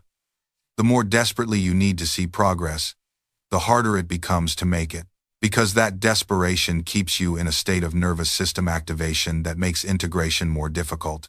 You're essentially trying to learn a new dance while simultaneously panicking that you're not learning fast enough. The real shift happens when you can hold both truths at once. Yes, you want to heal, and yes, you're allowing the healing to unfold at the pace it needs to unfold. Intention without force, direction without desperation. That's the space where transformation actually lives. So if you're in that frustrating middle place right now, where you know what you need to do but you're not yet the person who does it automatically, I need you to know that you're not failing. You're not broken. You're not stuck. You're in the process. And the process, uncomfortable as it is working. Before you were born, before your first breath touched this world, your soul stood at a threshold. It looked down upon the earth, upon all the families that existed, all the possible mothers and fathers, all the homes you could enter, and in that sacred moment, with wisdom far beyond what your mind can now remember, you chose this asterisk family, not the one next door, not the wealthy one, not the peaceful one. You chose the very people who would break you open, challenge you, perhaps even wound you, because your soul knew something your human heart has forgotten. It knew that within this specific constellation of people, within these particular difficulties and these exact circumstances, lay the precise curriculum your consciousness needed to evolve. This was not random. This was not punishment. This was the most profound act of love your soul has ever made. And today, I will show you why. I want you to take a breath with me right now, a deep one, because what I'm about to share with you will change everything you thought you understood about your life. It will reframe your childhood. It will illuminate your struggles. It will reveal that even your deepest pain had a purpose woven into the fabric of eternity. You see, I have spent lifetimes studying the great mystery of karma, of reincarnation, of why souls return again and again to this earthly classroom. And I have witnessed something extraordinary. Every single person who has ever felt abandoned by their family, rejected, misunderstood, unloved, carries within them a divine secret, that feeling of not belonging. It's actually evidence that you do belong, so profoundly that your soul orchestrated the entire experience before you arrived. Your family was not assigned to you by accident. You were not dropped randomly into the wrong home. You selected them with the precision of a master artist, choosing exactly the right colors for a painting that would take an entire lifetime to complete. Now I know what you might be thinking. You might be saying, why would I choose a father who was absent? Why would I choose a mother who couldn't see me? Why would I choose siblings who competed with me, or poverty, or chaos, or coldness? And this is the question that will unlock everything. Because you didn't choose these people to make you comfortable. You chose them to make you conscious. Your soul is not interested in an easy life. Let me say that again, because we have been conditioned to believe the opposite. Your soul is not interested in comfort, in convenience, in a life without friction. Your soul is interested in one thing only: growth, expansion, the shedding of illusion, the remembering of who you truly are. And sometimes the only way to remember you are light is to spend time in darkness. The only way to develop compassion is to know suffering. The only way to discover your unshakable strength is to be placed in situations that would break anyone who hadn't come specifically to learn how to be unbreakable. Think about this. If you had been born into a family where everything was perfect, where every need was met instantly, where no conflict ever arose, where would you learn patience? Where would you discover resilience? How would you develop the ability to love people who are imperfect, which is everyone? How would you cultivate forgiveness, which is one of the highest spiritual practices a human being can master? You wouldn't. You would remain spiritually dormant, comfortable but unconscious, safe but small. Your soul didn't want that for you. Your soul wanted magnificence. So it looked across all of space and time, and found the exact combination of people who would provide the specific lessons you needed. And here's what makes this so beautiful and so painful at the same time.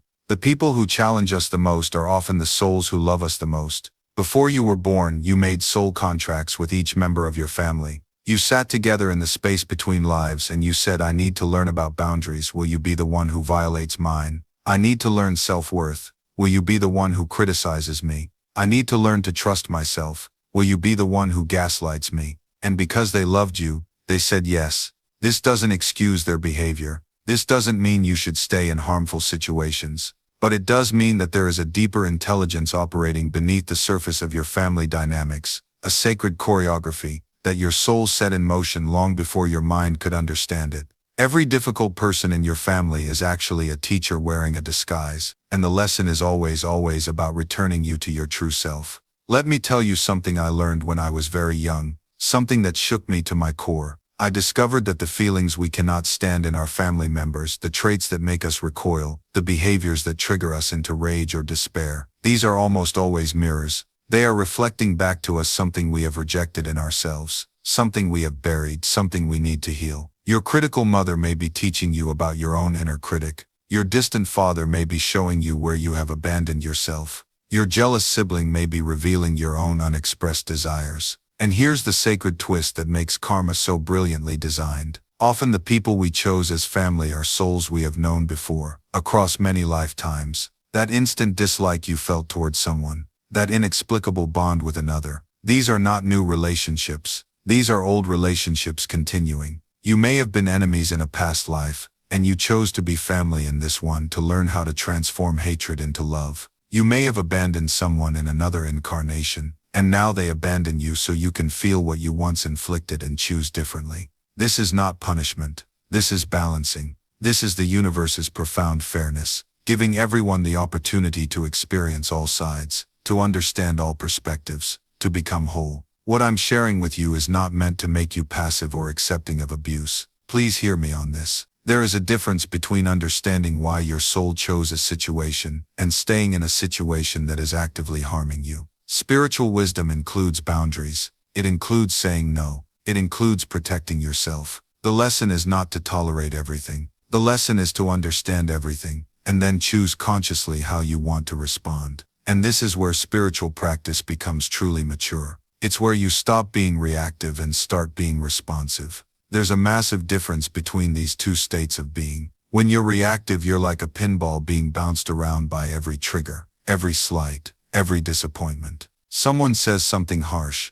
and immediately you're on fire. Your boss criticizes your work and you spiral into self-doubt. For days, a friend forgets to call you back, and you create an entire narrative about how nobody cares. But when you're responsive, you create space. You observe what's happening, you feel the emotion rising in you, and then from a place of awareness you choose how to act. I remember a period in my life when I was working in a corporate environment. Before I fully committed to teaching, there was this colleague who seemed to have made it his mission to undermine me. Every meeting he'd find a way to dismiss my ideas or take credit for my work, and for months I let it eat me alive. I'd go home angry. I'd rehearse arguments in my head. I'd fantasize about the perfect comeback that would expose him in front of everyone. I was giving him so much power over my inner state. He was living rent-free in my consciousness. Then one day, sitting in meditation, I had this moment of clarity. This person wasn't actually doing anything to me. He was behaving according to his own conditioning, his own insecurities, his own need for validation, and I was choosing every single day to take it personally. I was choosing to let his behavior define my worth. That realization didn't make his behavior acceptable. It didn't mean I had to be passive, but it shifted something fundamental. The next time he tried to undermine me in a meeting, I didn't react with anger or defensiveness. I simply calmly stated the facts. I didn't make it personal. I didn't need to win or make him look bad.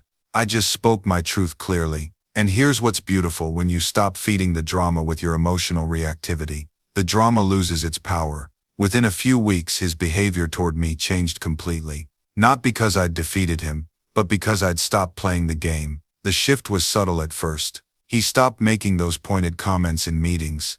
The energy between us became neutral, not friendly, not hostile, just clear. And that clarity taught me something profound.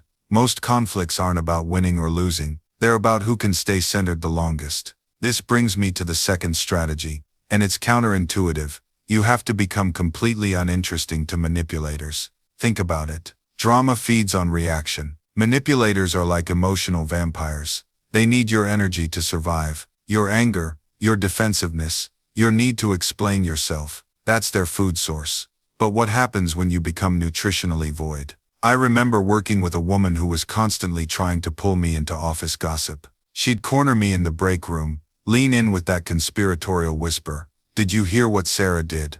And for weeks I'd engage. I'd listen, I'd react, I'd add my own observations. I was feeding the beast. Then one day, I decided to become boring. She started her usual routine, and I just smiled and said, "I haven't really noticed." That's it. No judgment, no curiosity, no energy. Her face actually fell. She tried again the next day. Different bait. Same response from me. Pleasant, neutral, uninteresting. Within 2 weeks she stopped approaching me entirely. Not because she was angry, because I'd become useless to her agenda. And here's what I learned. When you stop being a participant in other people's narratives, you reclaim your power. But let me be clear about something. This isn't about being cold or disconnected. It's about selective engagement. You're not shutting down. You're choosing consciously where your energy goes. There's a massive difference between being emotionally unavailable and being emotionally intelligent. You can still be warm, kind, and present,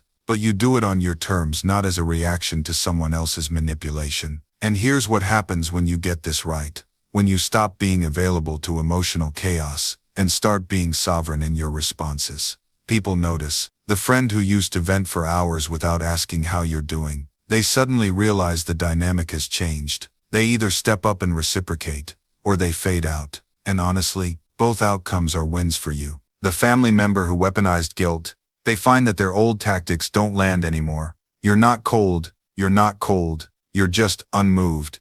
And that simple shift changes everything. Because when you stop dancing to someone else's emotional music, they have to find a new tune, or find a new dancer. Now I want to address something important here. Some of you might be thinking, but isn't this just becoming callous? Isn't this just shutting down? No, and here's why. Being emotionally unavailable to manipulation doesn't mean you stop caring. It means you care differently. You care from a place of strength, not depletion. You offer support, not servitude. You show love, not compliance. There's a beautiful paradox in this work. The less available you become to other people's chaos, the more available you become to genuine connection. Because you're no longer scattered across a dozen emotional battlefields, fighting wars that were never yours to fight. You have energy for the relationships that matter. You have space for the conversations that build instead of drain. You have capacity for intimacy that's real, not performed. I've watched people transform their entire relational landscape by making this one shift. Suddenly the relationships that survive aren't the ones based on need, obligation, or habit. They're the ones based on mutual respect, genuine care, and authentic presence. And the ones that fall away, they were never serving you anyway. They were just familiar. And we often mistake familiarity for love. Here's a practice that's been game-changing for my clients, the 24-hour rule. When someone hits you with an emotional demand, especially one wrapped in urgency, you give yourself 24 hours before responding. Not because you're playing games, but because you're creating space. Space to feel your own response, rather than react to their pressure. And in that space, something beautiful starts to happen. You begin to notice things you couldn't see before. Small details. The way their energy shifts when you don't immediately respond. How their desperation intensifies when they sense you slipping away. How they suddenly become more interested the moment you become less available. It's almost comical once you see the pattern. When you were pouring your heart out, sending paragraphs at 2 a.m., making yourself completely available, they were lukewarm at best. But now that you're taking hours to respond, now that your messages are brief and neutral, now that you're clearly not sitting around waiting for them, suddenly they're asking how you are. Suddenly they're sharing more. Suddenly they remember funny stories they want to tell you. This isn't manipulation on your part. This is simply the natural law of attraction and value. We are drawn to what moves away from us. We take for granted what remains constant and available. Your ex is no different. But here's where most people make their second big mistake. They see this shift in their ex's behavior, the increased interest, the warmer tone, the more frequent messages, and they think, it's working. Now I can go back to being my normal self. And just like that, they undo everything. They go from mysterious and intriguing back to predictable and available. They start initiating again. They respond faster. They get warmer, more open, more hopeful, and their ex senses the shift immediately and pulls back again. It's like watching someone try to approach a wild animal. Every time they get close and then lunge forward excitedly, the animal runs away. But if they would just stay calm, stay patient, stay still, the animal would eventually come to them. You have to maintain the energy even when you see it working, especially when you see it working. This is where discipline becomes everything, because your emotions will want to celebrate. Your hope will want to surge forward. That old familiar pattern of chasing will whisper in your ear, "See? They do care." Now you can show them how much you care too. No, now you stay exactly where you are, calm, grounded, slightly distant, not cold, but not warm either, neutral with a hint of pleasant detachment. And you know what? That energy is magnetic, People sense it. They're drawn to it because it's so rare. Most people are either trying too hard or completely checked out. But you're present, engaged, but not needy, You're participating in life without clinging to it. I remember meeting someone like this at a coffee shop once. They were reading a book, completely absorbed. When I asked about it, they lit up, told me all about the ideas that fascinated them, asked thoughtful questions about my interests. We talked for maybe 20 minutes. It was one of those conversations that feels almost magical because both people are fully there, fully themselves. But here's the thing that stuck with me. When it was time to go, they left without trying to exchange numbers, without that awkward "we should do this again sometime" dance. They just smiled, said it was wonderful talking, and walked away. No grasping, no trying to turn a beautiful moment into something it wasn't meant to be, and that made the memory even more precious. It remained what it was, a perfect spontaneous human connection, rather than becoming the beginning of some forced friendship that would inevitably disappoint, because we were trying to recreate that initial spark. This is what I mean about selective availability, creating space for real connection. When you're not desperately trying to make every interaction turn into something more, you can actually enjoy what is happening. You can be fully present for the moment you're in, rather than already thinking about the next time you'll see this person. Your relationships become cleaner, more honest, less transactional. You stop keeping score. You stop thinking, "I texted them last, so they should text me next." You reach out when you genuinely want to connect, and you don't when you don't. It's that simple. And paradoxically, this makes people value your time more, because they know that when you reach out, it's real. It's not obligation. It's not habit. It's not because you're lonely and they happen to be available. It's because you actually want to connect with them specifically. This is respect in its purest form. And here's what's fascinating. When you practice this kind of intentional connection, something shifts in how you experience every interaction. You stop carrying that low-grade anxiety that comes from maintaining shallow relationships. You stop worrying about who you might be letting down, or who expects something from you that you can't give. I'll tell you what this looked like for me. I used to have this friend, let's call him Marcus. Great guy. We'd grab coffee maybe once every few months. Always had good conversations. But here's the thing. Every time we made plans, I felt this subtle dread. Not because I didn't like him, but because our friendship had fallen into this pattern where we were going through the motions. We'd ask the same questions, give the same updates, laugh at the same kinds of jokes. It was comfortable, but it wasn't real. One day I decided to be honest.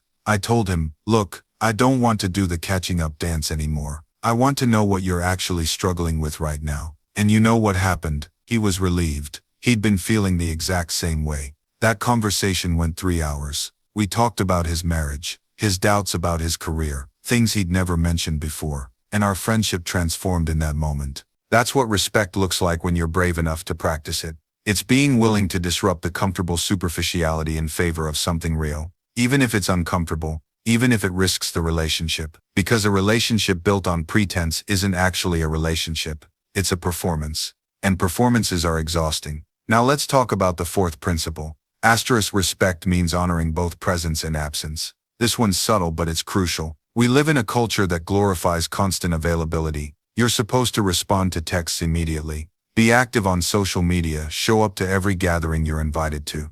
And if you don't, you're antisocial, you're flaky, you're not a team player. But here's the truth that nobody wants to say out loud. You cannot be genuinely present if you're always available. Think about it. Presence requires space. It requires the ability to be fully immersed in the moment you're in, not half present while anxiously monitoring your phone for the next demand on your attention. When you're always available, you're never really anywhere. You're scattered across a dozen half conversations, 100 partially fulfilled obligations, constantly toggling between contexts so rapidly that you never sink deep enough into any single one to actually be there. I learned this the hard way. There was a period where I prided myself on my responsiveness. Message me at 2 a.m., I'd reply within minutes. Need something on Sunday morning. I'm your guy. I thought this made me reliable, valuable, indispensable. What it actually made me was exhausted and ineffective. Because when that important project landed on my desk, the one that actually mattered, I had no reserves left, no deep focus, no creative energy. I'd spent it all on 1,000 tiny emergencies that weren't really emergencies at all. The people who do the most meaningful work aren't the most available people. They're the ones who've learned to construct boundaries around their time and attention. They're the ones who can say, I'm unavailable Thursday mornings because that's when I do my deepest thinking. They're the ones who turn off notifications, who batch their communication, who understand that constant availability is actually a form of shallow living. And here's what's wild: when you become less available, you become more valued, not less. There's a scarcity principle at play. When people know they can't just grab your attention whenever they feel like it, they bring you better problems,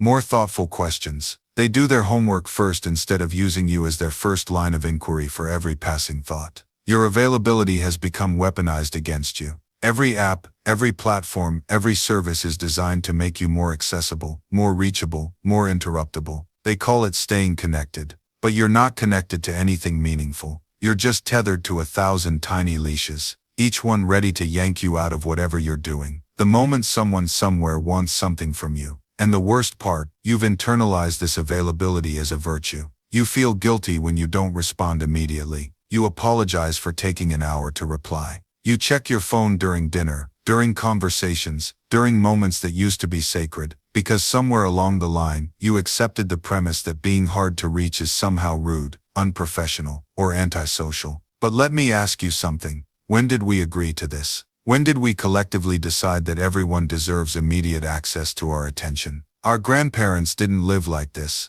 They had office hours. They had evenings that were truly off. They had weekends where no one from work could find them. And somehow the world kept turning. Businesses didn't collapse. Relationships didn't disintegrate. People managed. The truth is, constant availability doesn't make you more productive or more connected. It makes you fragmented. You become a person who is everywhere and nowhere at once, present in a dozen conversations but fully engaged in none of them. You're like a radio stuck between stations, picking up noise from every direction but never locking onto a clear signal. I watch people tap through their notifications like they're diffusing bombs. The urgency is palpable, but when you actually look at what they're responding to, it's nothing. It's a comment on a post from 3 days ago. It's a work email that could easily wait until morning. It's a message from someone they barely know asking for a favor they don't want to do. This is what we've sacrificed our peace for, an endless stream of low-stakes interruptions dressed up as emergencies. And here's the psychological trap they've built. The variable reward schedule. Sometimes that notification is important. Sometimes it's exciting. Sometimes it's exactly what you wanted to see. But most of the time it's nothing. And that sometimes is enough to keep you checking, keep you hoping, keep you reaching for your phone every few minutes like a gambler pulling a slot machine lever. You're not in control anymore. You're responding to stimulus like a laboratory animal, and you don't even realize it. The tech companies know this. They've hired teams of behavioral psychologists, neuroscientists, people who understand your brain better than you do. They've designed these platforms with one goal: maximize engagement. That's the polite corporate term. The honest term: maximize addiction. Every feature is weaponized. The infinite scroll means there's no natural stopping point, no moment where your brain can say, okay, I'm done. You just keep going, one more post, one more video, one more swipe. The autoplay feature on videos means you never have to make the conscious choice to watch another one. It just happens. Your agency is removed from the equation. The red notification badges, those aren't accidents. Red is the color of urgency, of alarm. It triggers something primal in you, a sense that something requires your immediate attention. You see that little red circle, and your stress response activates. You have to check it. You have to clear it, even if it's just someone you barely know commenting. Lol on a post you forgot you made. And here's what gets me. We know all this. On some level we all know we're being manipulated. We joke about our phone addiction, about doom scrolling, about checking Instagram too much, but we don't change our behavior. Why? Because knowing you're being manipulated doesn't make the manipulation stop working. The slot machine still feels exciting, even when you know it's rigged. The cigarette still satisfies the craving, even when you've read the warning label. Your brain doesn't care about your intellectual understanding. It cares about the dopamine hit it's been trained to expect. And here's where it gets even darker. This isn't just stealing your time, it's fundamentally changing who you are. Your attention is not some abstract resource. It's the core of your consciousness. What you pay attention to literally shapes your experience of reality, shapes your thoughts, shapes your sense of self. When you fragment your attention into 1,000 tiny pieces throughout the day, constantly interrupted, constantly switching contexts, you're not just being less productive, you're losing your ability to think deeply, to reflect, to be present with your own life. And here's what most people don't realize. This isn't just affecting your work life or your productivity, it's affecting your relationships, your self-awareness, your emotional well-being, your spiritual growth, every dimension of your existence. Think about the last meaningful conversation you had. Were you fully there, or was part of your mind checking notifications, planning your next task, replaying something from earlier? Most of us have become so habituated to divided attention that we don't even recognize when we're doing it anymore. We think we're present, but we're actually just physically there while our minds scatter in 10 different directions. I see this constantly. People who meditate for 20 minutes in the morning then spend the rest of their day in a state of complete mental fragmentation. They wonder why the peace from meditation doesn't last, why they can't access that calm during the chaos of daily life. It's because you're training two completely opposite mental states, 20 minutes of focused attention, then 14 hours of attention, destruction. Your meditation practice isn't just about those 20 minutes on the cushion. It's about cultivating a quality of attention that you carry into everything. When you're talking to your partner, are you really listening, or are you formulating your response while they're still speaking? When you're eating, are you tasting the food, or are you scrolling through your phone, your mind somewhere else entirely? This matters more than you think, because the quality of your attention determines the quality of your life. Not your circumstances, not your achievements, the quality of your attention. I've watched people in extraordinary circumstances, wealth, success, perfect relationships on paper, who are absolutely miserable because their attention is so fragmented, they can't actually experience any of it. And I've seen people in very simple circumstances, who are profoundly content because they've mastered the ability to be fully present with whatever is in front of them. This is the practice, not just on the meditation cushion, but in every moment. Can you give your full attention to washing the dishes, to walking from one room to another, to the feeling of water on your skin in the shower? These aren't trivial moments, these are your life. And if you're not present for them, you're not present for your life. But here's where it gets interesting, because when you start practicing presence in the small moments, something unexpected happens. You begin to notice that presence isn't just about appreciation, it's about perception. You start seeing things you never saw before. You walk the same street you've walked 1,000 times, but suddenly you notice the way the light falls through the trees. You have the same conversation with your partner that you've had 100 times, but suddenly you hear the vulnerability beneath their words. You do the same work you've done for years, but suddenly you see the impact, the meaning, the thread that connects it all. This is what I mean when I say presence changes everything. It literally changes what you perceive, because attention is selective. Your brain is constantly filtering reality, deciding what to show you and what to hide. And most of the time it's hiding almost everything, showing you only what it thinks is relevant to your survival and your goals. But when you practice presence, you override that filter. You tell your brain, no, show me what's actually here, not what I expect,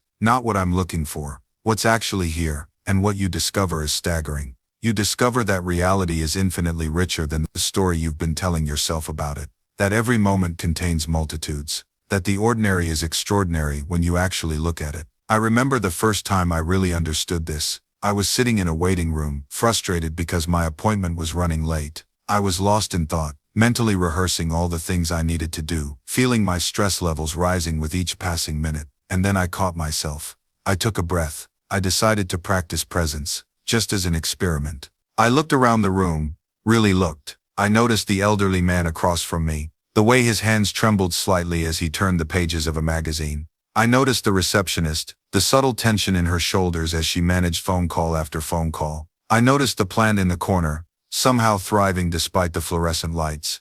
I noticed the clock on the wall, its second hand moving with patient consistency, and in that moment, I realized something profound. I hadn't been waiting at all. Waiting is a mental state, a story we tell ourselves about time. What I had actually been doing was living, just in a waiting room instead of somewhere else. I'd been too busy being frustrated about the wait to notice I was having thoughts, feelings, experiences, real ones. The wait hadn't paused my life. It was my life during that time. This sounds obvious when stated plainly, but watch how you treat your own waiting periods. The job offer that hasn't come, the relationship that's stuck, the creative project that isn't taking off yet. Notice how you mentally put yourself on hold, as if the waiting time doesn't count toward your actual existence. We do this constantly. We exile portions of our lives to some provisional category, as if we're allowed to dismiss them from the permanent record. But your consciousness doesn't have a draft mode. Every moment is the published version. There are no rehearsals. The spiritual traditions understood this deeply. They didn't create practices to help you transcend your current circumstances. They created practices to help you fully inhabit them. Meditation isn't about escaping the present moment. It's about stopping your escape from it. When you're waiting, you're typically doing one of two things. You're mentally living in the future, moment when the waiting ends, or you're resenting the present moment for not being that future. Either way, you've vacated the only moment that actually exists. The question isn't how to make waiting more bearable. It's how to stop framing portions of your life as waiting in the first place. I'm not suggesting toxic positivity. I'm not telling you to pretend you're happy when you're not, or to convince yourself everything is perfect when it clearly isn't. I'm pointing to something more fundamental than emotional tone. You're here, right now, in whatever circumstances you're in. That's not a problem to be solved. It's not an obstacle to your real life. It is your real life happening at full volume and resolution. The circumstances might be difficult. You might legitimately prefer them to be different. But labeling this time as just waiting is a form of self-abandonment. You're treating yourself as if you're not really present, as if you're somehow in suspended animation, until conditions improve. But you're not in suspended animation. You're alive, fully. The same amount alive as you'll be when things change. And this realization that aliveness isn't earned through achievement, it completely changes how you walk through the world. You stop performing for an invisible audience. You stop rehearsing conversations that might happen someday. You stop living in the subjunctive mood. What I would do if, what I could be when, what might be possible once. You start living in the present tense. I remember sitting in a coffee shop years ago, working on something I thought was important. My laptop open, my expression serious, my coffee getting cold because I was too focused to drink it, and I caught my reflection in the window. This person trying so hard to look purposeful, and I realized I was staging my own life. I was directing a scene called Productive Person in Coffee Shop. I wasn't actually there. I was playing the role of someone who was there. And the question that cracked me open was this: what would it feel like to just be here? Not as research for some future chapter. Not as material for later reflection. Just here. Just now. Just this. So, I closed the laptop. I drank the coffee while it was still warm. I watched an old man feed pigeons crumbs from his muffin. I noticed the barista drawing a heart in someone's latte with more care than the moment required. I felt the worn smoothness of the table under my fingertips, and nothing happened.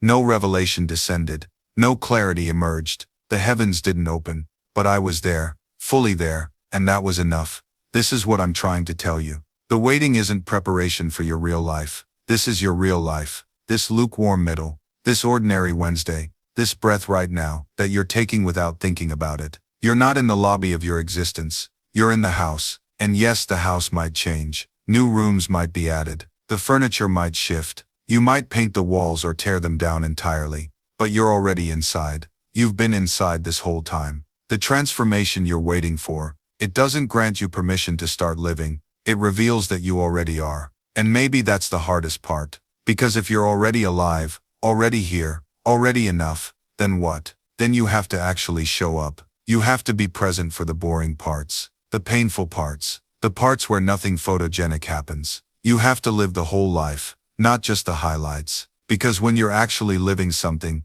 there's no fast forward button. There's no skip to the good part. You're just there, in real time, watching paint dry, or waiting for water to boil, or sitting in traffic thinking about all the things you could be doing instead. And this is where the real transformation happens. Not in the peak moments, not when you're standing on top of the mountain with your arms raised in victory, but in the ordinary Tuesday afternoon when you're doing laundry and suddenly you realize you're not anxious about the future. You're just folding a shirt, and somehow that's enough. The highlights are actually the least interesting part of any journey. They're the punctuation marks, not the sentences. The real story is in all the words between the commas. The early mornings when you didn't feel like getting up but you did anyway. The conversations that went nowhere but had to happen. The mistakes that taught you nothing except that you're still capable of making mistakes. I think about the people who say they want to find themselves, as if the self is a set of car keys you misplace somewhere between the couch cushions. You don't find yourself.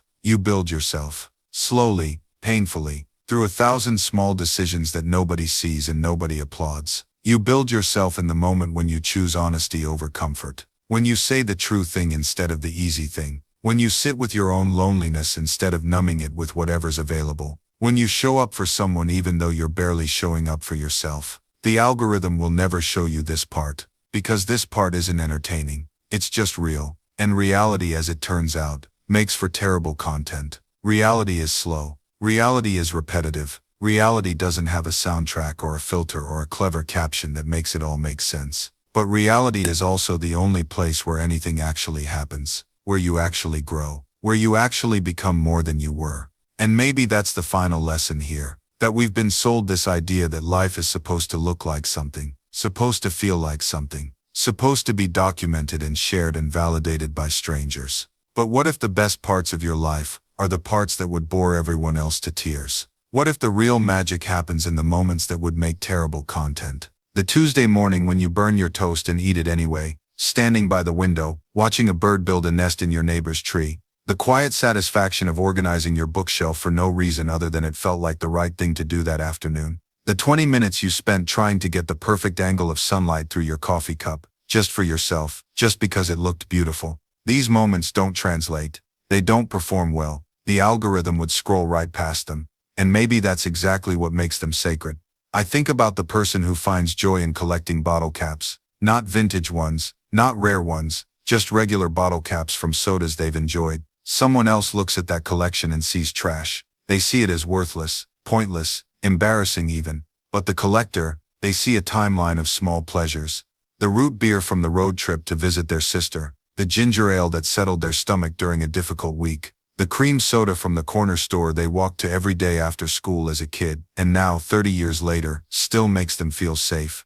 That's not weird. That's not cringe. That's being fully authentically human in a way that doesn't need an audience to validate it. We've started treating our own lives like they're public performances that we're somehow failing at. Like there's a panel of judges somewhere scoring our choices, our hobbies, our quiet Saturday afternoons. And the cruelest part, we've internalized those judges. We've become our own harshest critics, preemptively mocking ourselves before anyone else can. We call our own interests cringe before giving them a chance to bring us joy.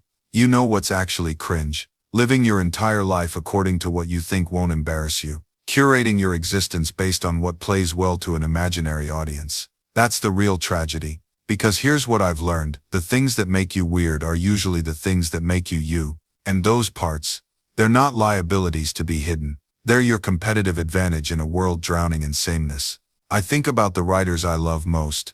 They're not the ones with the cleanest prose or the most polished sentences. They're the ones who write like they talk, who let their quirks bleed onto the page. The ones who use weird metaphors that only make sense if you've lived in their brain for a while. The ones brave enough to be interesting instead of just correct. Your voice isn't something you find in a workshop or a course. It's something you uncover by removing all the layers of imitation you've piled on top of it.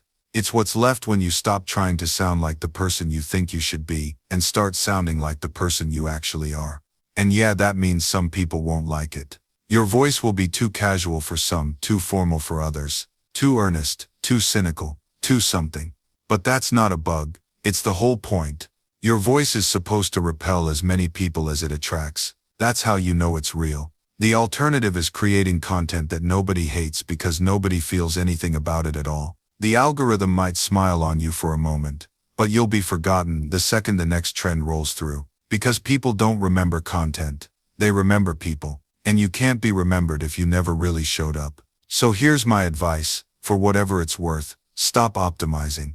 Stop asking what people want to hear. Start asking what you need to say. Start writing like someone who has something to lose by staying silent. Start creating like this might be the last thing you ever make. Because here's what I've learned after years of watching people create and disappear, succeed and fade. The ones who last aren't necessarily the most talented. They're the ones who figured out they had something worth protecting. Not their ego, not their image, something deeper. They protected their voice when everyone told them to sound like someone else. They protected their perspective when the algorithm rewarded conformity. They protected their truth when lying would have been easier, more profitable, more popular. And you know what's wild? The audience can feel it. They might not consciously recognize it. They might not leave comments saying I appreciate your authenticity. But somewhere in their nervous system, they register the difference between someone performing and someone revealing. Between content created for clicks and content created because staying silent would be unbearable. I've seen creators with modest followings build communities that would walk through fire for them. And I've seen massive channels collapse overnight because they were built on sand, on trends, on whoever the creator thought they should be, rather than who they actually were. The difference isn't production value. It isn't posting frequency. It isn't even consistency, though that helps. The difference is whether there's a real human being behind the camera who's decided their voice matters more than their vanity, who's willing to be wrong publicly, who's more interested in connection than perfection. This is why I keep coming back to this question of what you'd create if you knew you were dying, because death has this clarifying effect. It burns away all the bullshit, all the posturing, all the careful brand management and strategic positioning. When you're facing the end, you don't care about your SEO. You don't care about your engagement metrics. You care about legacy, about truth, about saying the thing that needs to be said before you lose the chance forever. And the beautiful, terrifying thing is, you don't need to be literally dying to create from that place. You can choose it, right now. Today, you can sit down and ask yourself, if this were my last video, my last essay, my last song, what would I want it to say? Not what would perform best, not what would make me look good, but what truth am I carrying that deserves to be spoken? That's the work. That's the real work underneath all the technique and strategy and growth hacking. Finding what you'd fight for, finding what you'd risk rejection to say, finding the message that matters more than being liked. Because here's what the algorithm really wants. Not your desperation, not your performance, not your carefully crafted image of success. It wants truth, raw, uncomfortable, human truth. The algorithm is just a mirror. It reflects engagement, and engagement happens when people feel something real, when they recognize themselves in your struggle, when they see their own hidden thoughts spoken out loud. I spent months creating what I thought were high-quality videos, perfect lighting, polished editing, professional thumbnails, scripts refined until every word gleamed. They flopped. Then one day, frustrated and exhausted, I turned on my phone camera and just talked about how lonely this journey actually feels, about the doubt that wakes me up at 3 a.m., about wanting to quit every single week. No script, no special lighting, just me, tired and honest. That video got more views in 48 hours than my previous 10 videos combined. And the comments weren't just great video. They were confessions, stories, people saying I thought I was the only one. The algorithm didn't reward my polish. It rewarded my humanity, because that's what spreads. Not perfection, connection. Think about the videos you've shared with friends, the ones you've watched multiple times. They're not usually the most professionally produced ones. They're the ones that made you feel something, that articulated what you couldn't, that broke through the noise with something genuine. The paradox is this: the more you chase virality, the less viral you become. The more you try to give people what you think they want, the less they actually want it. But when you stop performing and start sharing, when you make content that matters to you first, that serves your own understanding, that explores what you're genuinely curious about, that's when people lean in. Not everyone. You'll never reach everyone, but you'll reach your people. The ones who needed exactly that message, in exactly that moment, delivered in exactly your voice. And those people, they don't just watch.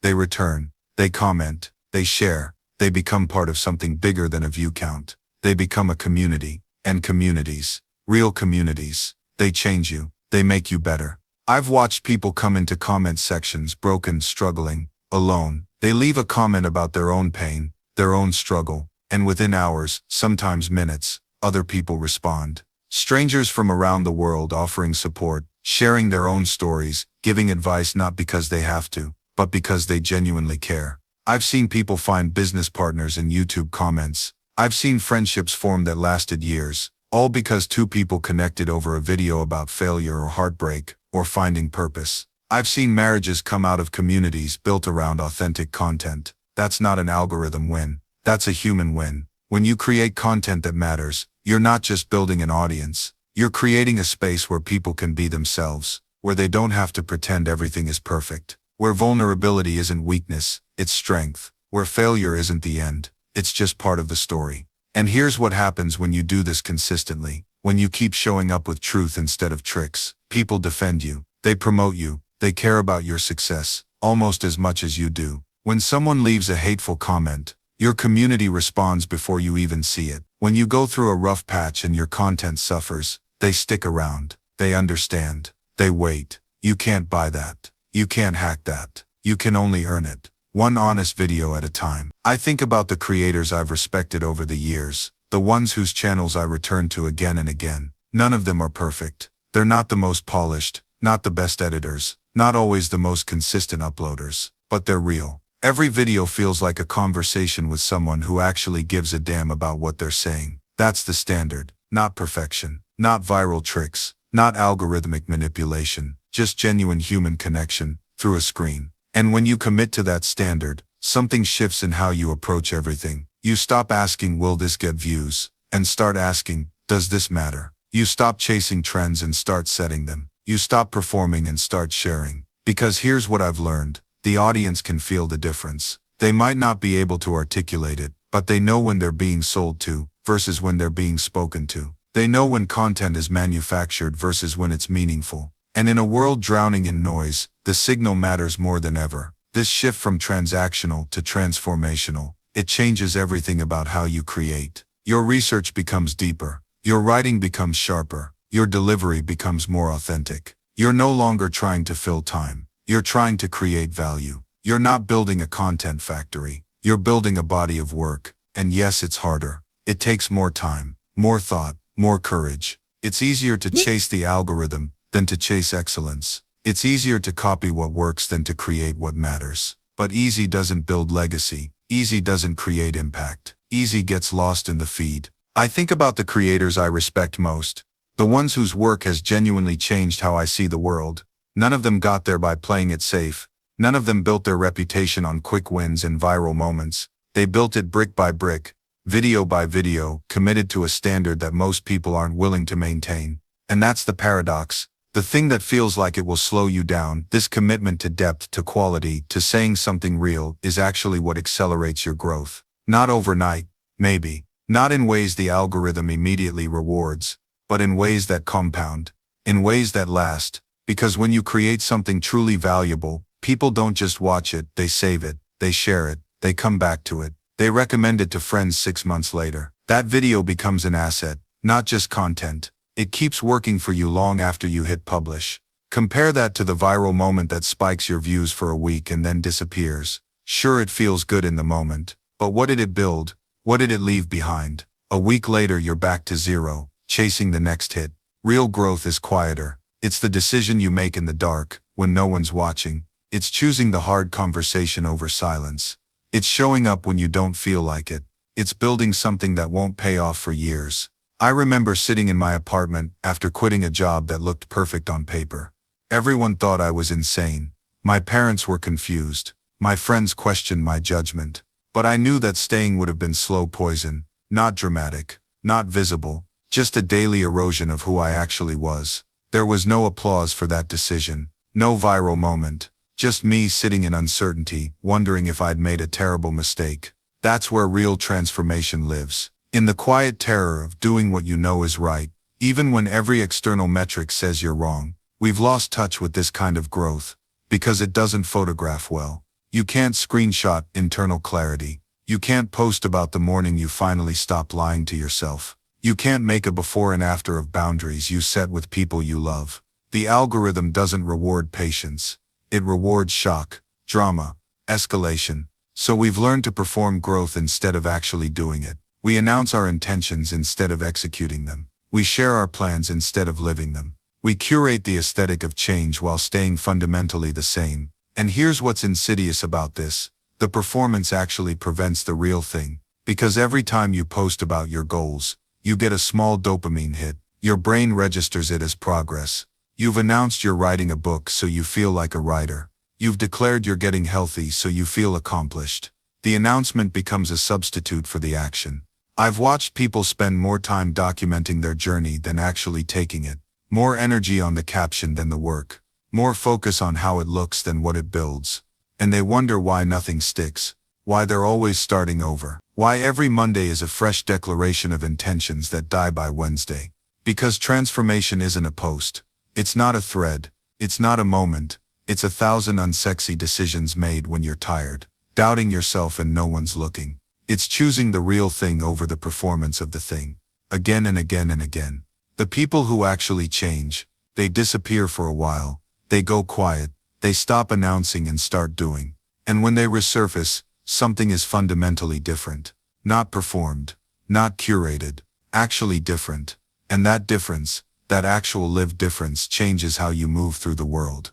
Because when you've spent time in silence, real silence, the noise outside doesn't grab you the same way. Someone's angry in traffic, and instead of reacting, you just notice.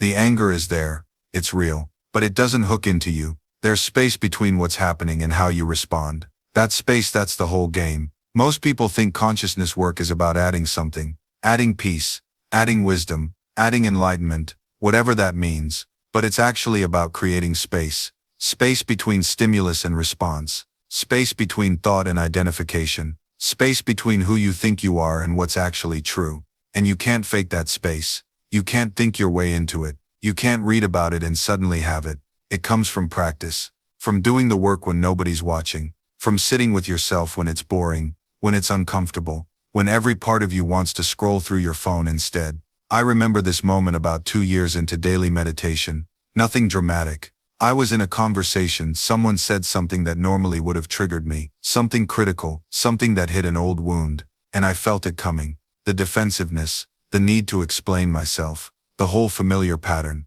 But this time, there was a gap, just a split second, and in that gap, I saw it, the pattern, the mechanism, the whole thing, and in seeing it, it just dissolved.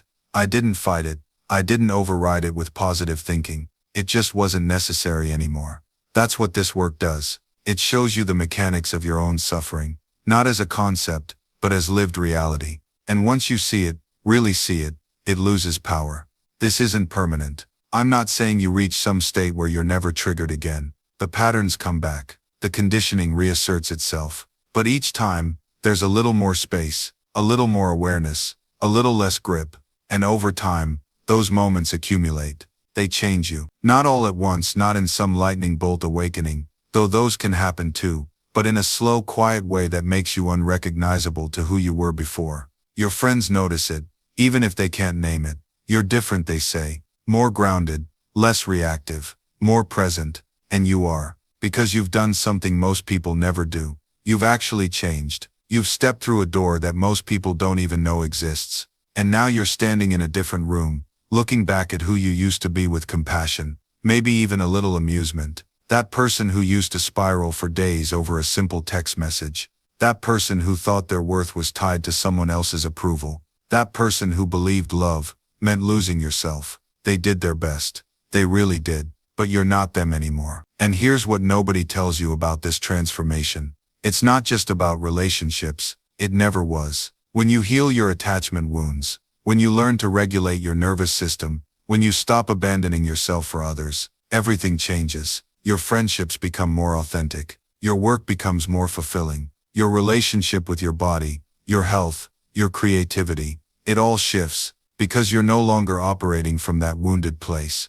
You're no longer making decisions from fear. You're making them from wholeness. And wholeness doesn't mean perfect. It doesn't mean you never feel insecure, or never have a moment of doubt. It means you have a foundation now, a ground beneath your feet. It means when the storm comes, and it will come, because life is life, you don't get swept away. You bend, you feel, you process, and then you return to center, because you've built something inside yourself that can't be taken away. Not by a breakup, not by rejection, not by someone else's inability to meet you. You've built a relationship with yourself that's stronger than any external validation could ever be. And that's the real love story, not the one where someone else completes you, not the one where you finally find the one and all your problems dissolve, the one where you become whole enough to truly choose, where you love from abundance instead of desperation, where you can stand in front of another human being and say, I want you in my life, but I don't need you to feel okay.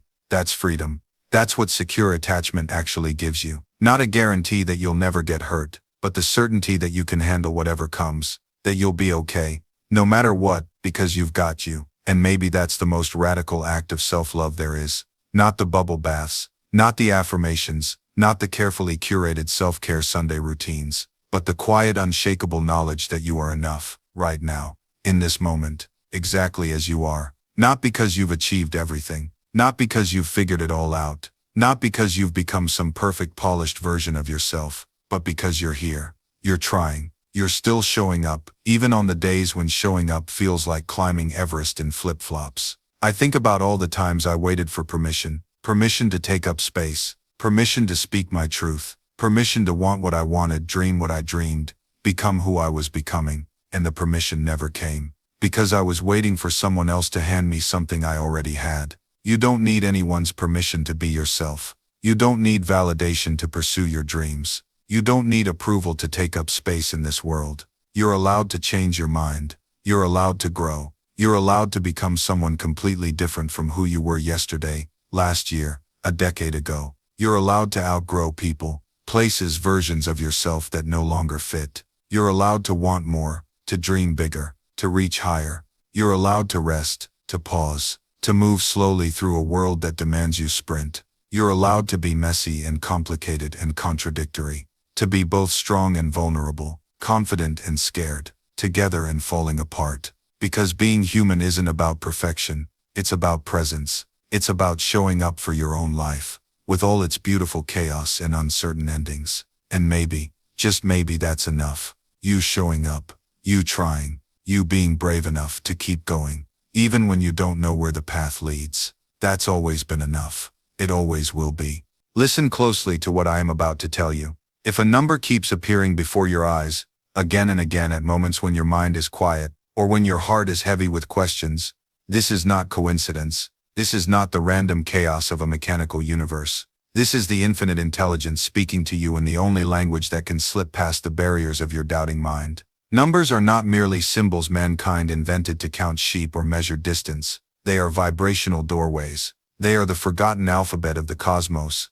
And when one number pursues you through your days and nights, appearing on clocks and receipts and license plates and pages of books that fall open in your hands, you are being called. You are being summoned to remember something your soul knows but your waking mind has forgotten. I have walked this earth long enough to understand that most people live as sleepwalkers. They move through their days seeing but not perceiving, hearing but not listening. They have trained themselves to dismiss the extraordinary as ordinary, to call the miraculous coincidence, to reduce the poetry of existence to the prose of survival. But you who have noticed the pattern, you who have felt the strange electricity in your chest when the same number appears for the third time in a single afternoon, you are beginning to wake up, and the universe celebrates every soul that stirs from its slumber. I want you to understand something fundamental before we go any deeper. The divine does not speak to human beings the way human beings speak to each other. God does not need words. The infinite does not require language. When the creative intelligence that spun galaxies into existence and tucked oceans into the hollow places of the earth wishes to communicate with one of its beloved children, it uses what is already before you.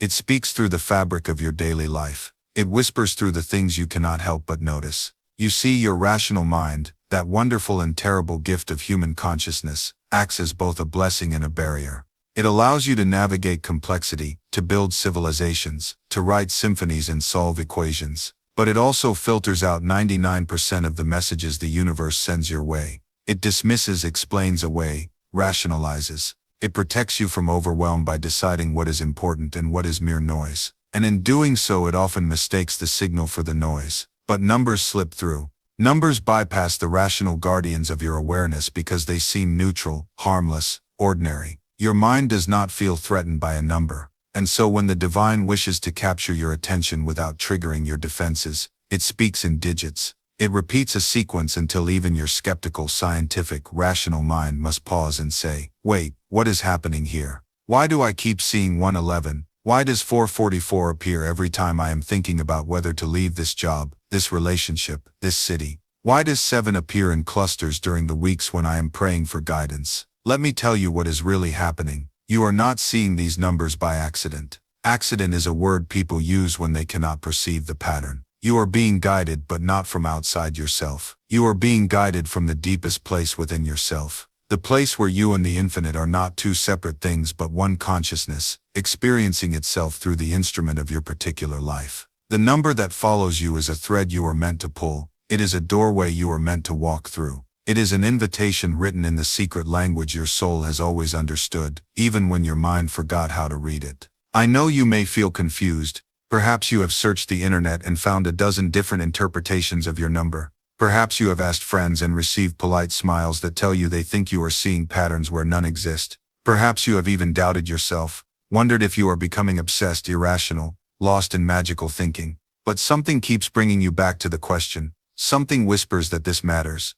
and that something is the truest part of you, the part that knows reality is far stranger and more meaningful than the story you were taught. So let us begin at the beginning. Let me share with you what I have learned through decades of meditation, of sitting in the silence where the divine speaks most clearly, of watching the mysterious ways that consciousness operates in this astonishing universe. Let me tell you not just what these numbers mean but why they appear, how to interpret them correctly, and most importantly how to respond to them in a way that transforms your life from within. Because that is what this is truly about, not prediction, not fortune-telling, but transformation, awakening, remembering who you really are. When I was young, before my hair grew white and my body learned the lessons that time teaches all flesh, I too experienced this phenomenon. I was filled with questions about my purpose, about whether my life would be wasted or used for something that mattered. And everywhere I turned I saw the number 7, on street signs, in books, in the number of birds that landed outside my window, in the number of steps leading to the temple where I prayed for guidance. At first I tried to ignore it. I told myself it meant nothing. But the number persisted with such determination that I finally surrendered my skepticism and asked, "What are you trying to tell me?" The answer came not in words but in a series of events that unfolded over the following months, each one teaching me something essential about spiritual life, each one opening a door I had not known existed. I began to understand that 7 was not just appearing to me randomly. It was appearing at threshold moments, at times when I stood before a choice that would determine the trajectory of my soul's journey. It was a reminder, a signal, a gentle hand on my shoulder from the intelligence that guides all sincere seekers toward their destiny. And once I learned to pay attention, once I stopped dismissing and started listening, my relationship with reality itself began to change. I realized that I was not a separate individual moving through a dead mechanical universe. I was a focal point of consciousness through which the living universe was experiencing itself. And the numbers were breadcrumbs. They were love letters. They were the universe's way of saying, "I see you, I am with you, you are not alone, keep going, you are on the right path." This is what I want to share with you now, not superstition, not numerology divorced from spiritual understanding, but the deep truth about how consciousness communicates with itself, and how you can learn to read the signs that are already all around you. Because once you understand this, once you truly understand this, you will never feel lost again. You will know that you are always being guided, always being spoken to, always held in the awareness of something infinitely wise and infinitely loving. The world you were taught to believe in is a diminished world. It is a world where matter is primary, and consciousness is merely an accident of matter, where purpose is an illusion we project onto a purposeless universe, where meaning is something we invent to comfort ourselves against the cold indifference of existence. But this is not the world you actually live in. You live in a world where consciousness is primary, and matter is consciousness in temporary form, where purpose is woven into the fabric of existence itself, where meaning is not something we create, but something we discover, over and over, in moments of clarity and connection. And the numbers that keep appearing before your eyes are proof of this. They are proof that you live in a responsive universe. They are proof that your attention shapes your experience. They are proof that there is an intelligence at work in your life, that sees further and knows more than your limited earthbound perspective can comprehend. So when the same number keeps showing up, do not dismiss it. Do not rationalize it away. Do not let the voice of skepticism rob you of the gift you are being offered. Instead, get curious, get quiet, Get receptive, because something is trying to break through into your awareness. Something is trying to get your attention. Something wants you to wake up, to see more clearly, to understand more deeply, to live more fully. And that something is not separate from you. It is the deepest, truest part of you, reaching across the gap between your soul's knowledge and your mind's forgetting. It is you, calling yourself home. Now I want to explain to you exactly how this works, why it works, and what you must do to decode the specific message your number carries for you. Because each number has its own frequency, its own character, its own teaching, and the number that pursues you is not random. It is precisely the medicine your soul needs at this exact moment of your evolution. So pay close attention to what I am about to tell you. This is not abstract philosophy. This is practical wisdom you can use immediately to transform confusion into clarity, fear into trust, and aimless wandering into purposeful movement toward your highest destiny. Everything in this universe is vibration. This is not mysticism. This is physics. The chair you sit on, the air you breathe, the thoughts moving through your mind right now. All of it is vibration at different frequencies. Matter is slow vibration. Light is faster vibration. Thought is faster still. And consciousness itself, pure awareness, is the most subtle vibration of all, the ground from which all other vibrations arise.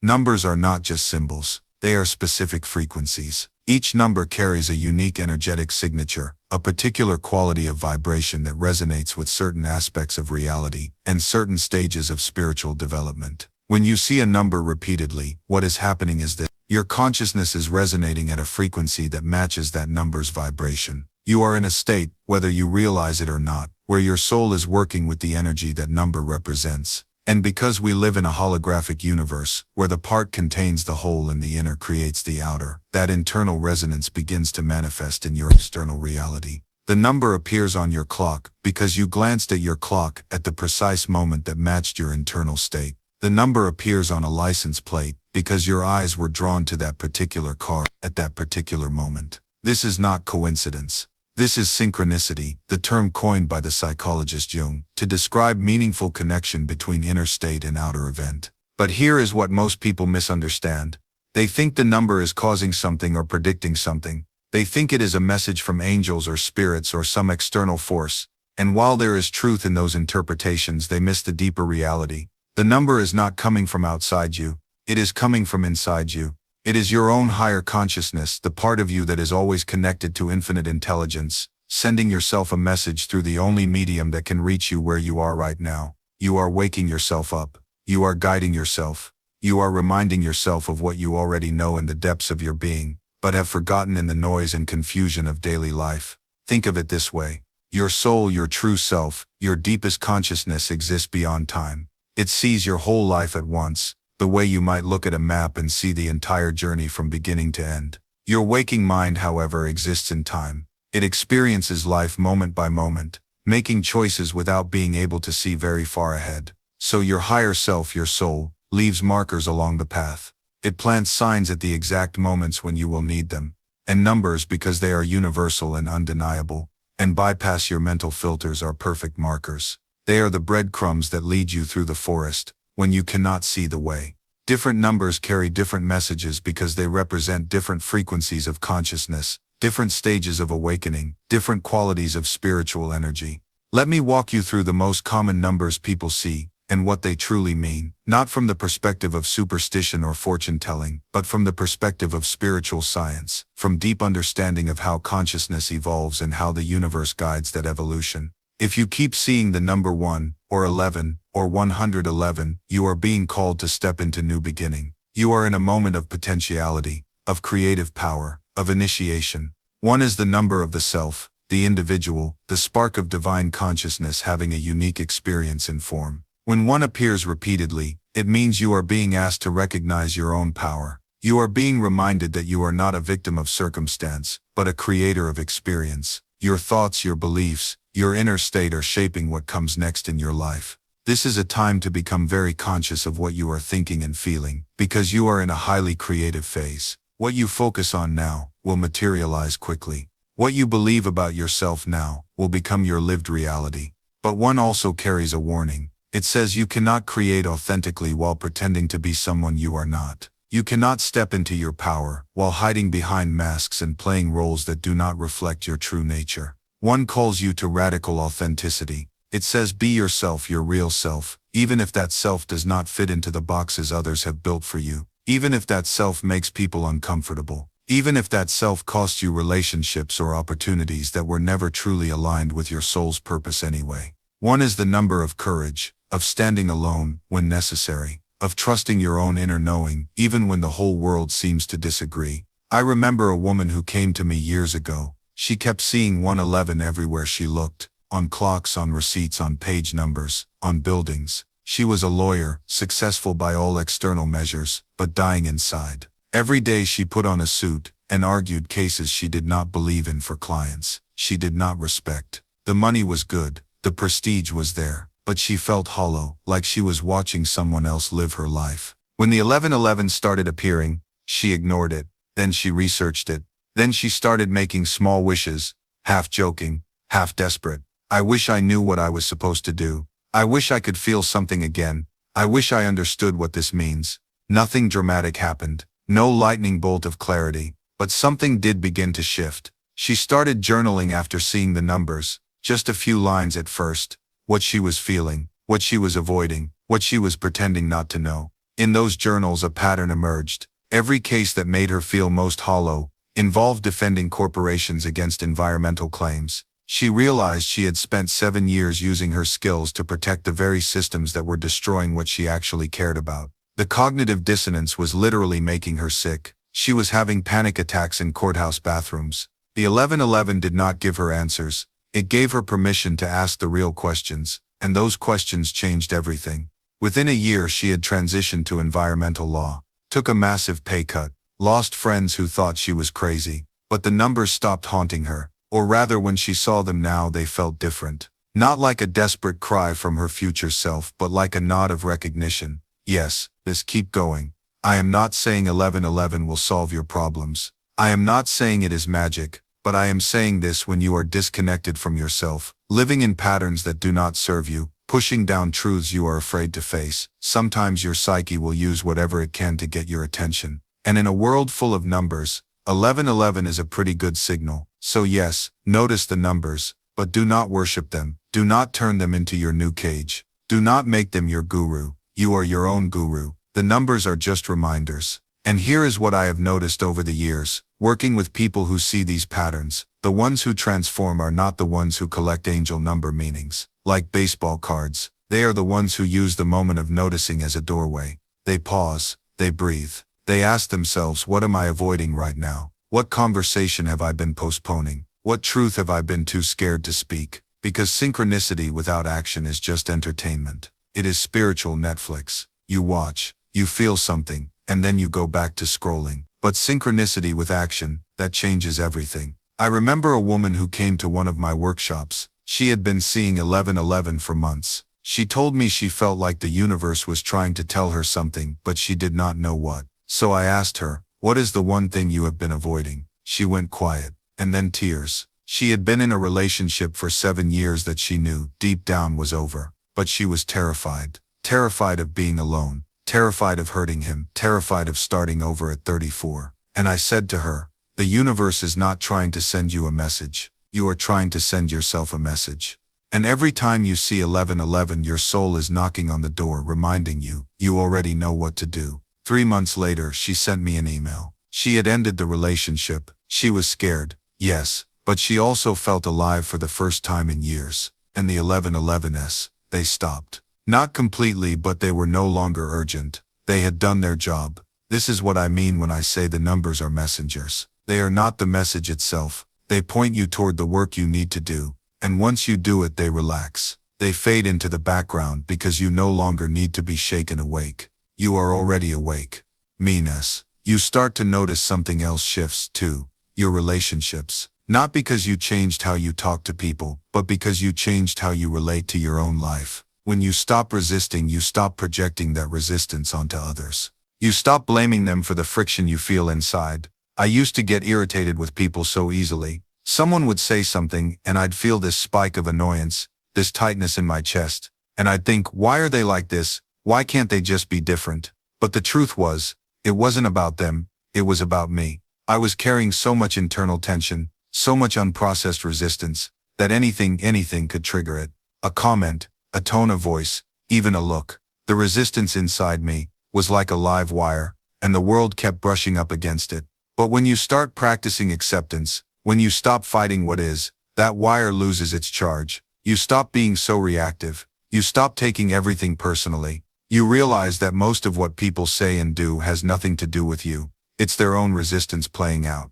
And suddenly you have space. Space to listen. Space to respond, instead of react. Space to see people as they are, not as projections of your inner conflict. This doesn't mean you become passive or indifferent. It doesn't mean you tolerate harm, or let people walk all over you. Acceptance isn't weakness, it's clarity. When you accept reality, you stop wasting energy on what you can't control, and you pour that energy into what you can control. Your choices, your responses, your inner state. You become someone who can hold space for difficulty, without collapsing into it. Someone who can witness pain, without drowning in it. Someone who can face uncertainty, without frantically grasping for control. This is power, real power. Not the kind that forces or manipulates, but the kind that endures. The kind that doesn't break when life pushes back. And here's the beautiful part. When you stop resisting your own life, you stop resisting yourself. You stop trying to be someone else. You stop measuring yourself against some impossible standard. You stop waiting to be perfect before you allow yourself to be okay. You just are. And that's when life starts to feel like it's working with you instead of against you. You stop chasing validation from people who don't even know what they want from themselves. You stop trying to prove you're healed, enlightened, successful, or together. You just show up as you are, messy, uncertain, still learning, and somehow that becomes the most magnetic thing about you. Because people don't connect with your highlight reel. They connect with your humanity. They connect when you admit you don't have all the answers. When you say, I'm still figuring this out. When you stop performing and start being real. That's when relationships deepen. That's when opportunities find you. That's when life stops feeling like a performance review and starts feeling like living. And here's the part that'll really mess with your head. Once you stop trying to be someone, you become more of who you actually are. Not less, more. You stop diluting yourself to fit into spaces that were never meant for you. You stop shrinking to make others comfortable. You stop apologizing for taking up space, for having needs, for changing your mind, for being complex and contradictory, and beautifully imperfect. You start speaking your truth, even when your voice shakes. You start setting boundaries even when people call you selfish. You start choosing yourself, even when it disappoints others. And yeah, some people will fall away. Some doors will close. Some versions of your life will end. But here's what nobody tells you. That's not loss. That's alignment. You're not losing anything real. You're shedding what was never yours to carry. The expectations that didn't fit. The roles you were forced into. The identities you inherited, but never chose. And in that space, that raw, uncomfortable, liberating space, you finally get to ask what do I actually want? Not what I should want. Not what would make me look good. Not what would make others proud. What do I want? And maybe you don't have an answer right away. Maybe you sit with that question for weeks, months, years. Maybe the answer keeps changing, and that's okay, because becoming nobody isn't about having it all figured out. It's about giving yourself permission to not know, to explore, to change, to be in process. It's about trusting that you don't need to have your whole life mapped out to take the next step. And here's what I want you to really hear. The next step doesn't have to be big. It doesn't have to be dramatic. It just has to be honest. Maybe it's setting a boundary you've been avoiding. Maybe it's having that difficult conversation. Maybe it's simply admitting to yourself that you're not okay. And that's okay, because the spiritual journey isn't about being okay all the time. It's about being real all the time. I think we've confused enlightenment with perfection. We think that if we're truly awakened, we won't feel pain. We won't struggle. We won't doubt. But that's not enlightenment. That's numbness. That's bypassing. True awakening is feeling everything more deeply and still choosing love. It's seeing the impermanence of all things and still showing up. It's recognizing that you're going to die one day, and deciding that makes life more precious, not less. You know what the mystics don't always tell you? They cried too. They had dark nights that lasted years. They questioned everything, but they kept going. Not because they had answers, but because they couldn't go back to sleep once they'd started to wake up. And maybe that's where you are right now. Maybe you've seen too much to go back. You've felt too much. You've tasted something real. And now the old life doesn't fit anymore, but the new one hasn't fully formed yet. That's the most sacred space there is. That's the chrysalis. And yes, it's uncomfortable. Yes, it's dark. Yes, you can't see what's happening. But something is happening. You are literally dissolving and reforming. The caterpillar doesn't know it's becoming a butterfly. It just knows everything it was is falling apart. So if you feel like you're falling apart, good. That means you're right on track. The question isn't whether you're going to fall apart. You are. Life guarantees that. The question is, what are you going to become when you put yourself back together? And here's the secret. You don't put yourself back together the same way. You don't use the same blueprint. You let something new emerge. Something more true. Something that actually fits who you're becoming, not who you were taught to be. And here's what nobody tells you about that emergence. It doesn't feel triumphant at first. It feels quiet, almost anticlimactic. You've been waiting for this big moment of clarity, this lightning bolt revelation, and instead what arrives is softness, a gentle knowing, a subtle shift in how you see yourself. You stop needing to prove anything. You stop performing your spirituality for an audience that was never really watching anyway. You stop curating your awakening for social media. Stop measuring your progress against someone else's journey. Because here's the truth, real transformation is boring to describe. It doesn't make good content. It's not I manifested $1 million by aligning my chakras. It's I stopped hating myself for 5 minutes and something inside me relaxed. It's not I transcended my ego and now live in perpetual bliss. It's I noticed my ego doing its thing, smiled at it and chose differently. That's the work. The unglamorous, unsexy, deeply ordinary work of becoming yourself. And you know what happens when you stop trying to have the perfect spiritual experience. You start having actual experiences, real ones, messy ones, human ones. You cry in the grocery store because a song reminds you of who you used to be. You laugh with your whole body at something stupid. You feel anger without making it mean you're unhealed. You feel joy without waiting for the other shoe to drop. You stop treating emotions like problems to solve and start treating them like weather passing through. Some days it rains. Some days the sun breaks through the clouds in a way that makes you catch your breath. Neither is better. Both are real. This is what the spiritual industrial complex doesn't want you to know. You don't need to be fixed. You were never broken. You were just convinced you were, so you'd keep buying the tools to repair yourself. The real rebellion isn't finding the perfect practice. It's recognizing that you, in all your contradictory, complicated, beautifully flawed humanity, are already whole, not healed, not perfect, not done growing, but whole. There's a difference. Healing implies something was damaged. Wholeness recognizes that even the cracks are part of the design. They're where the light gets in, sure, but they're also just part of the bowl. The bowl still holds water. It still serves its purpose. You still serve your purpose, even with all the parts of you that don't fit the mold. And that purpose isn't something you discover once and it stays the same forever. That's what I used to think, that somewhere out there was my true calling. And once I found it, everything would click into place and I'd finally understand why I was here. But purpose isn't a destination. It's not a fixed point on a map that you reach,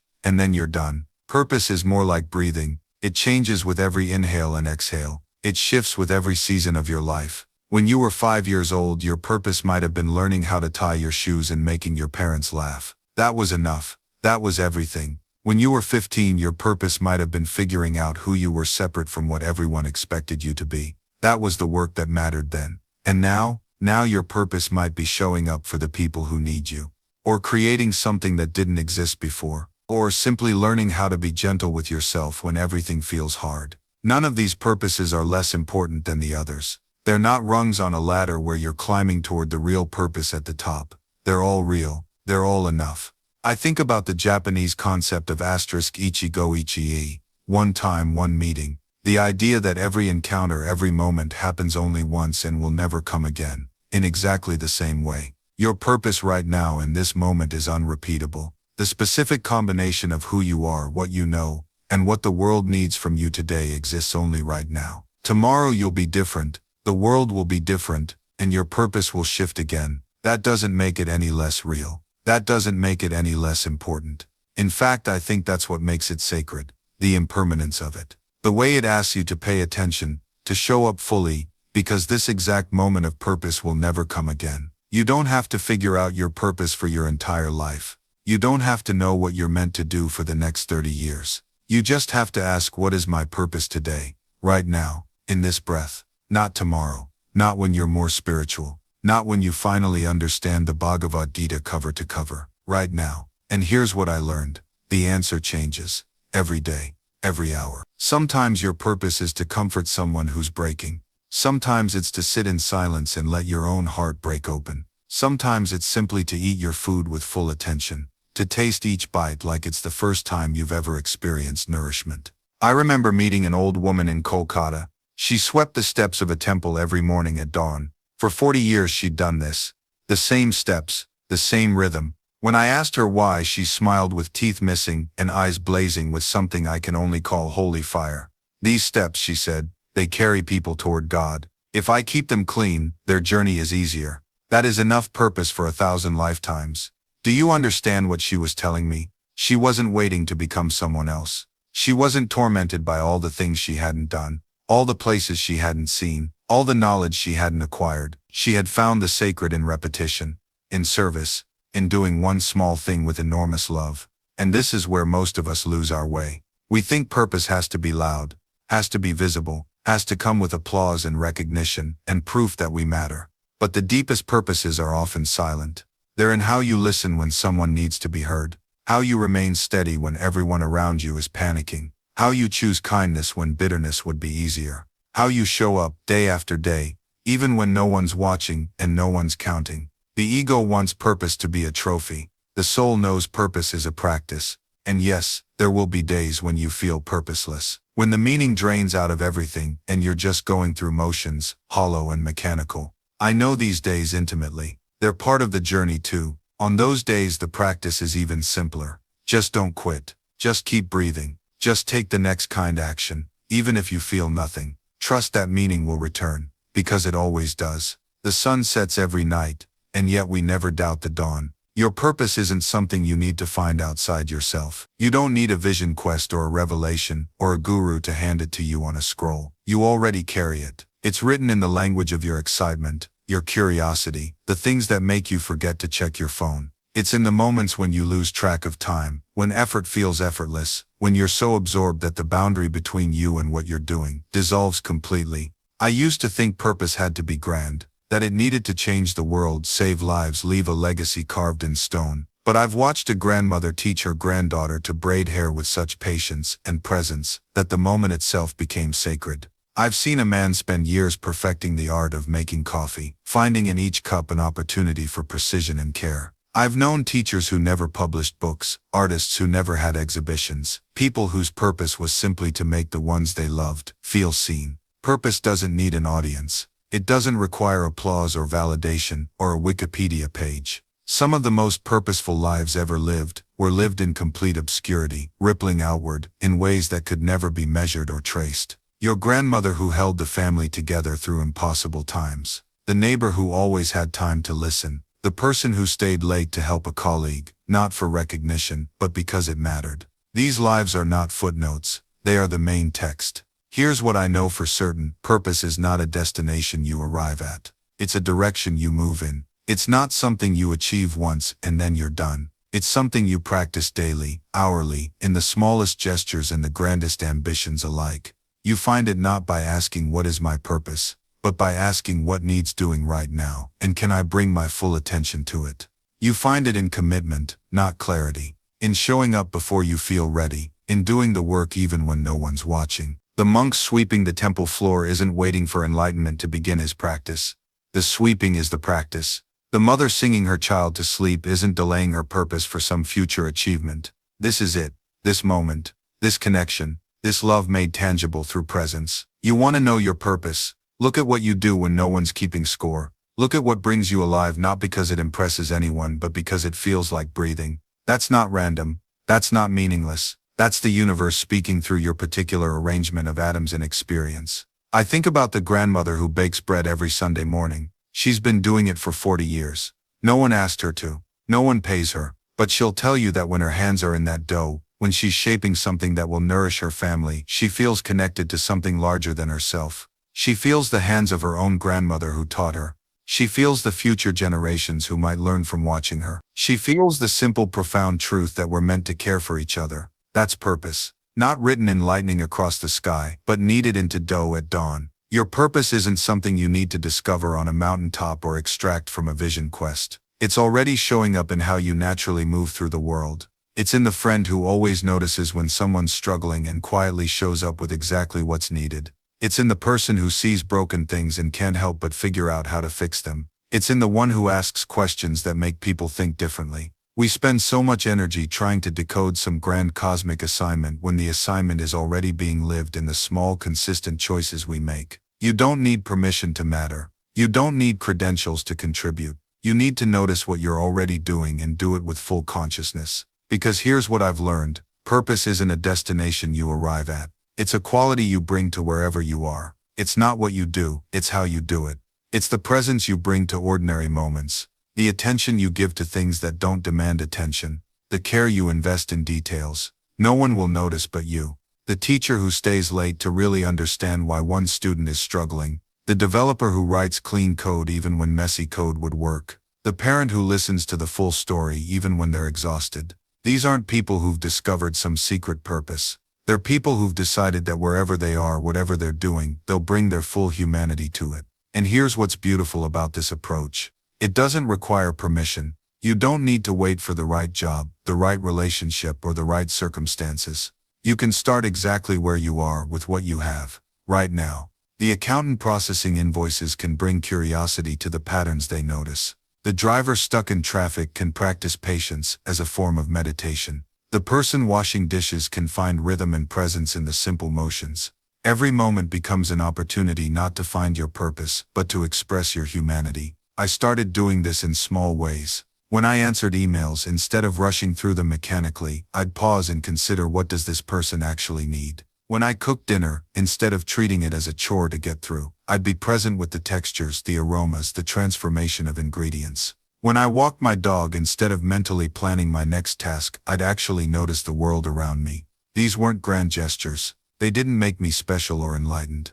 But something shifted. The constant anxiety about whether I was living my purpose began to fade. Not because I'd found the answer, but because I'd stopped asking the wrong question. The wrong question is, what is my special purpose that will make my life meaningful? The right question is, how can I be more fully alive in this moment? With these people doing this thing, one liberates you, the other imprisons you. And I want to be clear, this isn't about settling or giving up on your dreams. It's not about resigning yourself to circumstances you want to change. If you're in a situation that's genuinely harmful or soul-crushing, by all means work to change it. But even while you're working toward change, you don't have to postpone your aliveness until the change arrives. You can be present in the struggle. You can bring your full self to the process of transformation itself. The journey towards something better can be meaningful, not just the destination. Here's the thing that nobody tells you about this kind of presence. It doesn't always feel peaceful. Sometimes being present means feeling everything more intensely. The grief hits harder. The frustration burns brighter. The uncertainty becomes more vivid. We've been sold this idea that mindfulness means floating above your problems in some Zen-like state of detachment. But real presence means diving deeper into the experience of being human, not rising above it. I remember talking to someone who'd just lost their job. They kept apologizing for being upset, saying they should be more mindful about it, more accepting, and I had to stop them, because acceptance doesn't mean pretending you're okay when you're not. It means being fully present with the fact that you're not okay. It means letting yourself feel the fear without also layering on shame for feeling the fear. There's this Buddhist concept called the second arrow. The first arrow is the painful event itself, the loss, the failure, the disappointment. That arrow hurts, but then we shoot ourselves with a second arrow, the judgment about our reaction to the first arrow. We tell ourselves we shouldn't feel this way, we're weak for struggling, we should be over it by now. Presence means dealing with the first arrow without adding the second. It means saying, yes, this hurts, yes, I'm struggling, and that's exactly what should be happening right now. The paradox is that this kind of honest presence actually makes the difficult emotions move through you faster. When you stop fighting what you're feeling, when you stop trying to spiritual bypass your way out of your own experience, the feelings do their work and shift naturally. I've watched people carry grief for decades because they never let themselves fully feel it. They stayed busy, stayed positive, stayed distracted, and the grief just sat there waiting. Because emotions aren't problems to be solved, they're experiences to be lived through. This is where presence becomes radical. In a culture that's constantly trying to optimize away discomfort, being willing to sit with your own difficult feelings is an act of rebellion. It's saying, I trust my process. I trust that what I'm feeling has intelligence. I don't need to fix myself. I need to be with myself. And here's what starts to happen when you live this way. When you stop abandoning yourself every time something uncomfortable shows up, you start noticing your patterns without shame. You catch yourself mid-spiral, and instead of thinking, here I go again, I'm such a mess, you think, oh, there's that old loop, I see you. You begin to recognize the difference between a feeling that needs to be felt and a story that needs to be questioned. You realize that anxiety isn't always a warning sign. Sometimes it's just old energy moving through. Sometimes it's your body finally feeling safe enough to release what it's been holding. And depression. Sometimes depression isn't you falling apart. Sometimes it's you finally stopping. Finally letting yourself rest after years of running. I know that sounds counterintuitive. We've been taught to see depression as the enemy, as something that needs to be eliminated immediately. But what if, just hear me out, what if sometimes depression is your system's way of forcing a pause you weren't willing to take voluntarily? What if it's your soul saying, I can't keep going at this pace. I can't keep pretending. I can't keep performing. I need to stop and feel what's real. I'm not romanticizing depression. I'm not saying don't get help, don't reach out, don't seek support. Please do. But I am saying there's often wisdom in the breakdown. There's intelligence in the collapse. Your body doesn't betray you. It responds to you. It responds to your life, your choices, your suppressed truths. And when you start relating to your emotional pain as information, instead of malfunction, everything changes. You stop asking, what's wrong with me? And start asking, what is this trying to show me? You stop trying to get back to normal, and start getting curious about what wants to emerge. You stop numbing and start listening. And that listening, that quality of presence with what is, that's where real transformation begins. Not in the fixing, in the staying, not in the jejafon, in the sitting with. And here's what I learned. The body remembers what the mind forgets. Those panic attacks I tried to think away. My body was keeping score the whole time. All the rational arguments I made to myself were like trying to convince a smoke alarm there's no fire, while smoke pours under the door. The body doesn't speak in sentences, it speaks in sensations. And until I learned that language, I was having a conversation with myself where I understood every third word. I started doing something radical. When anxiety came, instead of immediately reaching for my phone, my thoughts, my solutions, I would just track it, like a naturalist observing wildlife. Oh, there's tightness in my chest. There's a flutter in my stomach. There's tension in my jaw. I didn't even know was there. No fixing, just noticing. And you know what's wild? Half the time when I just let it be there without fighting it, it would shift on its own. Not disappear, shift, like weather passing through. The other half, it stayed. And that was okay too. Because here's the secret, they don't tell you in all those self-help books. Sometimes the goal isn't to feel better. Sometimes the goal is to get better at feeling. To expand your capacity to be with what is, even when what is isn't what you want. Think about it. We spend our whole lives trying to curate our internal experience like it's an Instagram feed. Only the good feelings, only the productive emotions, only the thoughts that serve us. But life doesn't work that way. Life is the full spectrum. And when you're only willing to experience half of it, you end up living half a life. I used to think people who seemed genuinely at peace had figured out how to feel good all the time. Then I met some of them, talked to them, really listened. And you know what? They weren't happy all the time. They just weren't at war with themselves anymore.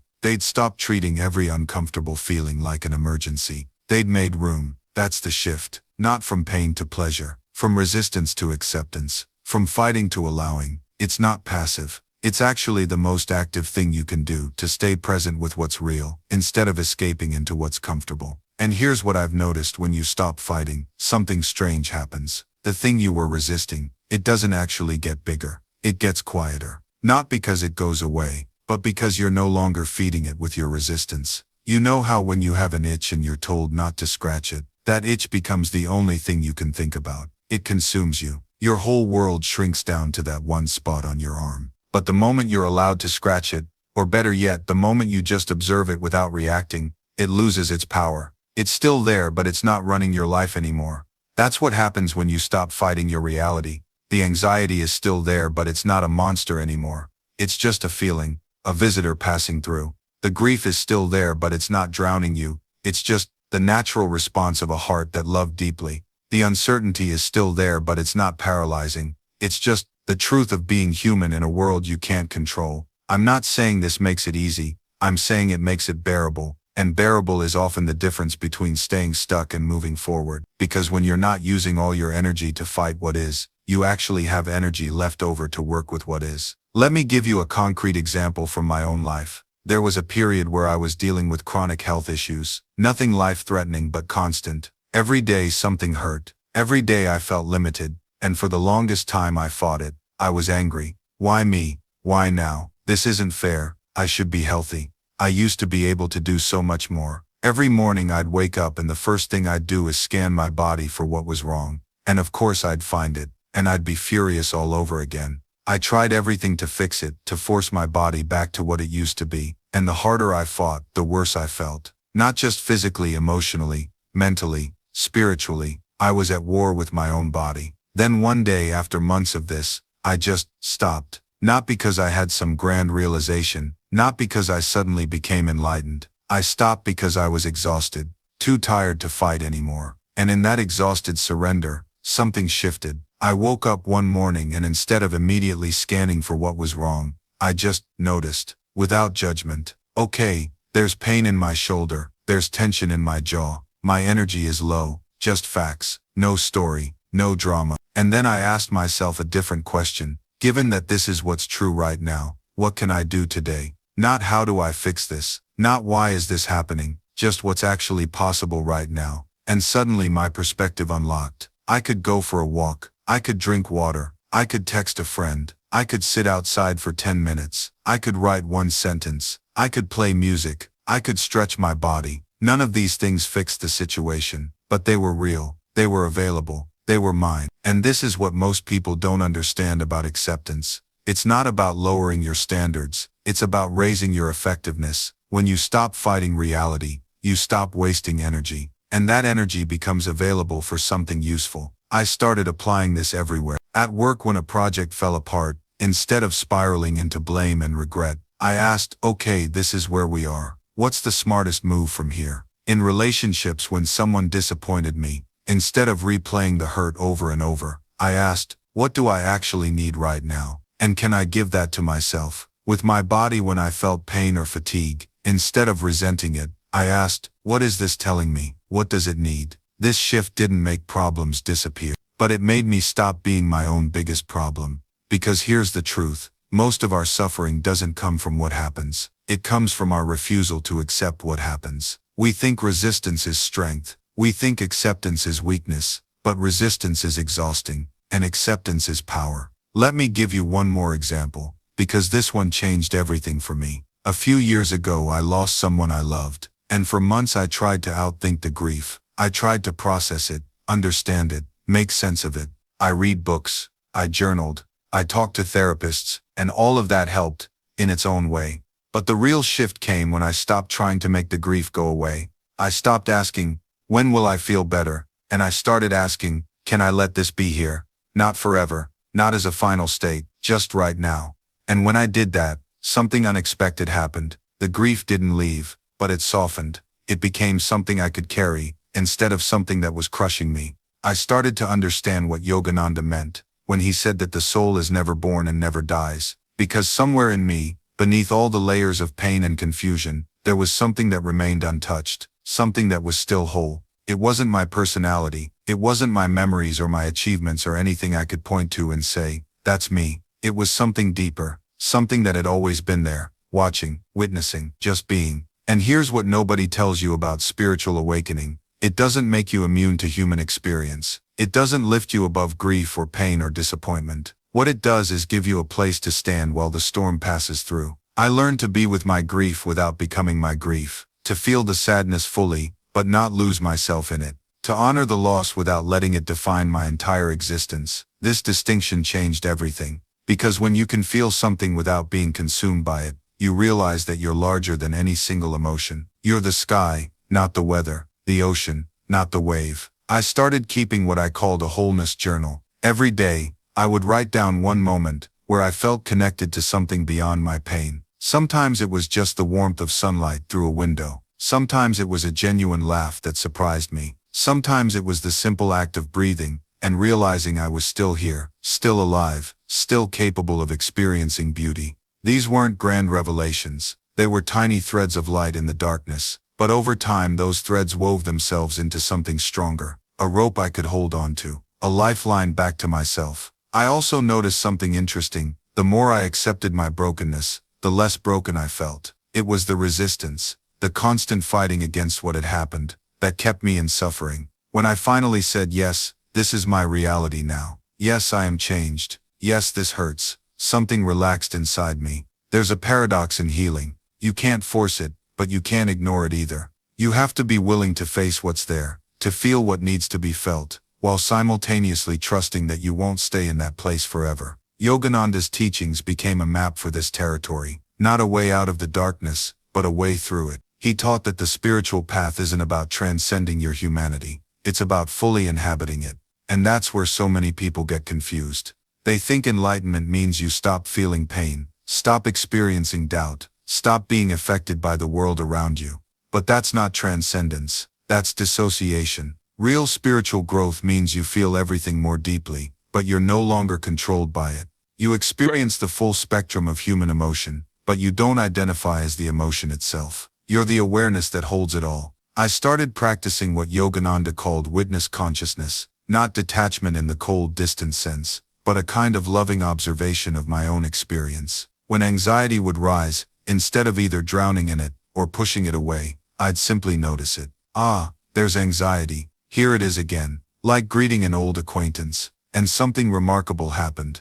The anxiety didn't disappear, but it lost its power, because I wasn't feeding it with resistance anymore. I wasn't making it mean something about who I was or what was wrong with me. Yogananda wrote that suffering comes not from the experience itself but from our attachment to how we think things should be. And God, that hit hard, because I realized I'd been suffering not just from depression but from my story about the depression. The narrative that it made me broken, that it meant I was failing at life, that I should be further along by now. The depression itself was painful, sure, but the story I told about it, that's what was truly suffocating me. So I started to separate the two. The experience of sadness, that was just an emotion moving through. But the story that I was fundamentally damaged, that was optional. That was something I was adding on top. This is where Yogananda's teachings on meditation became crucial, because meditation wasn't about achieving some blissed-out state where problems disappear. It was about creating space. Space between stimulus and response. Space between feeling and reaction. Space between thought and identity. In that space, freedom lives. I'd sit every morning, especially when I didn't want to. Some days the meditation was peaceful. Most days it wasn't. My mind would race. My body would ache. I'd think about everything I should be doing instead. But I kept showing up. And slowly, imperceptibly, something began to shift. The shift wasn't dramatic.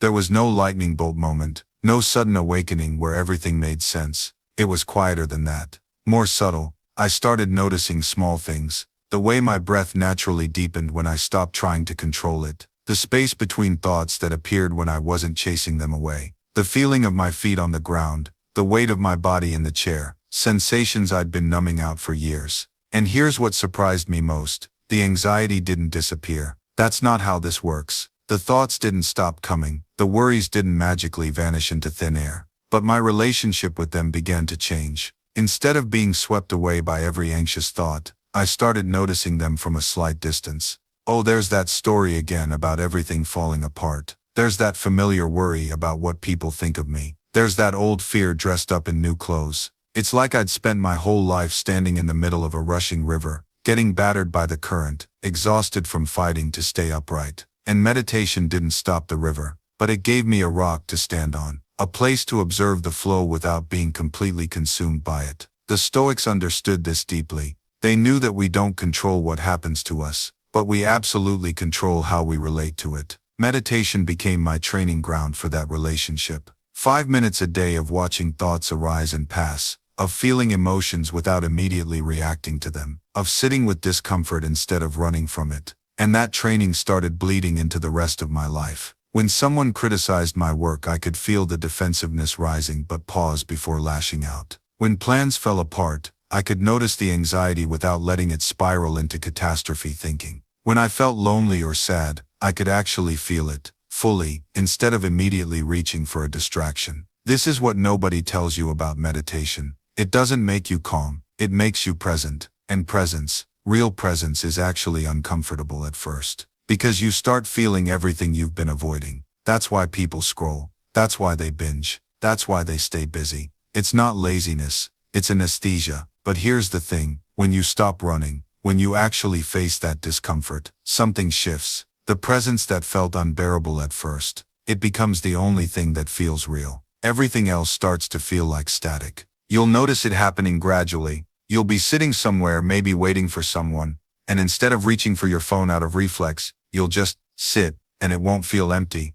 It'll feel full of texture and sensation and awareness. That's when you know something fundamental has changed. This isn't about reaching some perfect state where you never get distracted or never feel bored. That's not the goal. The goal is to shift your relationship with those feelings, to stop treating them like emergencies that need immediate medication. Because when you stop medicating them, you start understanding them. You realize boredom isn't a void to be filled, it's a signal. Discomfort isn't an enemy to defeat, it's a teacher. And once you understand that, once you really get it at a cellular level, the whole game changes. You stop being so fragile, you stop needing the world to constantly entertain you or validate you, or distract you from yourself. You become more solid, more anchored, more here. And people notice. Not because you're doing anything special or performing some spiritual superiority, but because presence is magnetic, authenticity is rare. When someone is actually home in their own body, actually listening when you speak, actually inhabiting their life, instead of narrating it, that stands out. That's the real reward, not some esoteric enlightenment, just the simple, profound ability to be where you are, to feel what you feel, to experience your life as it's actually happening, not through a screen or a story or a distraction. So yes, train your attention, build your focus like a muscle, but don't do it to become superhuman. Do it to become fully human. Do it so you can actually taste your food, hear music with clarity, look at the people you love without your mind elsewhere. Do it so that when your life is happening, you're actually there for it. Because at the end of everything, that's all we really have. Not the highlight reel, not the highlight reel, not the achievement list, just the moments, the texture of being alive. And you can't experience those moments if you're not present for them.